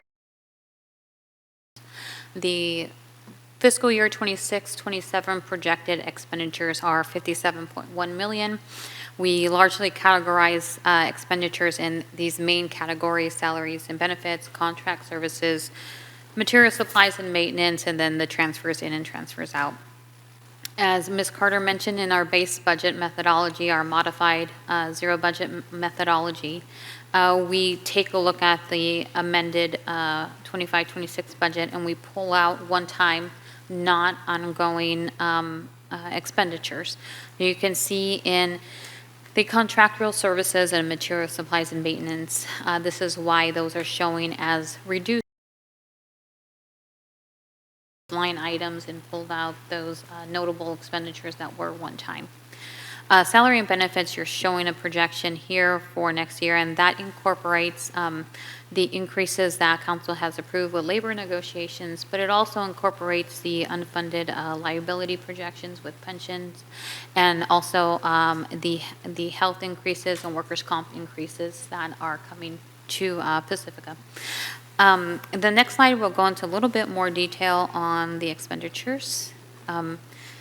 The personnel expenditures total $39.1 million, but the FTEs bring us to 202.25 FTEs citywide. This includes the wastewater enterprise fund, and that is based off of the mid-year adopted budget, which brought one of our positions up to full-time. So this FTE grew 0.5 since we brought the adopted budget to you. One of the other things to note on the personnel expenditures line category is that we have placed back into the base the PARS OPEB trust contribution and also the PARS pension trust contribution for council's review, and we'll bring back any changes to that. We'll bring back for budget study session 3 or as so council directs, but right now they're in the base because those are ongoing contributions based on the council policy that was adopted to put aside 1.5% of any future costs in building that preserve. And that attachment 6, I believe, goes into our OPEB and pension strategy in more detail. The contract services and materials and supplies, the assumption for the base budget is 1.5% inflationary increase. Contract services last year, we had an assumption of 2%. Because the base budget was showing a deficit, we dropped that down to 1.5%. And, you know, CPI is well above that, well above 1.5. So as the departments review their line items, we'll have to see how that fits within their, and matches up to their core services or legally mandated services. But also, one of the important things to note in the contractual services line item, it's grouped in that category, is that we do have in the base ongoing community grants for the PRC at $100,000 and PBC, the Pacific Beach Coalition, at $10,000. So those are marked as ongoing contributions for council's review, but those are included in the base. Just another note on the transfers category of 4.3 million. The transfers category contains 2.5 million in debt service fund for the annual debt service schedule and payments that are due in fiscal year 26-27. Over the last few years, the general fund has had a break in the annual debt service payment as the debt service fund had some fund balance to cover some of those payments. In 26-27, we're projecting that there is no cushion there to give the general fund a break. So the general fund is paying the 2.5 million in transfers to the debt fund. The other transfers transfers out include to the motor pool, the risk management funds, to cover the insurance premiums and claims management. And of course, the workers' comp and general liability show some increase over the prior year, which is incorporated into all of the allocations. One of the other things that is in the transfer out category and specific to one line item is a capital transfer of 50,000, and we'll go into this in more detail in the next section when we go over CIP. But that project is for that 50,000 is for an economic development improvement project, and that is the only project at this time that's being requested from the general fund.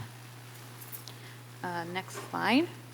So the next slide, we did mention, what's included in the base, and all of the other follow-up slides, what the methodology was to get us to the base, what we included.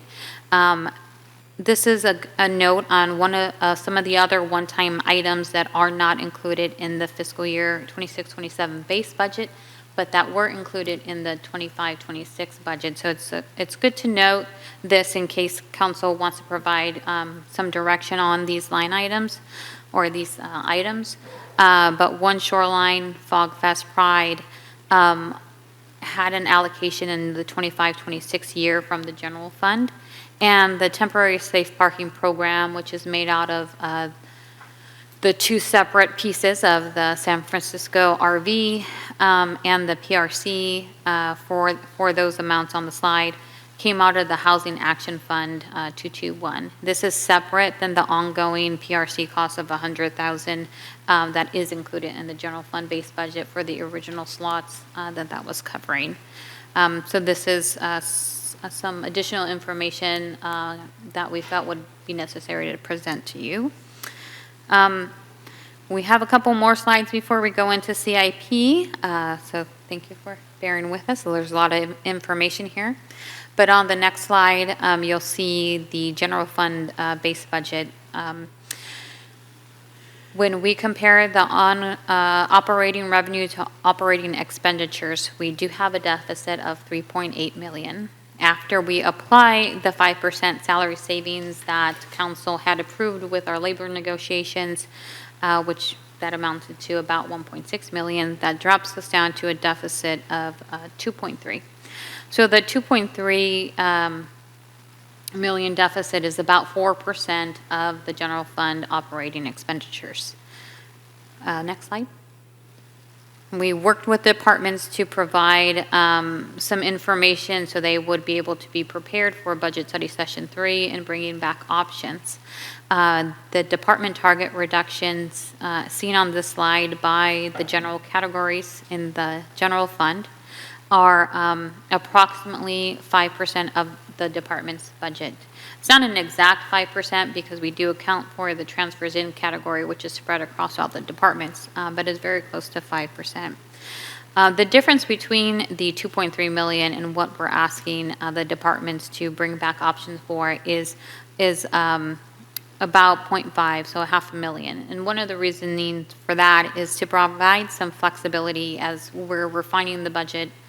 It's due to legal mandates or due to ongoing cost increases, departments may come back with not only reductions, but there may be some line items or categories that need an increase. So we're asking departments to provide up to 5% in options to review, to bring back a prioritized list to the city manager's office and thus a recommended list to the council for our June 8th budget study session. This will also account for some projected imbalances in our long-term financial forecast, knowing that our deficit is not just a one-year thing, it's something that we've been battling over several years. So providing some options in terms of not just for this year, but possibly some structural changes that you'll have to review. The next couple slides, we're going to go over the service categories. I'm going to hand it back over to Ms. Carter for this. Okay, next slide. So we introduced the slide during the last study session, and this slide really gets into the why behind the service categorization exercise and the why behind our methodology that we are using for the budget. In traditional budgeting, discussion usually focuses on line items, percentages, totals, but what community actually experiences is, and what really guides the council decision about services, are the services themselves. So that's why we should be talking about the services like emergency response, street conditions, recreational programs, permit processing, any maintenance requests, and other infrastructure needs. So the purpose of this exercise was to create connection between the services that community expects and the staff and organizational capacity required to provide them with and tie it together with the fiscal realities that we are all facing. So that's why we asked the departments to start looking through all the services that they provide within the departments and put them in these three buckets between legally mandated and public health and safety services. So those are the federally required or maybe mandated by state or any other legal requirements services, and any services that tie directly to protecting life, property, and public safety. So that's your bucket number one. Your bucket number two are the core or essential services. And here we're talking about critical services needed to maintain basic operations and community functioning. Again, those services are critically important for our mission, but may not be necessarily legally mandated. And the final bucket, the service level enhancements or discretionary services, those are the services that enhance quality of life, community identity, and create this long-term vibrancy. And again, as we discussed during the November fiscal sustainability study sessions, Pacifica's challenges are structural and layered. So the city is struggling to balance ongoing operating needs, aging infrastructure, deferred maintenance, together with workforce challenges and growing service demands. And all of this at the same time when we are struggling with lean staffing levels and our revenues, as we already outlined in the presentation, in this presentation and the previous ones, our revenues just don't keep up with our expenditures and in rising regional costs. So again, the goal here is not to suggest that some services are more important than the others.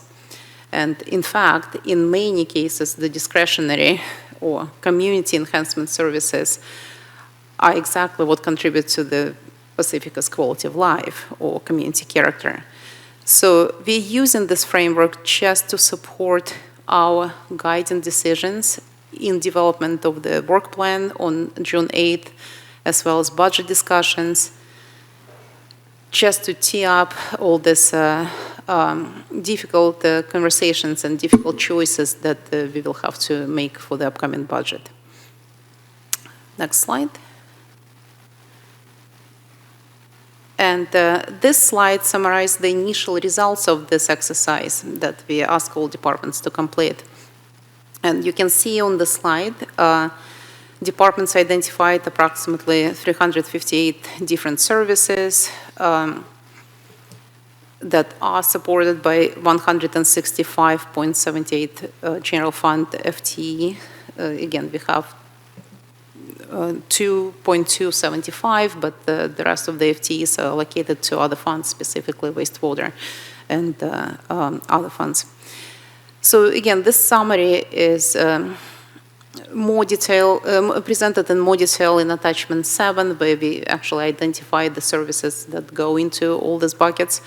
But based on this preliminary assessment, approximately 27 of the services categorized as mandated or public health and safety related. About 35% identified as core services, and about 39% as discretionary or community enhancement activities. But again, I just want to note once again that these percentages do not directly correlate with the budget allocations, because many mandated and core services, especially in public safety, infrastructure, and any regulatory operations, very often significantly more resource intensive. And they continue to represent the substantial majority of cities' ongoing staffing and operating costs. And I also want to emphasize and recognize that this is not intended to be a precise scientific inventory. So we are not claiming that the city only provides 358 distinct services.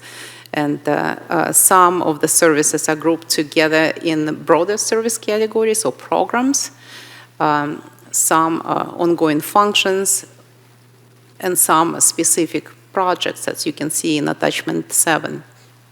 So the purpose of this exercise was less about quantifying those services, but more about creating the framework and organizational mindset for us internally to go into future priority discussions and difficult choices ahead for the next budget study session. And again, more information is presented in attachment 7 for your staff reports. And with that, I want to turn it back to actually Marisol to just quickly touch base on other funds. I just got one more slide on other funds before we hand it over for the CIP portion of the presentation. On the other funds piece here, our enterprise funds are consisted of sewer, wastewater enterprise funds and beach parking funds. For that total category, and there is more detail on our fund balances in attachment 3 to the staff report, the total enterprise base expense budget is $40.3 million, which is about 34% of the city's overall citywide budget. Sewer charges include a 3.5% rate increase budgeted at $20.7 million in the base budget assumptions. We're still reviewing the parcel data in order to provide some what's going on the tax roll, which is coming back to you later in June. Operating expenditures includes the same inflationary base budget assumptions that we went over in the previous slides. And then salary and benefits for wastewater are $6.5 million and are based on the 31.5 FTEs directly allocated to the sewer fund. The special revenue and capital funds category for 26-27 base are $2.3 million, and that's around 9% of the city's total budget. Internal service funds for the 26-27 base budget amount to $6.3 million, which is about 5% of the city's budget. Again, the internal service funds are comprised of the motor pool allocation, which this year also includes the $200,000 transfer in from the general fund to build up that base reserve for future fleet appropriations. And then the internal service funds also include the employee benefits for the self-insured and also risk management funds, workers' comp and general liability. The debt service fund amounts to $2.9 million or 2.5% of the city's budget, and that in a nutshell is the other funds. And of course, if you guys have any additional questions on those funds, we can go over that, but we're going to hand it over to Roland and Dan for the CIP portion.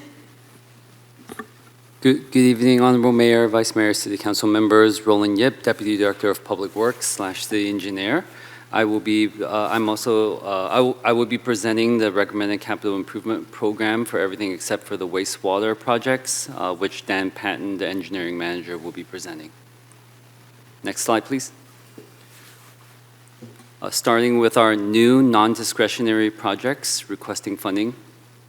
We're starting with the Economic Development Infrastructure Improvements Project for $50,000 coming from the General Fund 101. The Economic Development Infrastructure Improvements Project delivers targeted upgrades to utilities, streetscapes, pedestrian access, and other improvements to support business activity and commercial vitality. I wanted to pass it to Assistant Manager Carter if you wanted to add some additional details. I'll be happy to add some additional information here because I was the one who requested this project, and there is unfortunately no reasonable other sources other than general fund that could potentially sponsor the project. But I want to add that this project is consistent with the recently developed economic development work plan that we brought in front of you a couple of months ago. And the project will support smaller scale repairs, replacements, upgrades, or any beautification improvements to that are visible in the community across all city districts. So we want to make sure that the entire city can benefit from those potential improvements.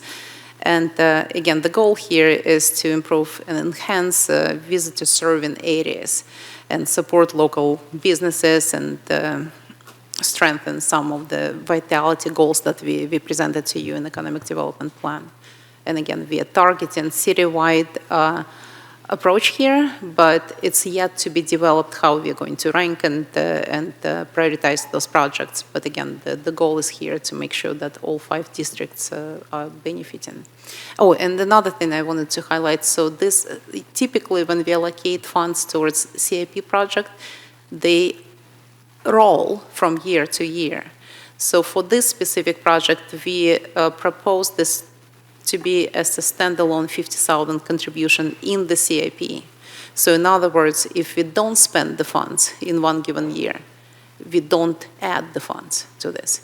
If you do spend 10,000 in a given year, we will only ask for 10,000 to replenish the fund in the future.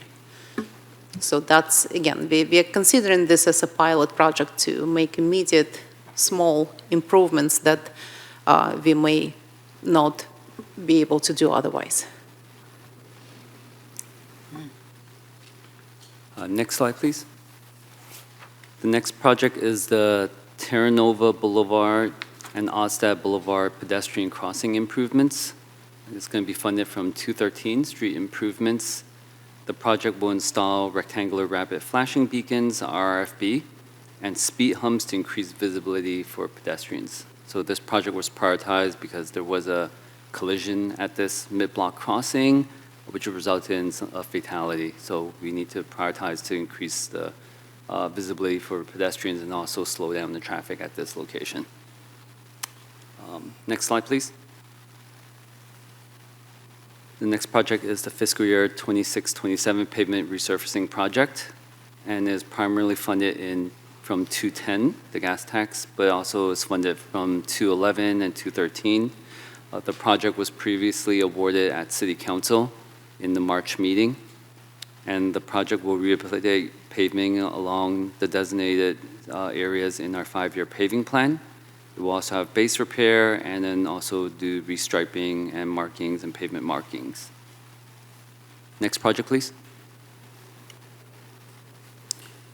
This is the 26-27 sidewalk, curbs, and ADA ramps improvement project. This project is tied along with our paving projects every year. So as part of the DOJ's requirement, when you resurface the street, you have to improve the curb ramps at the corner so that they are ADA compliant. So all of the locations are tied to the project limits of our paving project, and it is funded all from Measure W, Fund 211. And similar to the paving project, it was awarded at City Council for the construction back in March.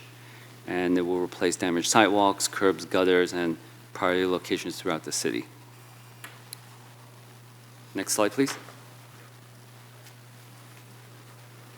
This project is the Oceana Bike Lanes, which was on consent at this meeting. and is funded with Fund 211 for our local match and the grant of $83,000 from SMCTA. And this will install Class 2 bike lanes along Oceana Boulevard to improve safety, accessibility, and multimodal connectivity. And currently, what was on consent was a feasibility study for these bike lanes, and that was due to how complex the design could be. It requires road winding and possibly poles to be relocated in order to get a Class 2 bike lane at the location. So we did not receive enough grant funds for the full design, and we're still looking for additional grant funds. Pass it to Dan Patton for this one. Good evening. This is the pump station flow meter project.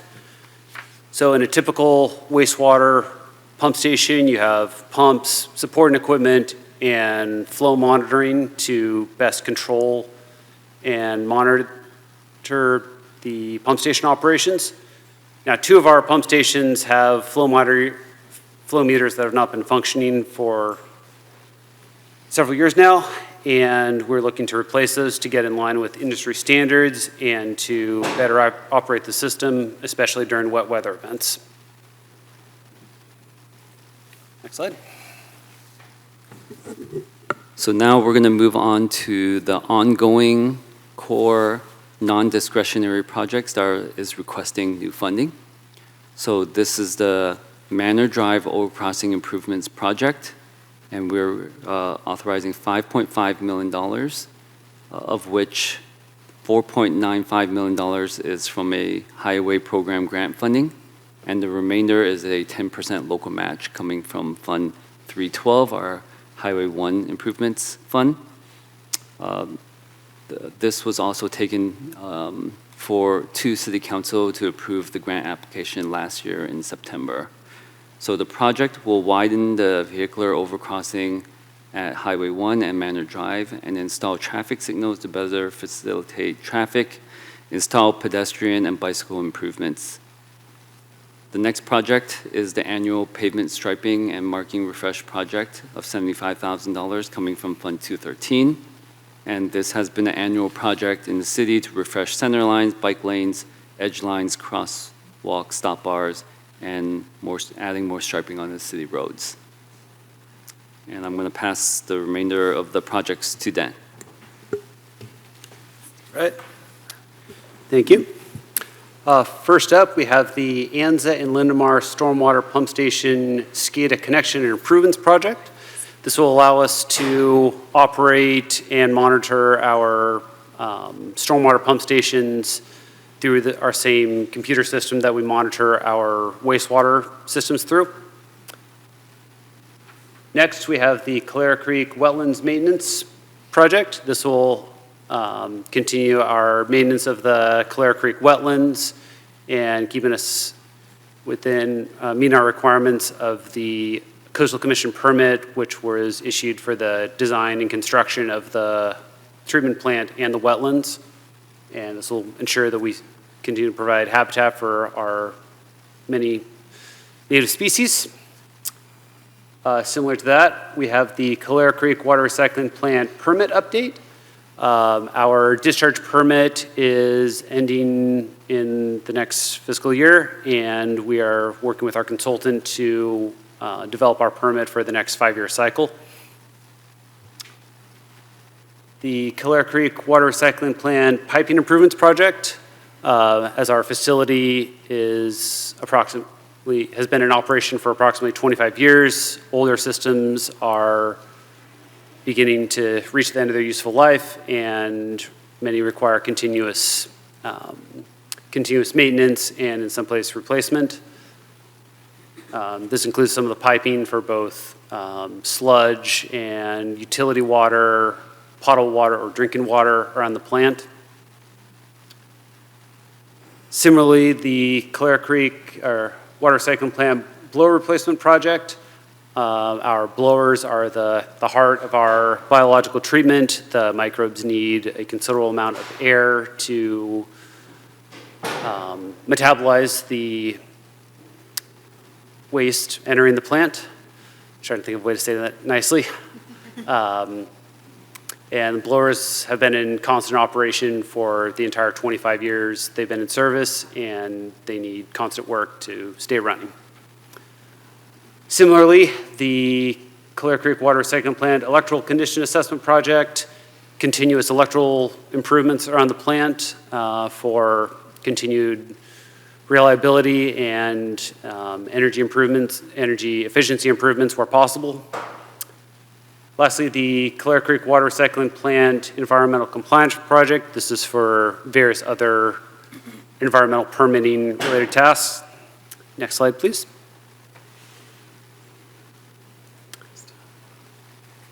The CCWRP Headworks Rehabilitation and Improvement Project. This project, the design is ongoing, and we are hoping to bid the first phase of this project later in this fiscal year. This project will include rehabilitating the influent channel to the plant and assessing the grit removal and screening at the front of the plant. The Clear Creek Photovoltaic System Improvement Project. So this will replace our aging solar panels, which were installed in 2006, with modern panels over the existing area. I believe we received a question on the status of the project. We are currently in design, and we are reviewing some of the submittals from the designer right now. We're anticipating on delivering this project through design build later this year, if all goes well. Next up is the CCWRP Process Optimization Project. So these are doing studies to find ways to operate the plant more efficiently and to ensure that we continue to meet and exceed our permit requirements. The CCWRP Pump Replacement Project. This is our ongoing replacement of pumps and supporting equipment. The CCWRP R&R project this is for everything else, for all of our other equipment and supporting systems, ensuring that, again, we meet our permit requirements and continue to provide a high-quality effluent to the Clear Creek wetlands and recycle water to North Coast County Water District. Similarly, on the collection system side, we have the collection system projects, and these are just ongoing projects as needed to replace sewer mains, pump station repairs that aren't already captured in the other CIP projects listed above. Next slide, please. The collection system rehabilitation and replacement projects, Valimar and Rockaway Beach Avenue.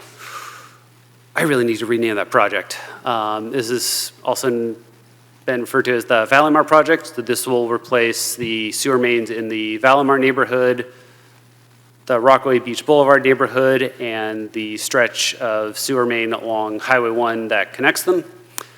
We are currently, our 100% design should be coming back to us in the next week or two.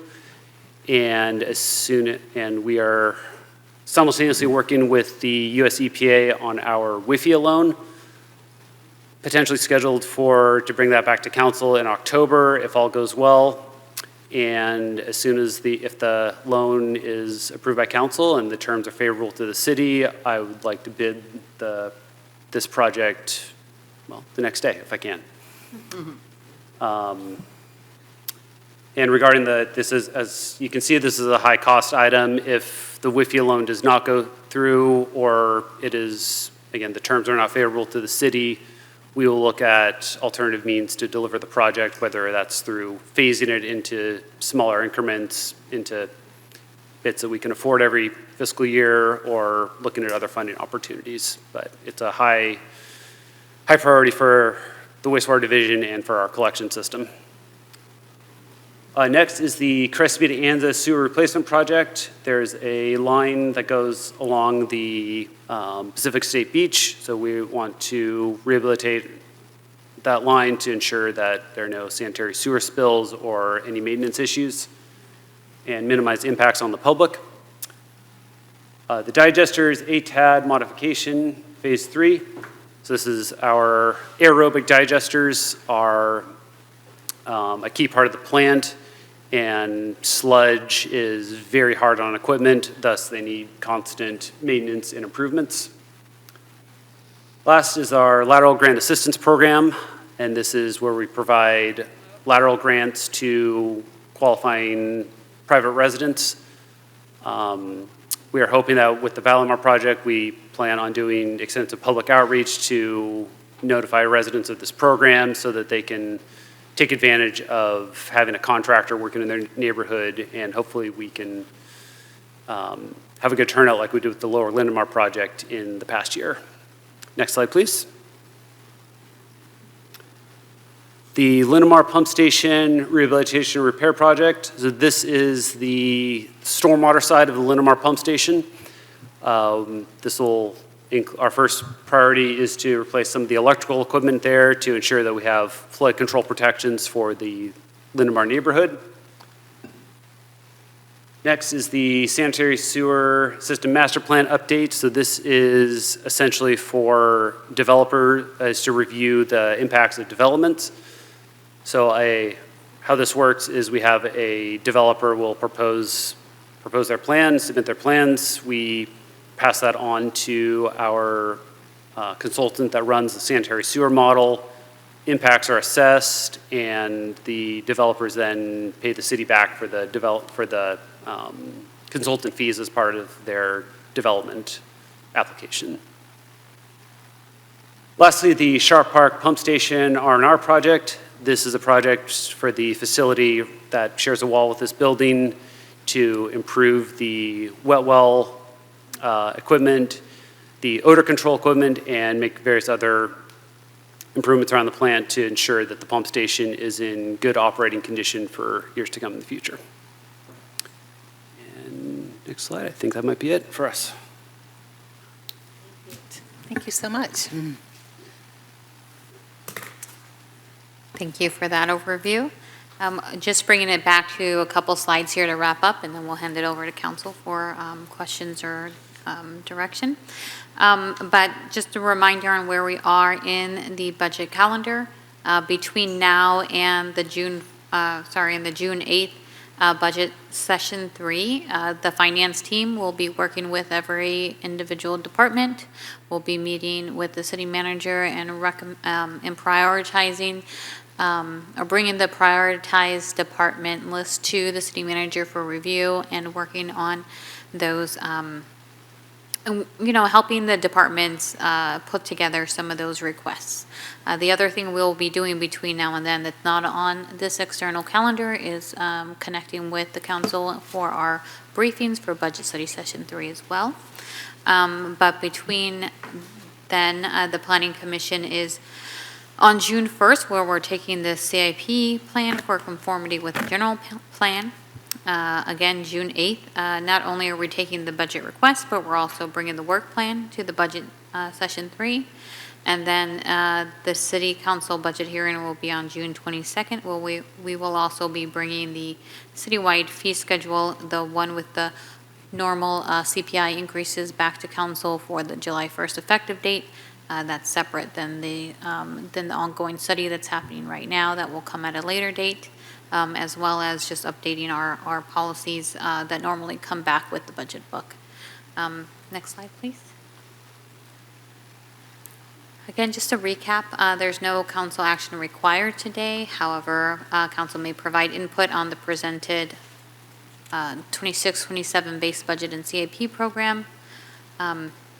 Again, budget study session 3 is on June 8th, and city council will review and approve and provide approval of the city manager's office proposed 26-27 budget recommendations.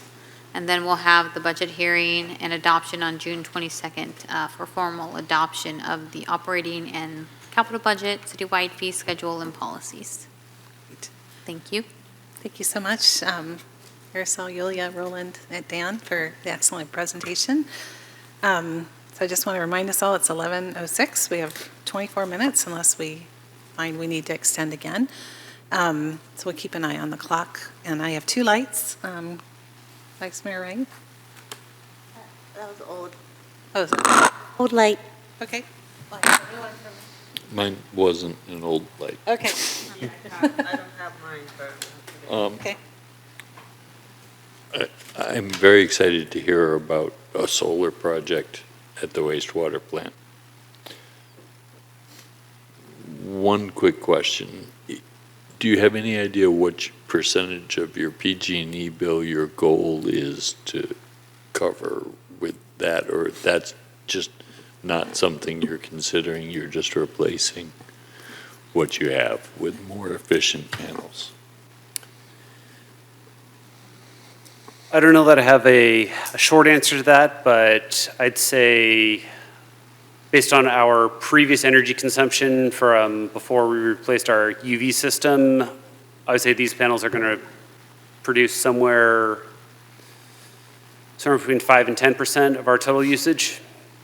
I think it might be a larger proportion of that as our new UV equipment that's been in operation the last 6 months is significantly more efficient, although I'd like to collect a little more data before I have a formal number. But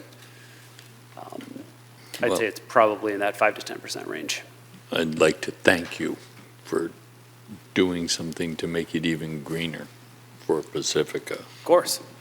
And then perhaps a question for Sean, maybe a question for Yulia.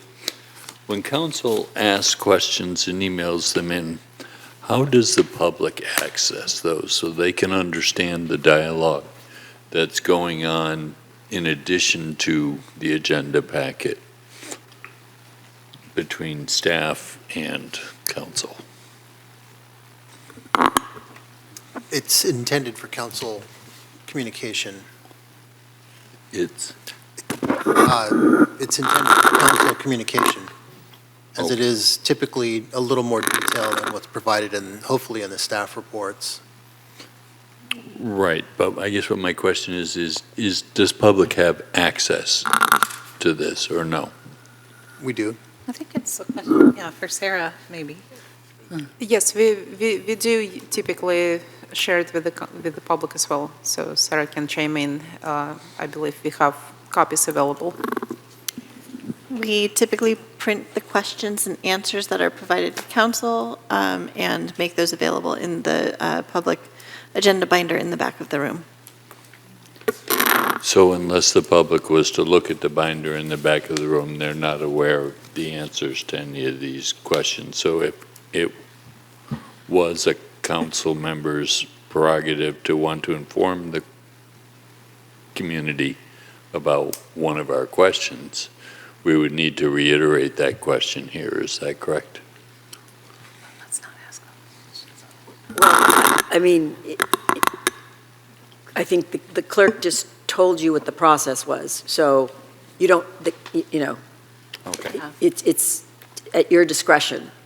And what I've seen is some council members say, I asked a lot of questions prior to the meeting that were all answered.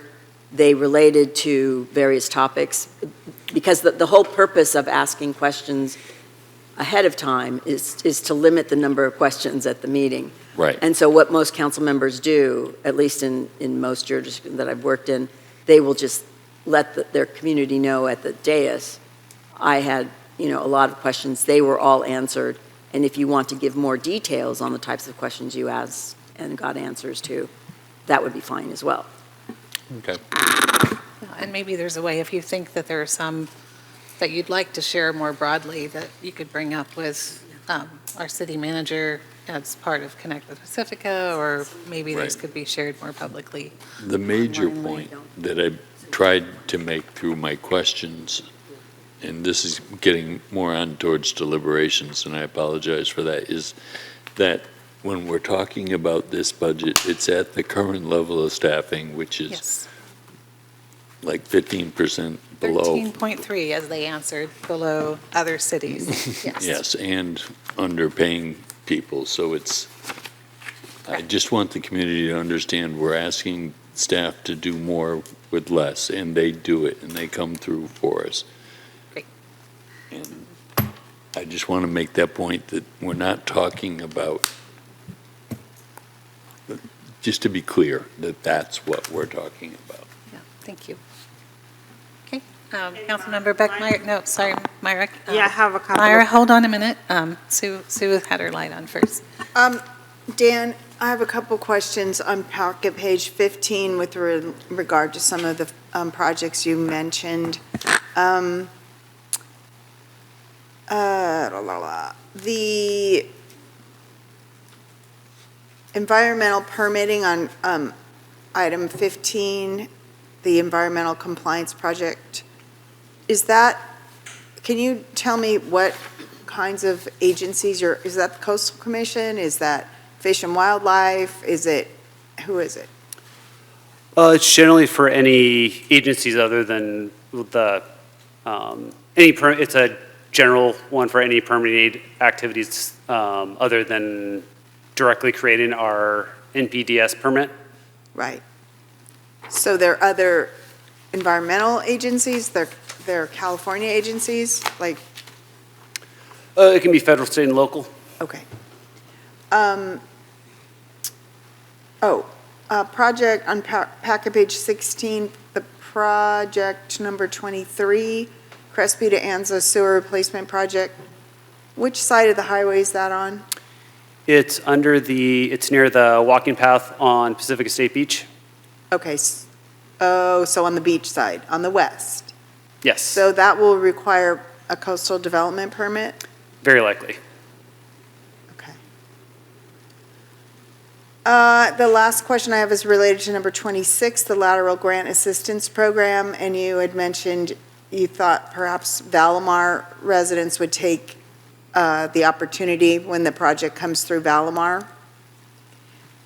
Will we be informing residents about the fairly recent change in city policy adopted by the council about street cuts? So that if they didn't opt to do their lateral when this project is going on and they opt to do it later, that the cost will be increased because of the street cut fee? Absolutely. We will mention that during the one of two public meetings that we have budgeted for with our consultant and through other means, including Nextdoor, and we will definitely keep the council informed on when we're having public meetings and other activities on the project if. Thank you. Go ahead. And mine will be a budget one, and I'm a little concerned about the budget, to be honest. So we receive 53.2 million, and we spend 57.1. And we asked the different department to reduce expenditure for 5%. So what is that 5% is going to take us next year, assuming that we had to increase salary? And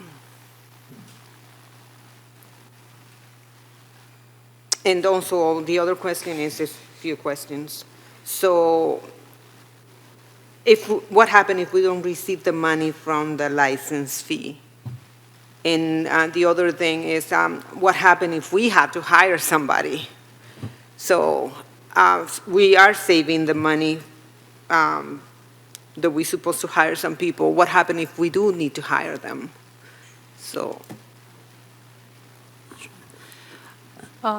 So there are several questions here, so I'll try to remember them one by one. So you asked about the long-term financial outlook. We are going to update the long-term financial projections for future years once we know what the recommended budget is going to be. So we haven't done it for this study session because this is just preliminary step at the base level. But if you recall, we actually did present the preliminary projections for the future years, and I believe the following year deficit was in the same magnitude of $3 million.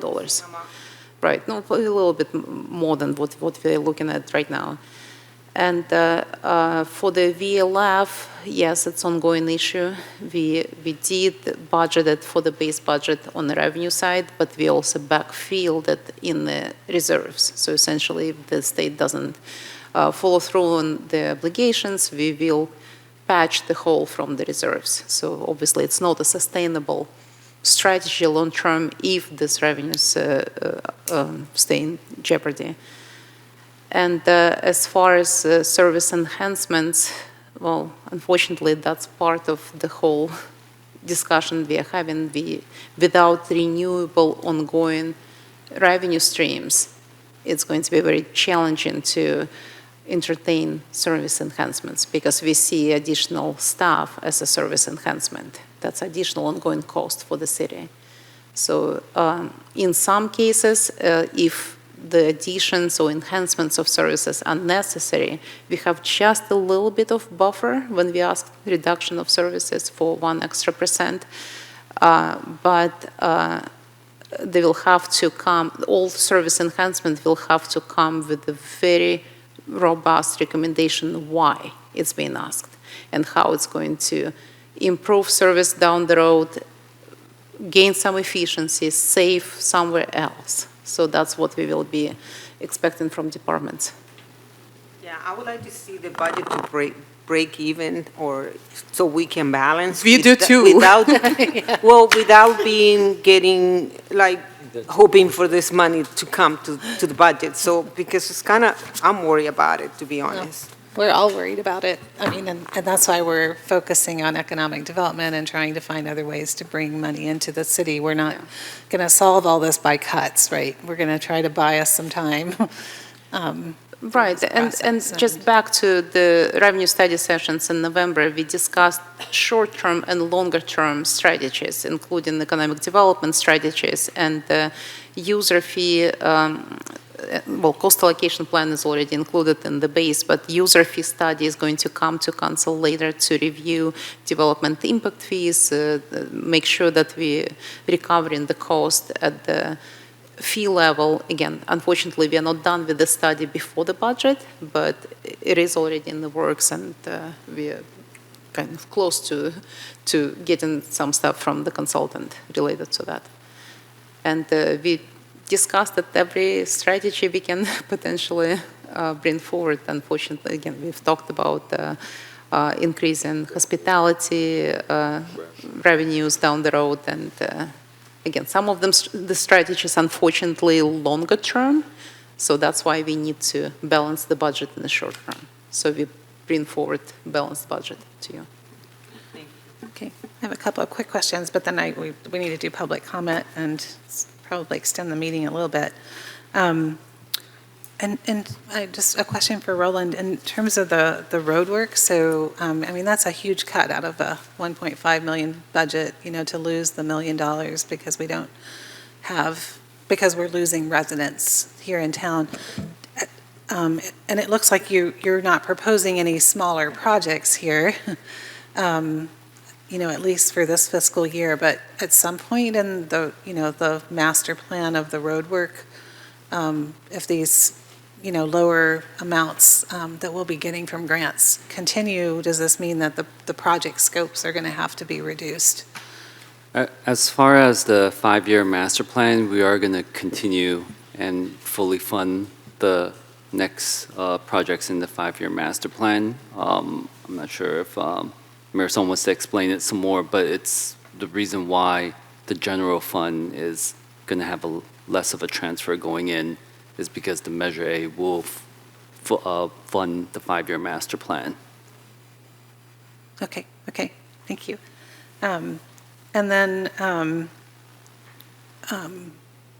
so Yulia, so as we continue on in this process, like there's, money for One Shoreline, Fog Fest, other things that we've done one-time contributions to before. Is that something that we'll do at the next meeting? And from what I hear, there might be like some reserves that can be used for one time that we don't want to use for continuing allocations, but... Yes, we will be asking council to weigh in on all budget options at the next meeting. But if you feel like you ready to make some recommendations. I mean, we will entertain them and incorporate it in the next budget study session discussion. But for today, Next meeting. we are not asking any. Yeah, I think it's, well, I won't deliberate, but yeah, probably better to wait till we know the whole picture, Right. right? It's Yeah, without- and that's what we built in the process. Right, okay. So today we just delivering the base level, and at the next level, and the next study session, we will just give you options, menu of options. Okay, awesome. I'm going to open public comment. I have one card from Kimberly Finale. Come on up if anyone else would like to speak. Please grab a card in the back.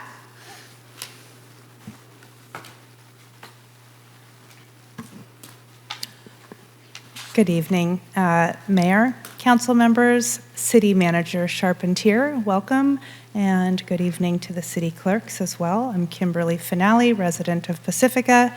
I just want to thank you for your service and your continued dedication to this democratic process.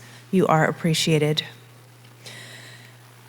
There's a lot of uncertainty these days. Many are feeling fear of what the future holds. Some are unstable financially, emotionally, fragile health, insurance is unstable, the cost of living is rising, fuel is not affordable. It's a delicate time for each of us, individually and collectively. We're heading into some really challenging budget discussions, and as a community, we will need to make some very difficult decisions. It can be done. Just like our survival skills kick in when we are barely treading water to pay the bills and put food on the table, you, our city leaders, with our support, can also kick it into survival mode so that we can get through these current financial crises. The choices will be tough, but must be, in my view, responsible, and more so, equitable. We must not slash programs for those already struggling: seniors, children, low-income residents, and the unhoused. Decisions to reduce any services must be dealt equally among us so we can deal with it together as a community, not targeted toward any specific demographics. In 2017, I've recently learned, due to a $700,000 annual budget deficit in this city, there was a Financing City Services Task Force. That task force did the research and made recommendations, not unlike the guidance we desperately need today. Perhaps an ad hoc committee or equivalent could be organized to advise the council and community on the costs and benefits of certain choices, like exploring a reorganization of our local government with a focus on increased efficiency and productivity. Also, let's explore the outcome of somewhat recent transitions from city-run police departments to county sheriff. In the cities of Millbrae, 2017, San Carlos, 2010, after that police department was 85 years old, and Half Moon Bay, 2011. The city of Millbrae anticipated a savings of $1 million in its first year of their 5-year contract, with the savings coming from changes in retirement plans and the fact that the sheriff's office has enough personnel to avoid overtime expenses. How is that going? Let's find out. Let's arm ourselves with the facts in order to make the most responsible decisions without harming the most vulnerable among us. Thank you. Thank you, Kimberly. Is there anyone on the phone? Okay, I'll close public comment. I am going to make a motion that we extend the meeting to 11:45. I hope we don't need it, but I want to give time for city managers' communications and in case you all have something to say too. So, do I have a second? I'll second. Okay, please vote.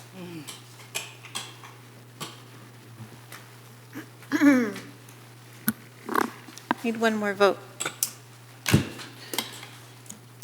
And with the motion to extend the meeting to 11:45 made by Mayor Bowles, seconded by Councilmember Beckmeyer, passes unanimously. Okay, is there any other direction, deliberation, anything we would like to give, input we'd like to give to staff before we close this item?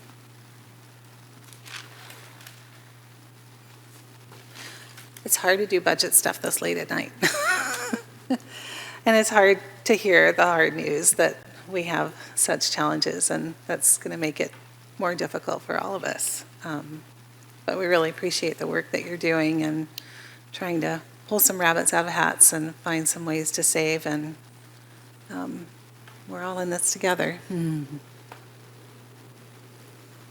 you. Okay, thank you. Thank you.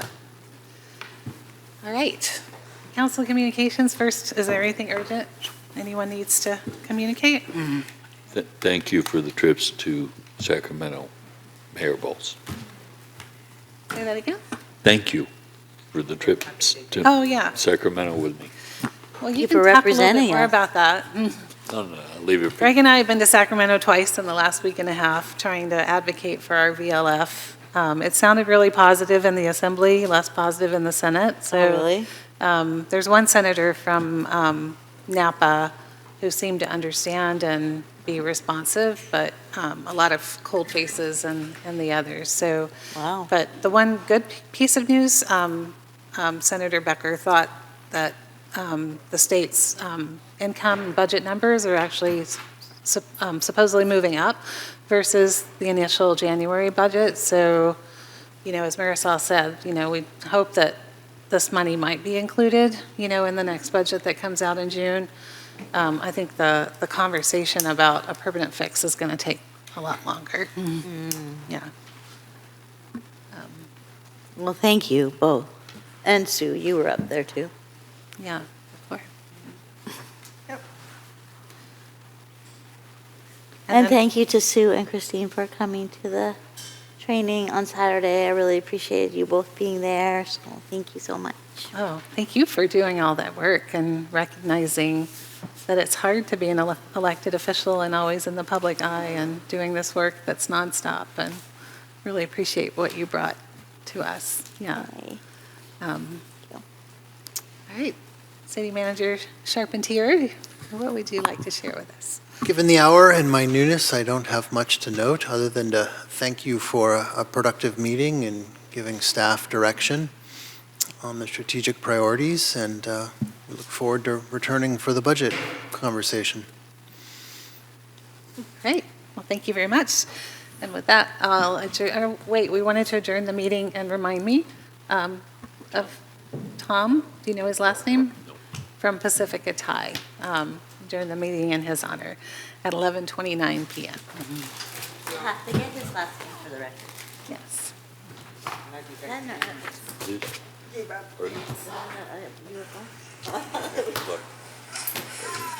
Is that you? No, that's my daughter. This is the kind of stuff.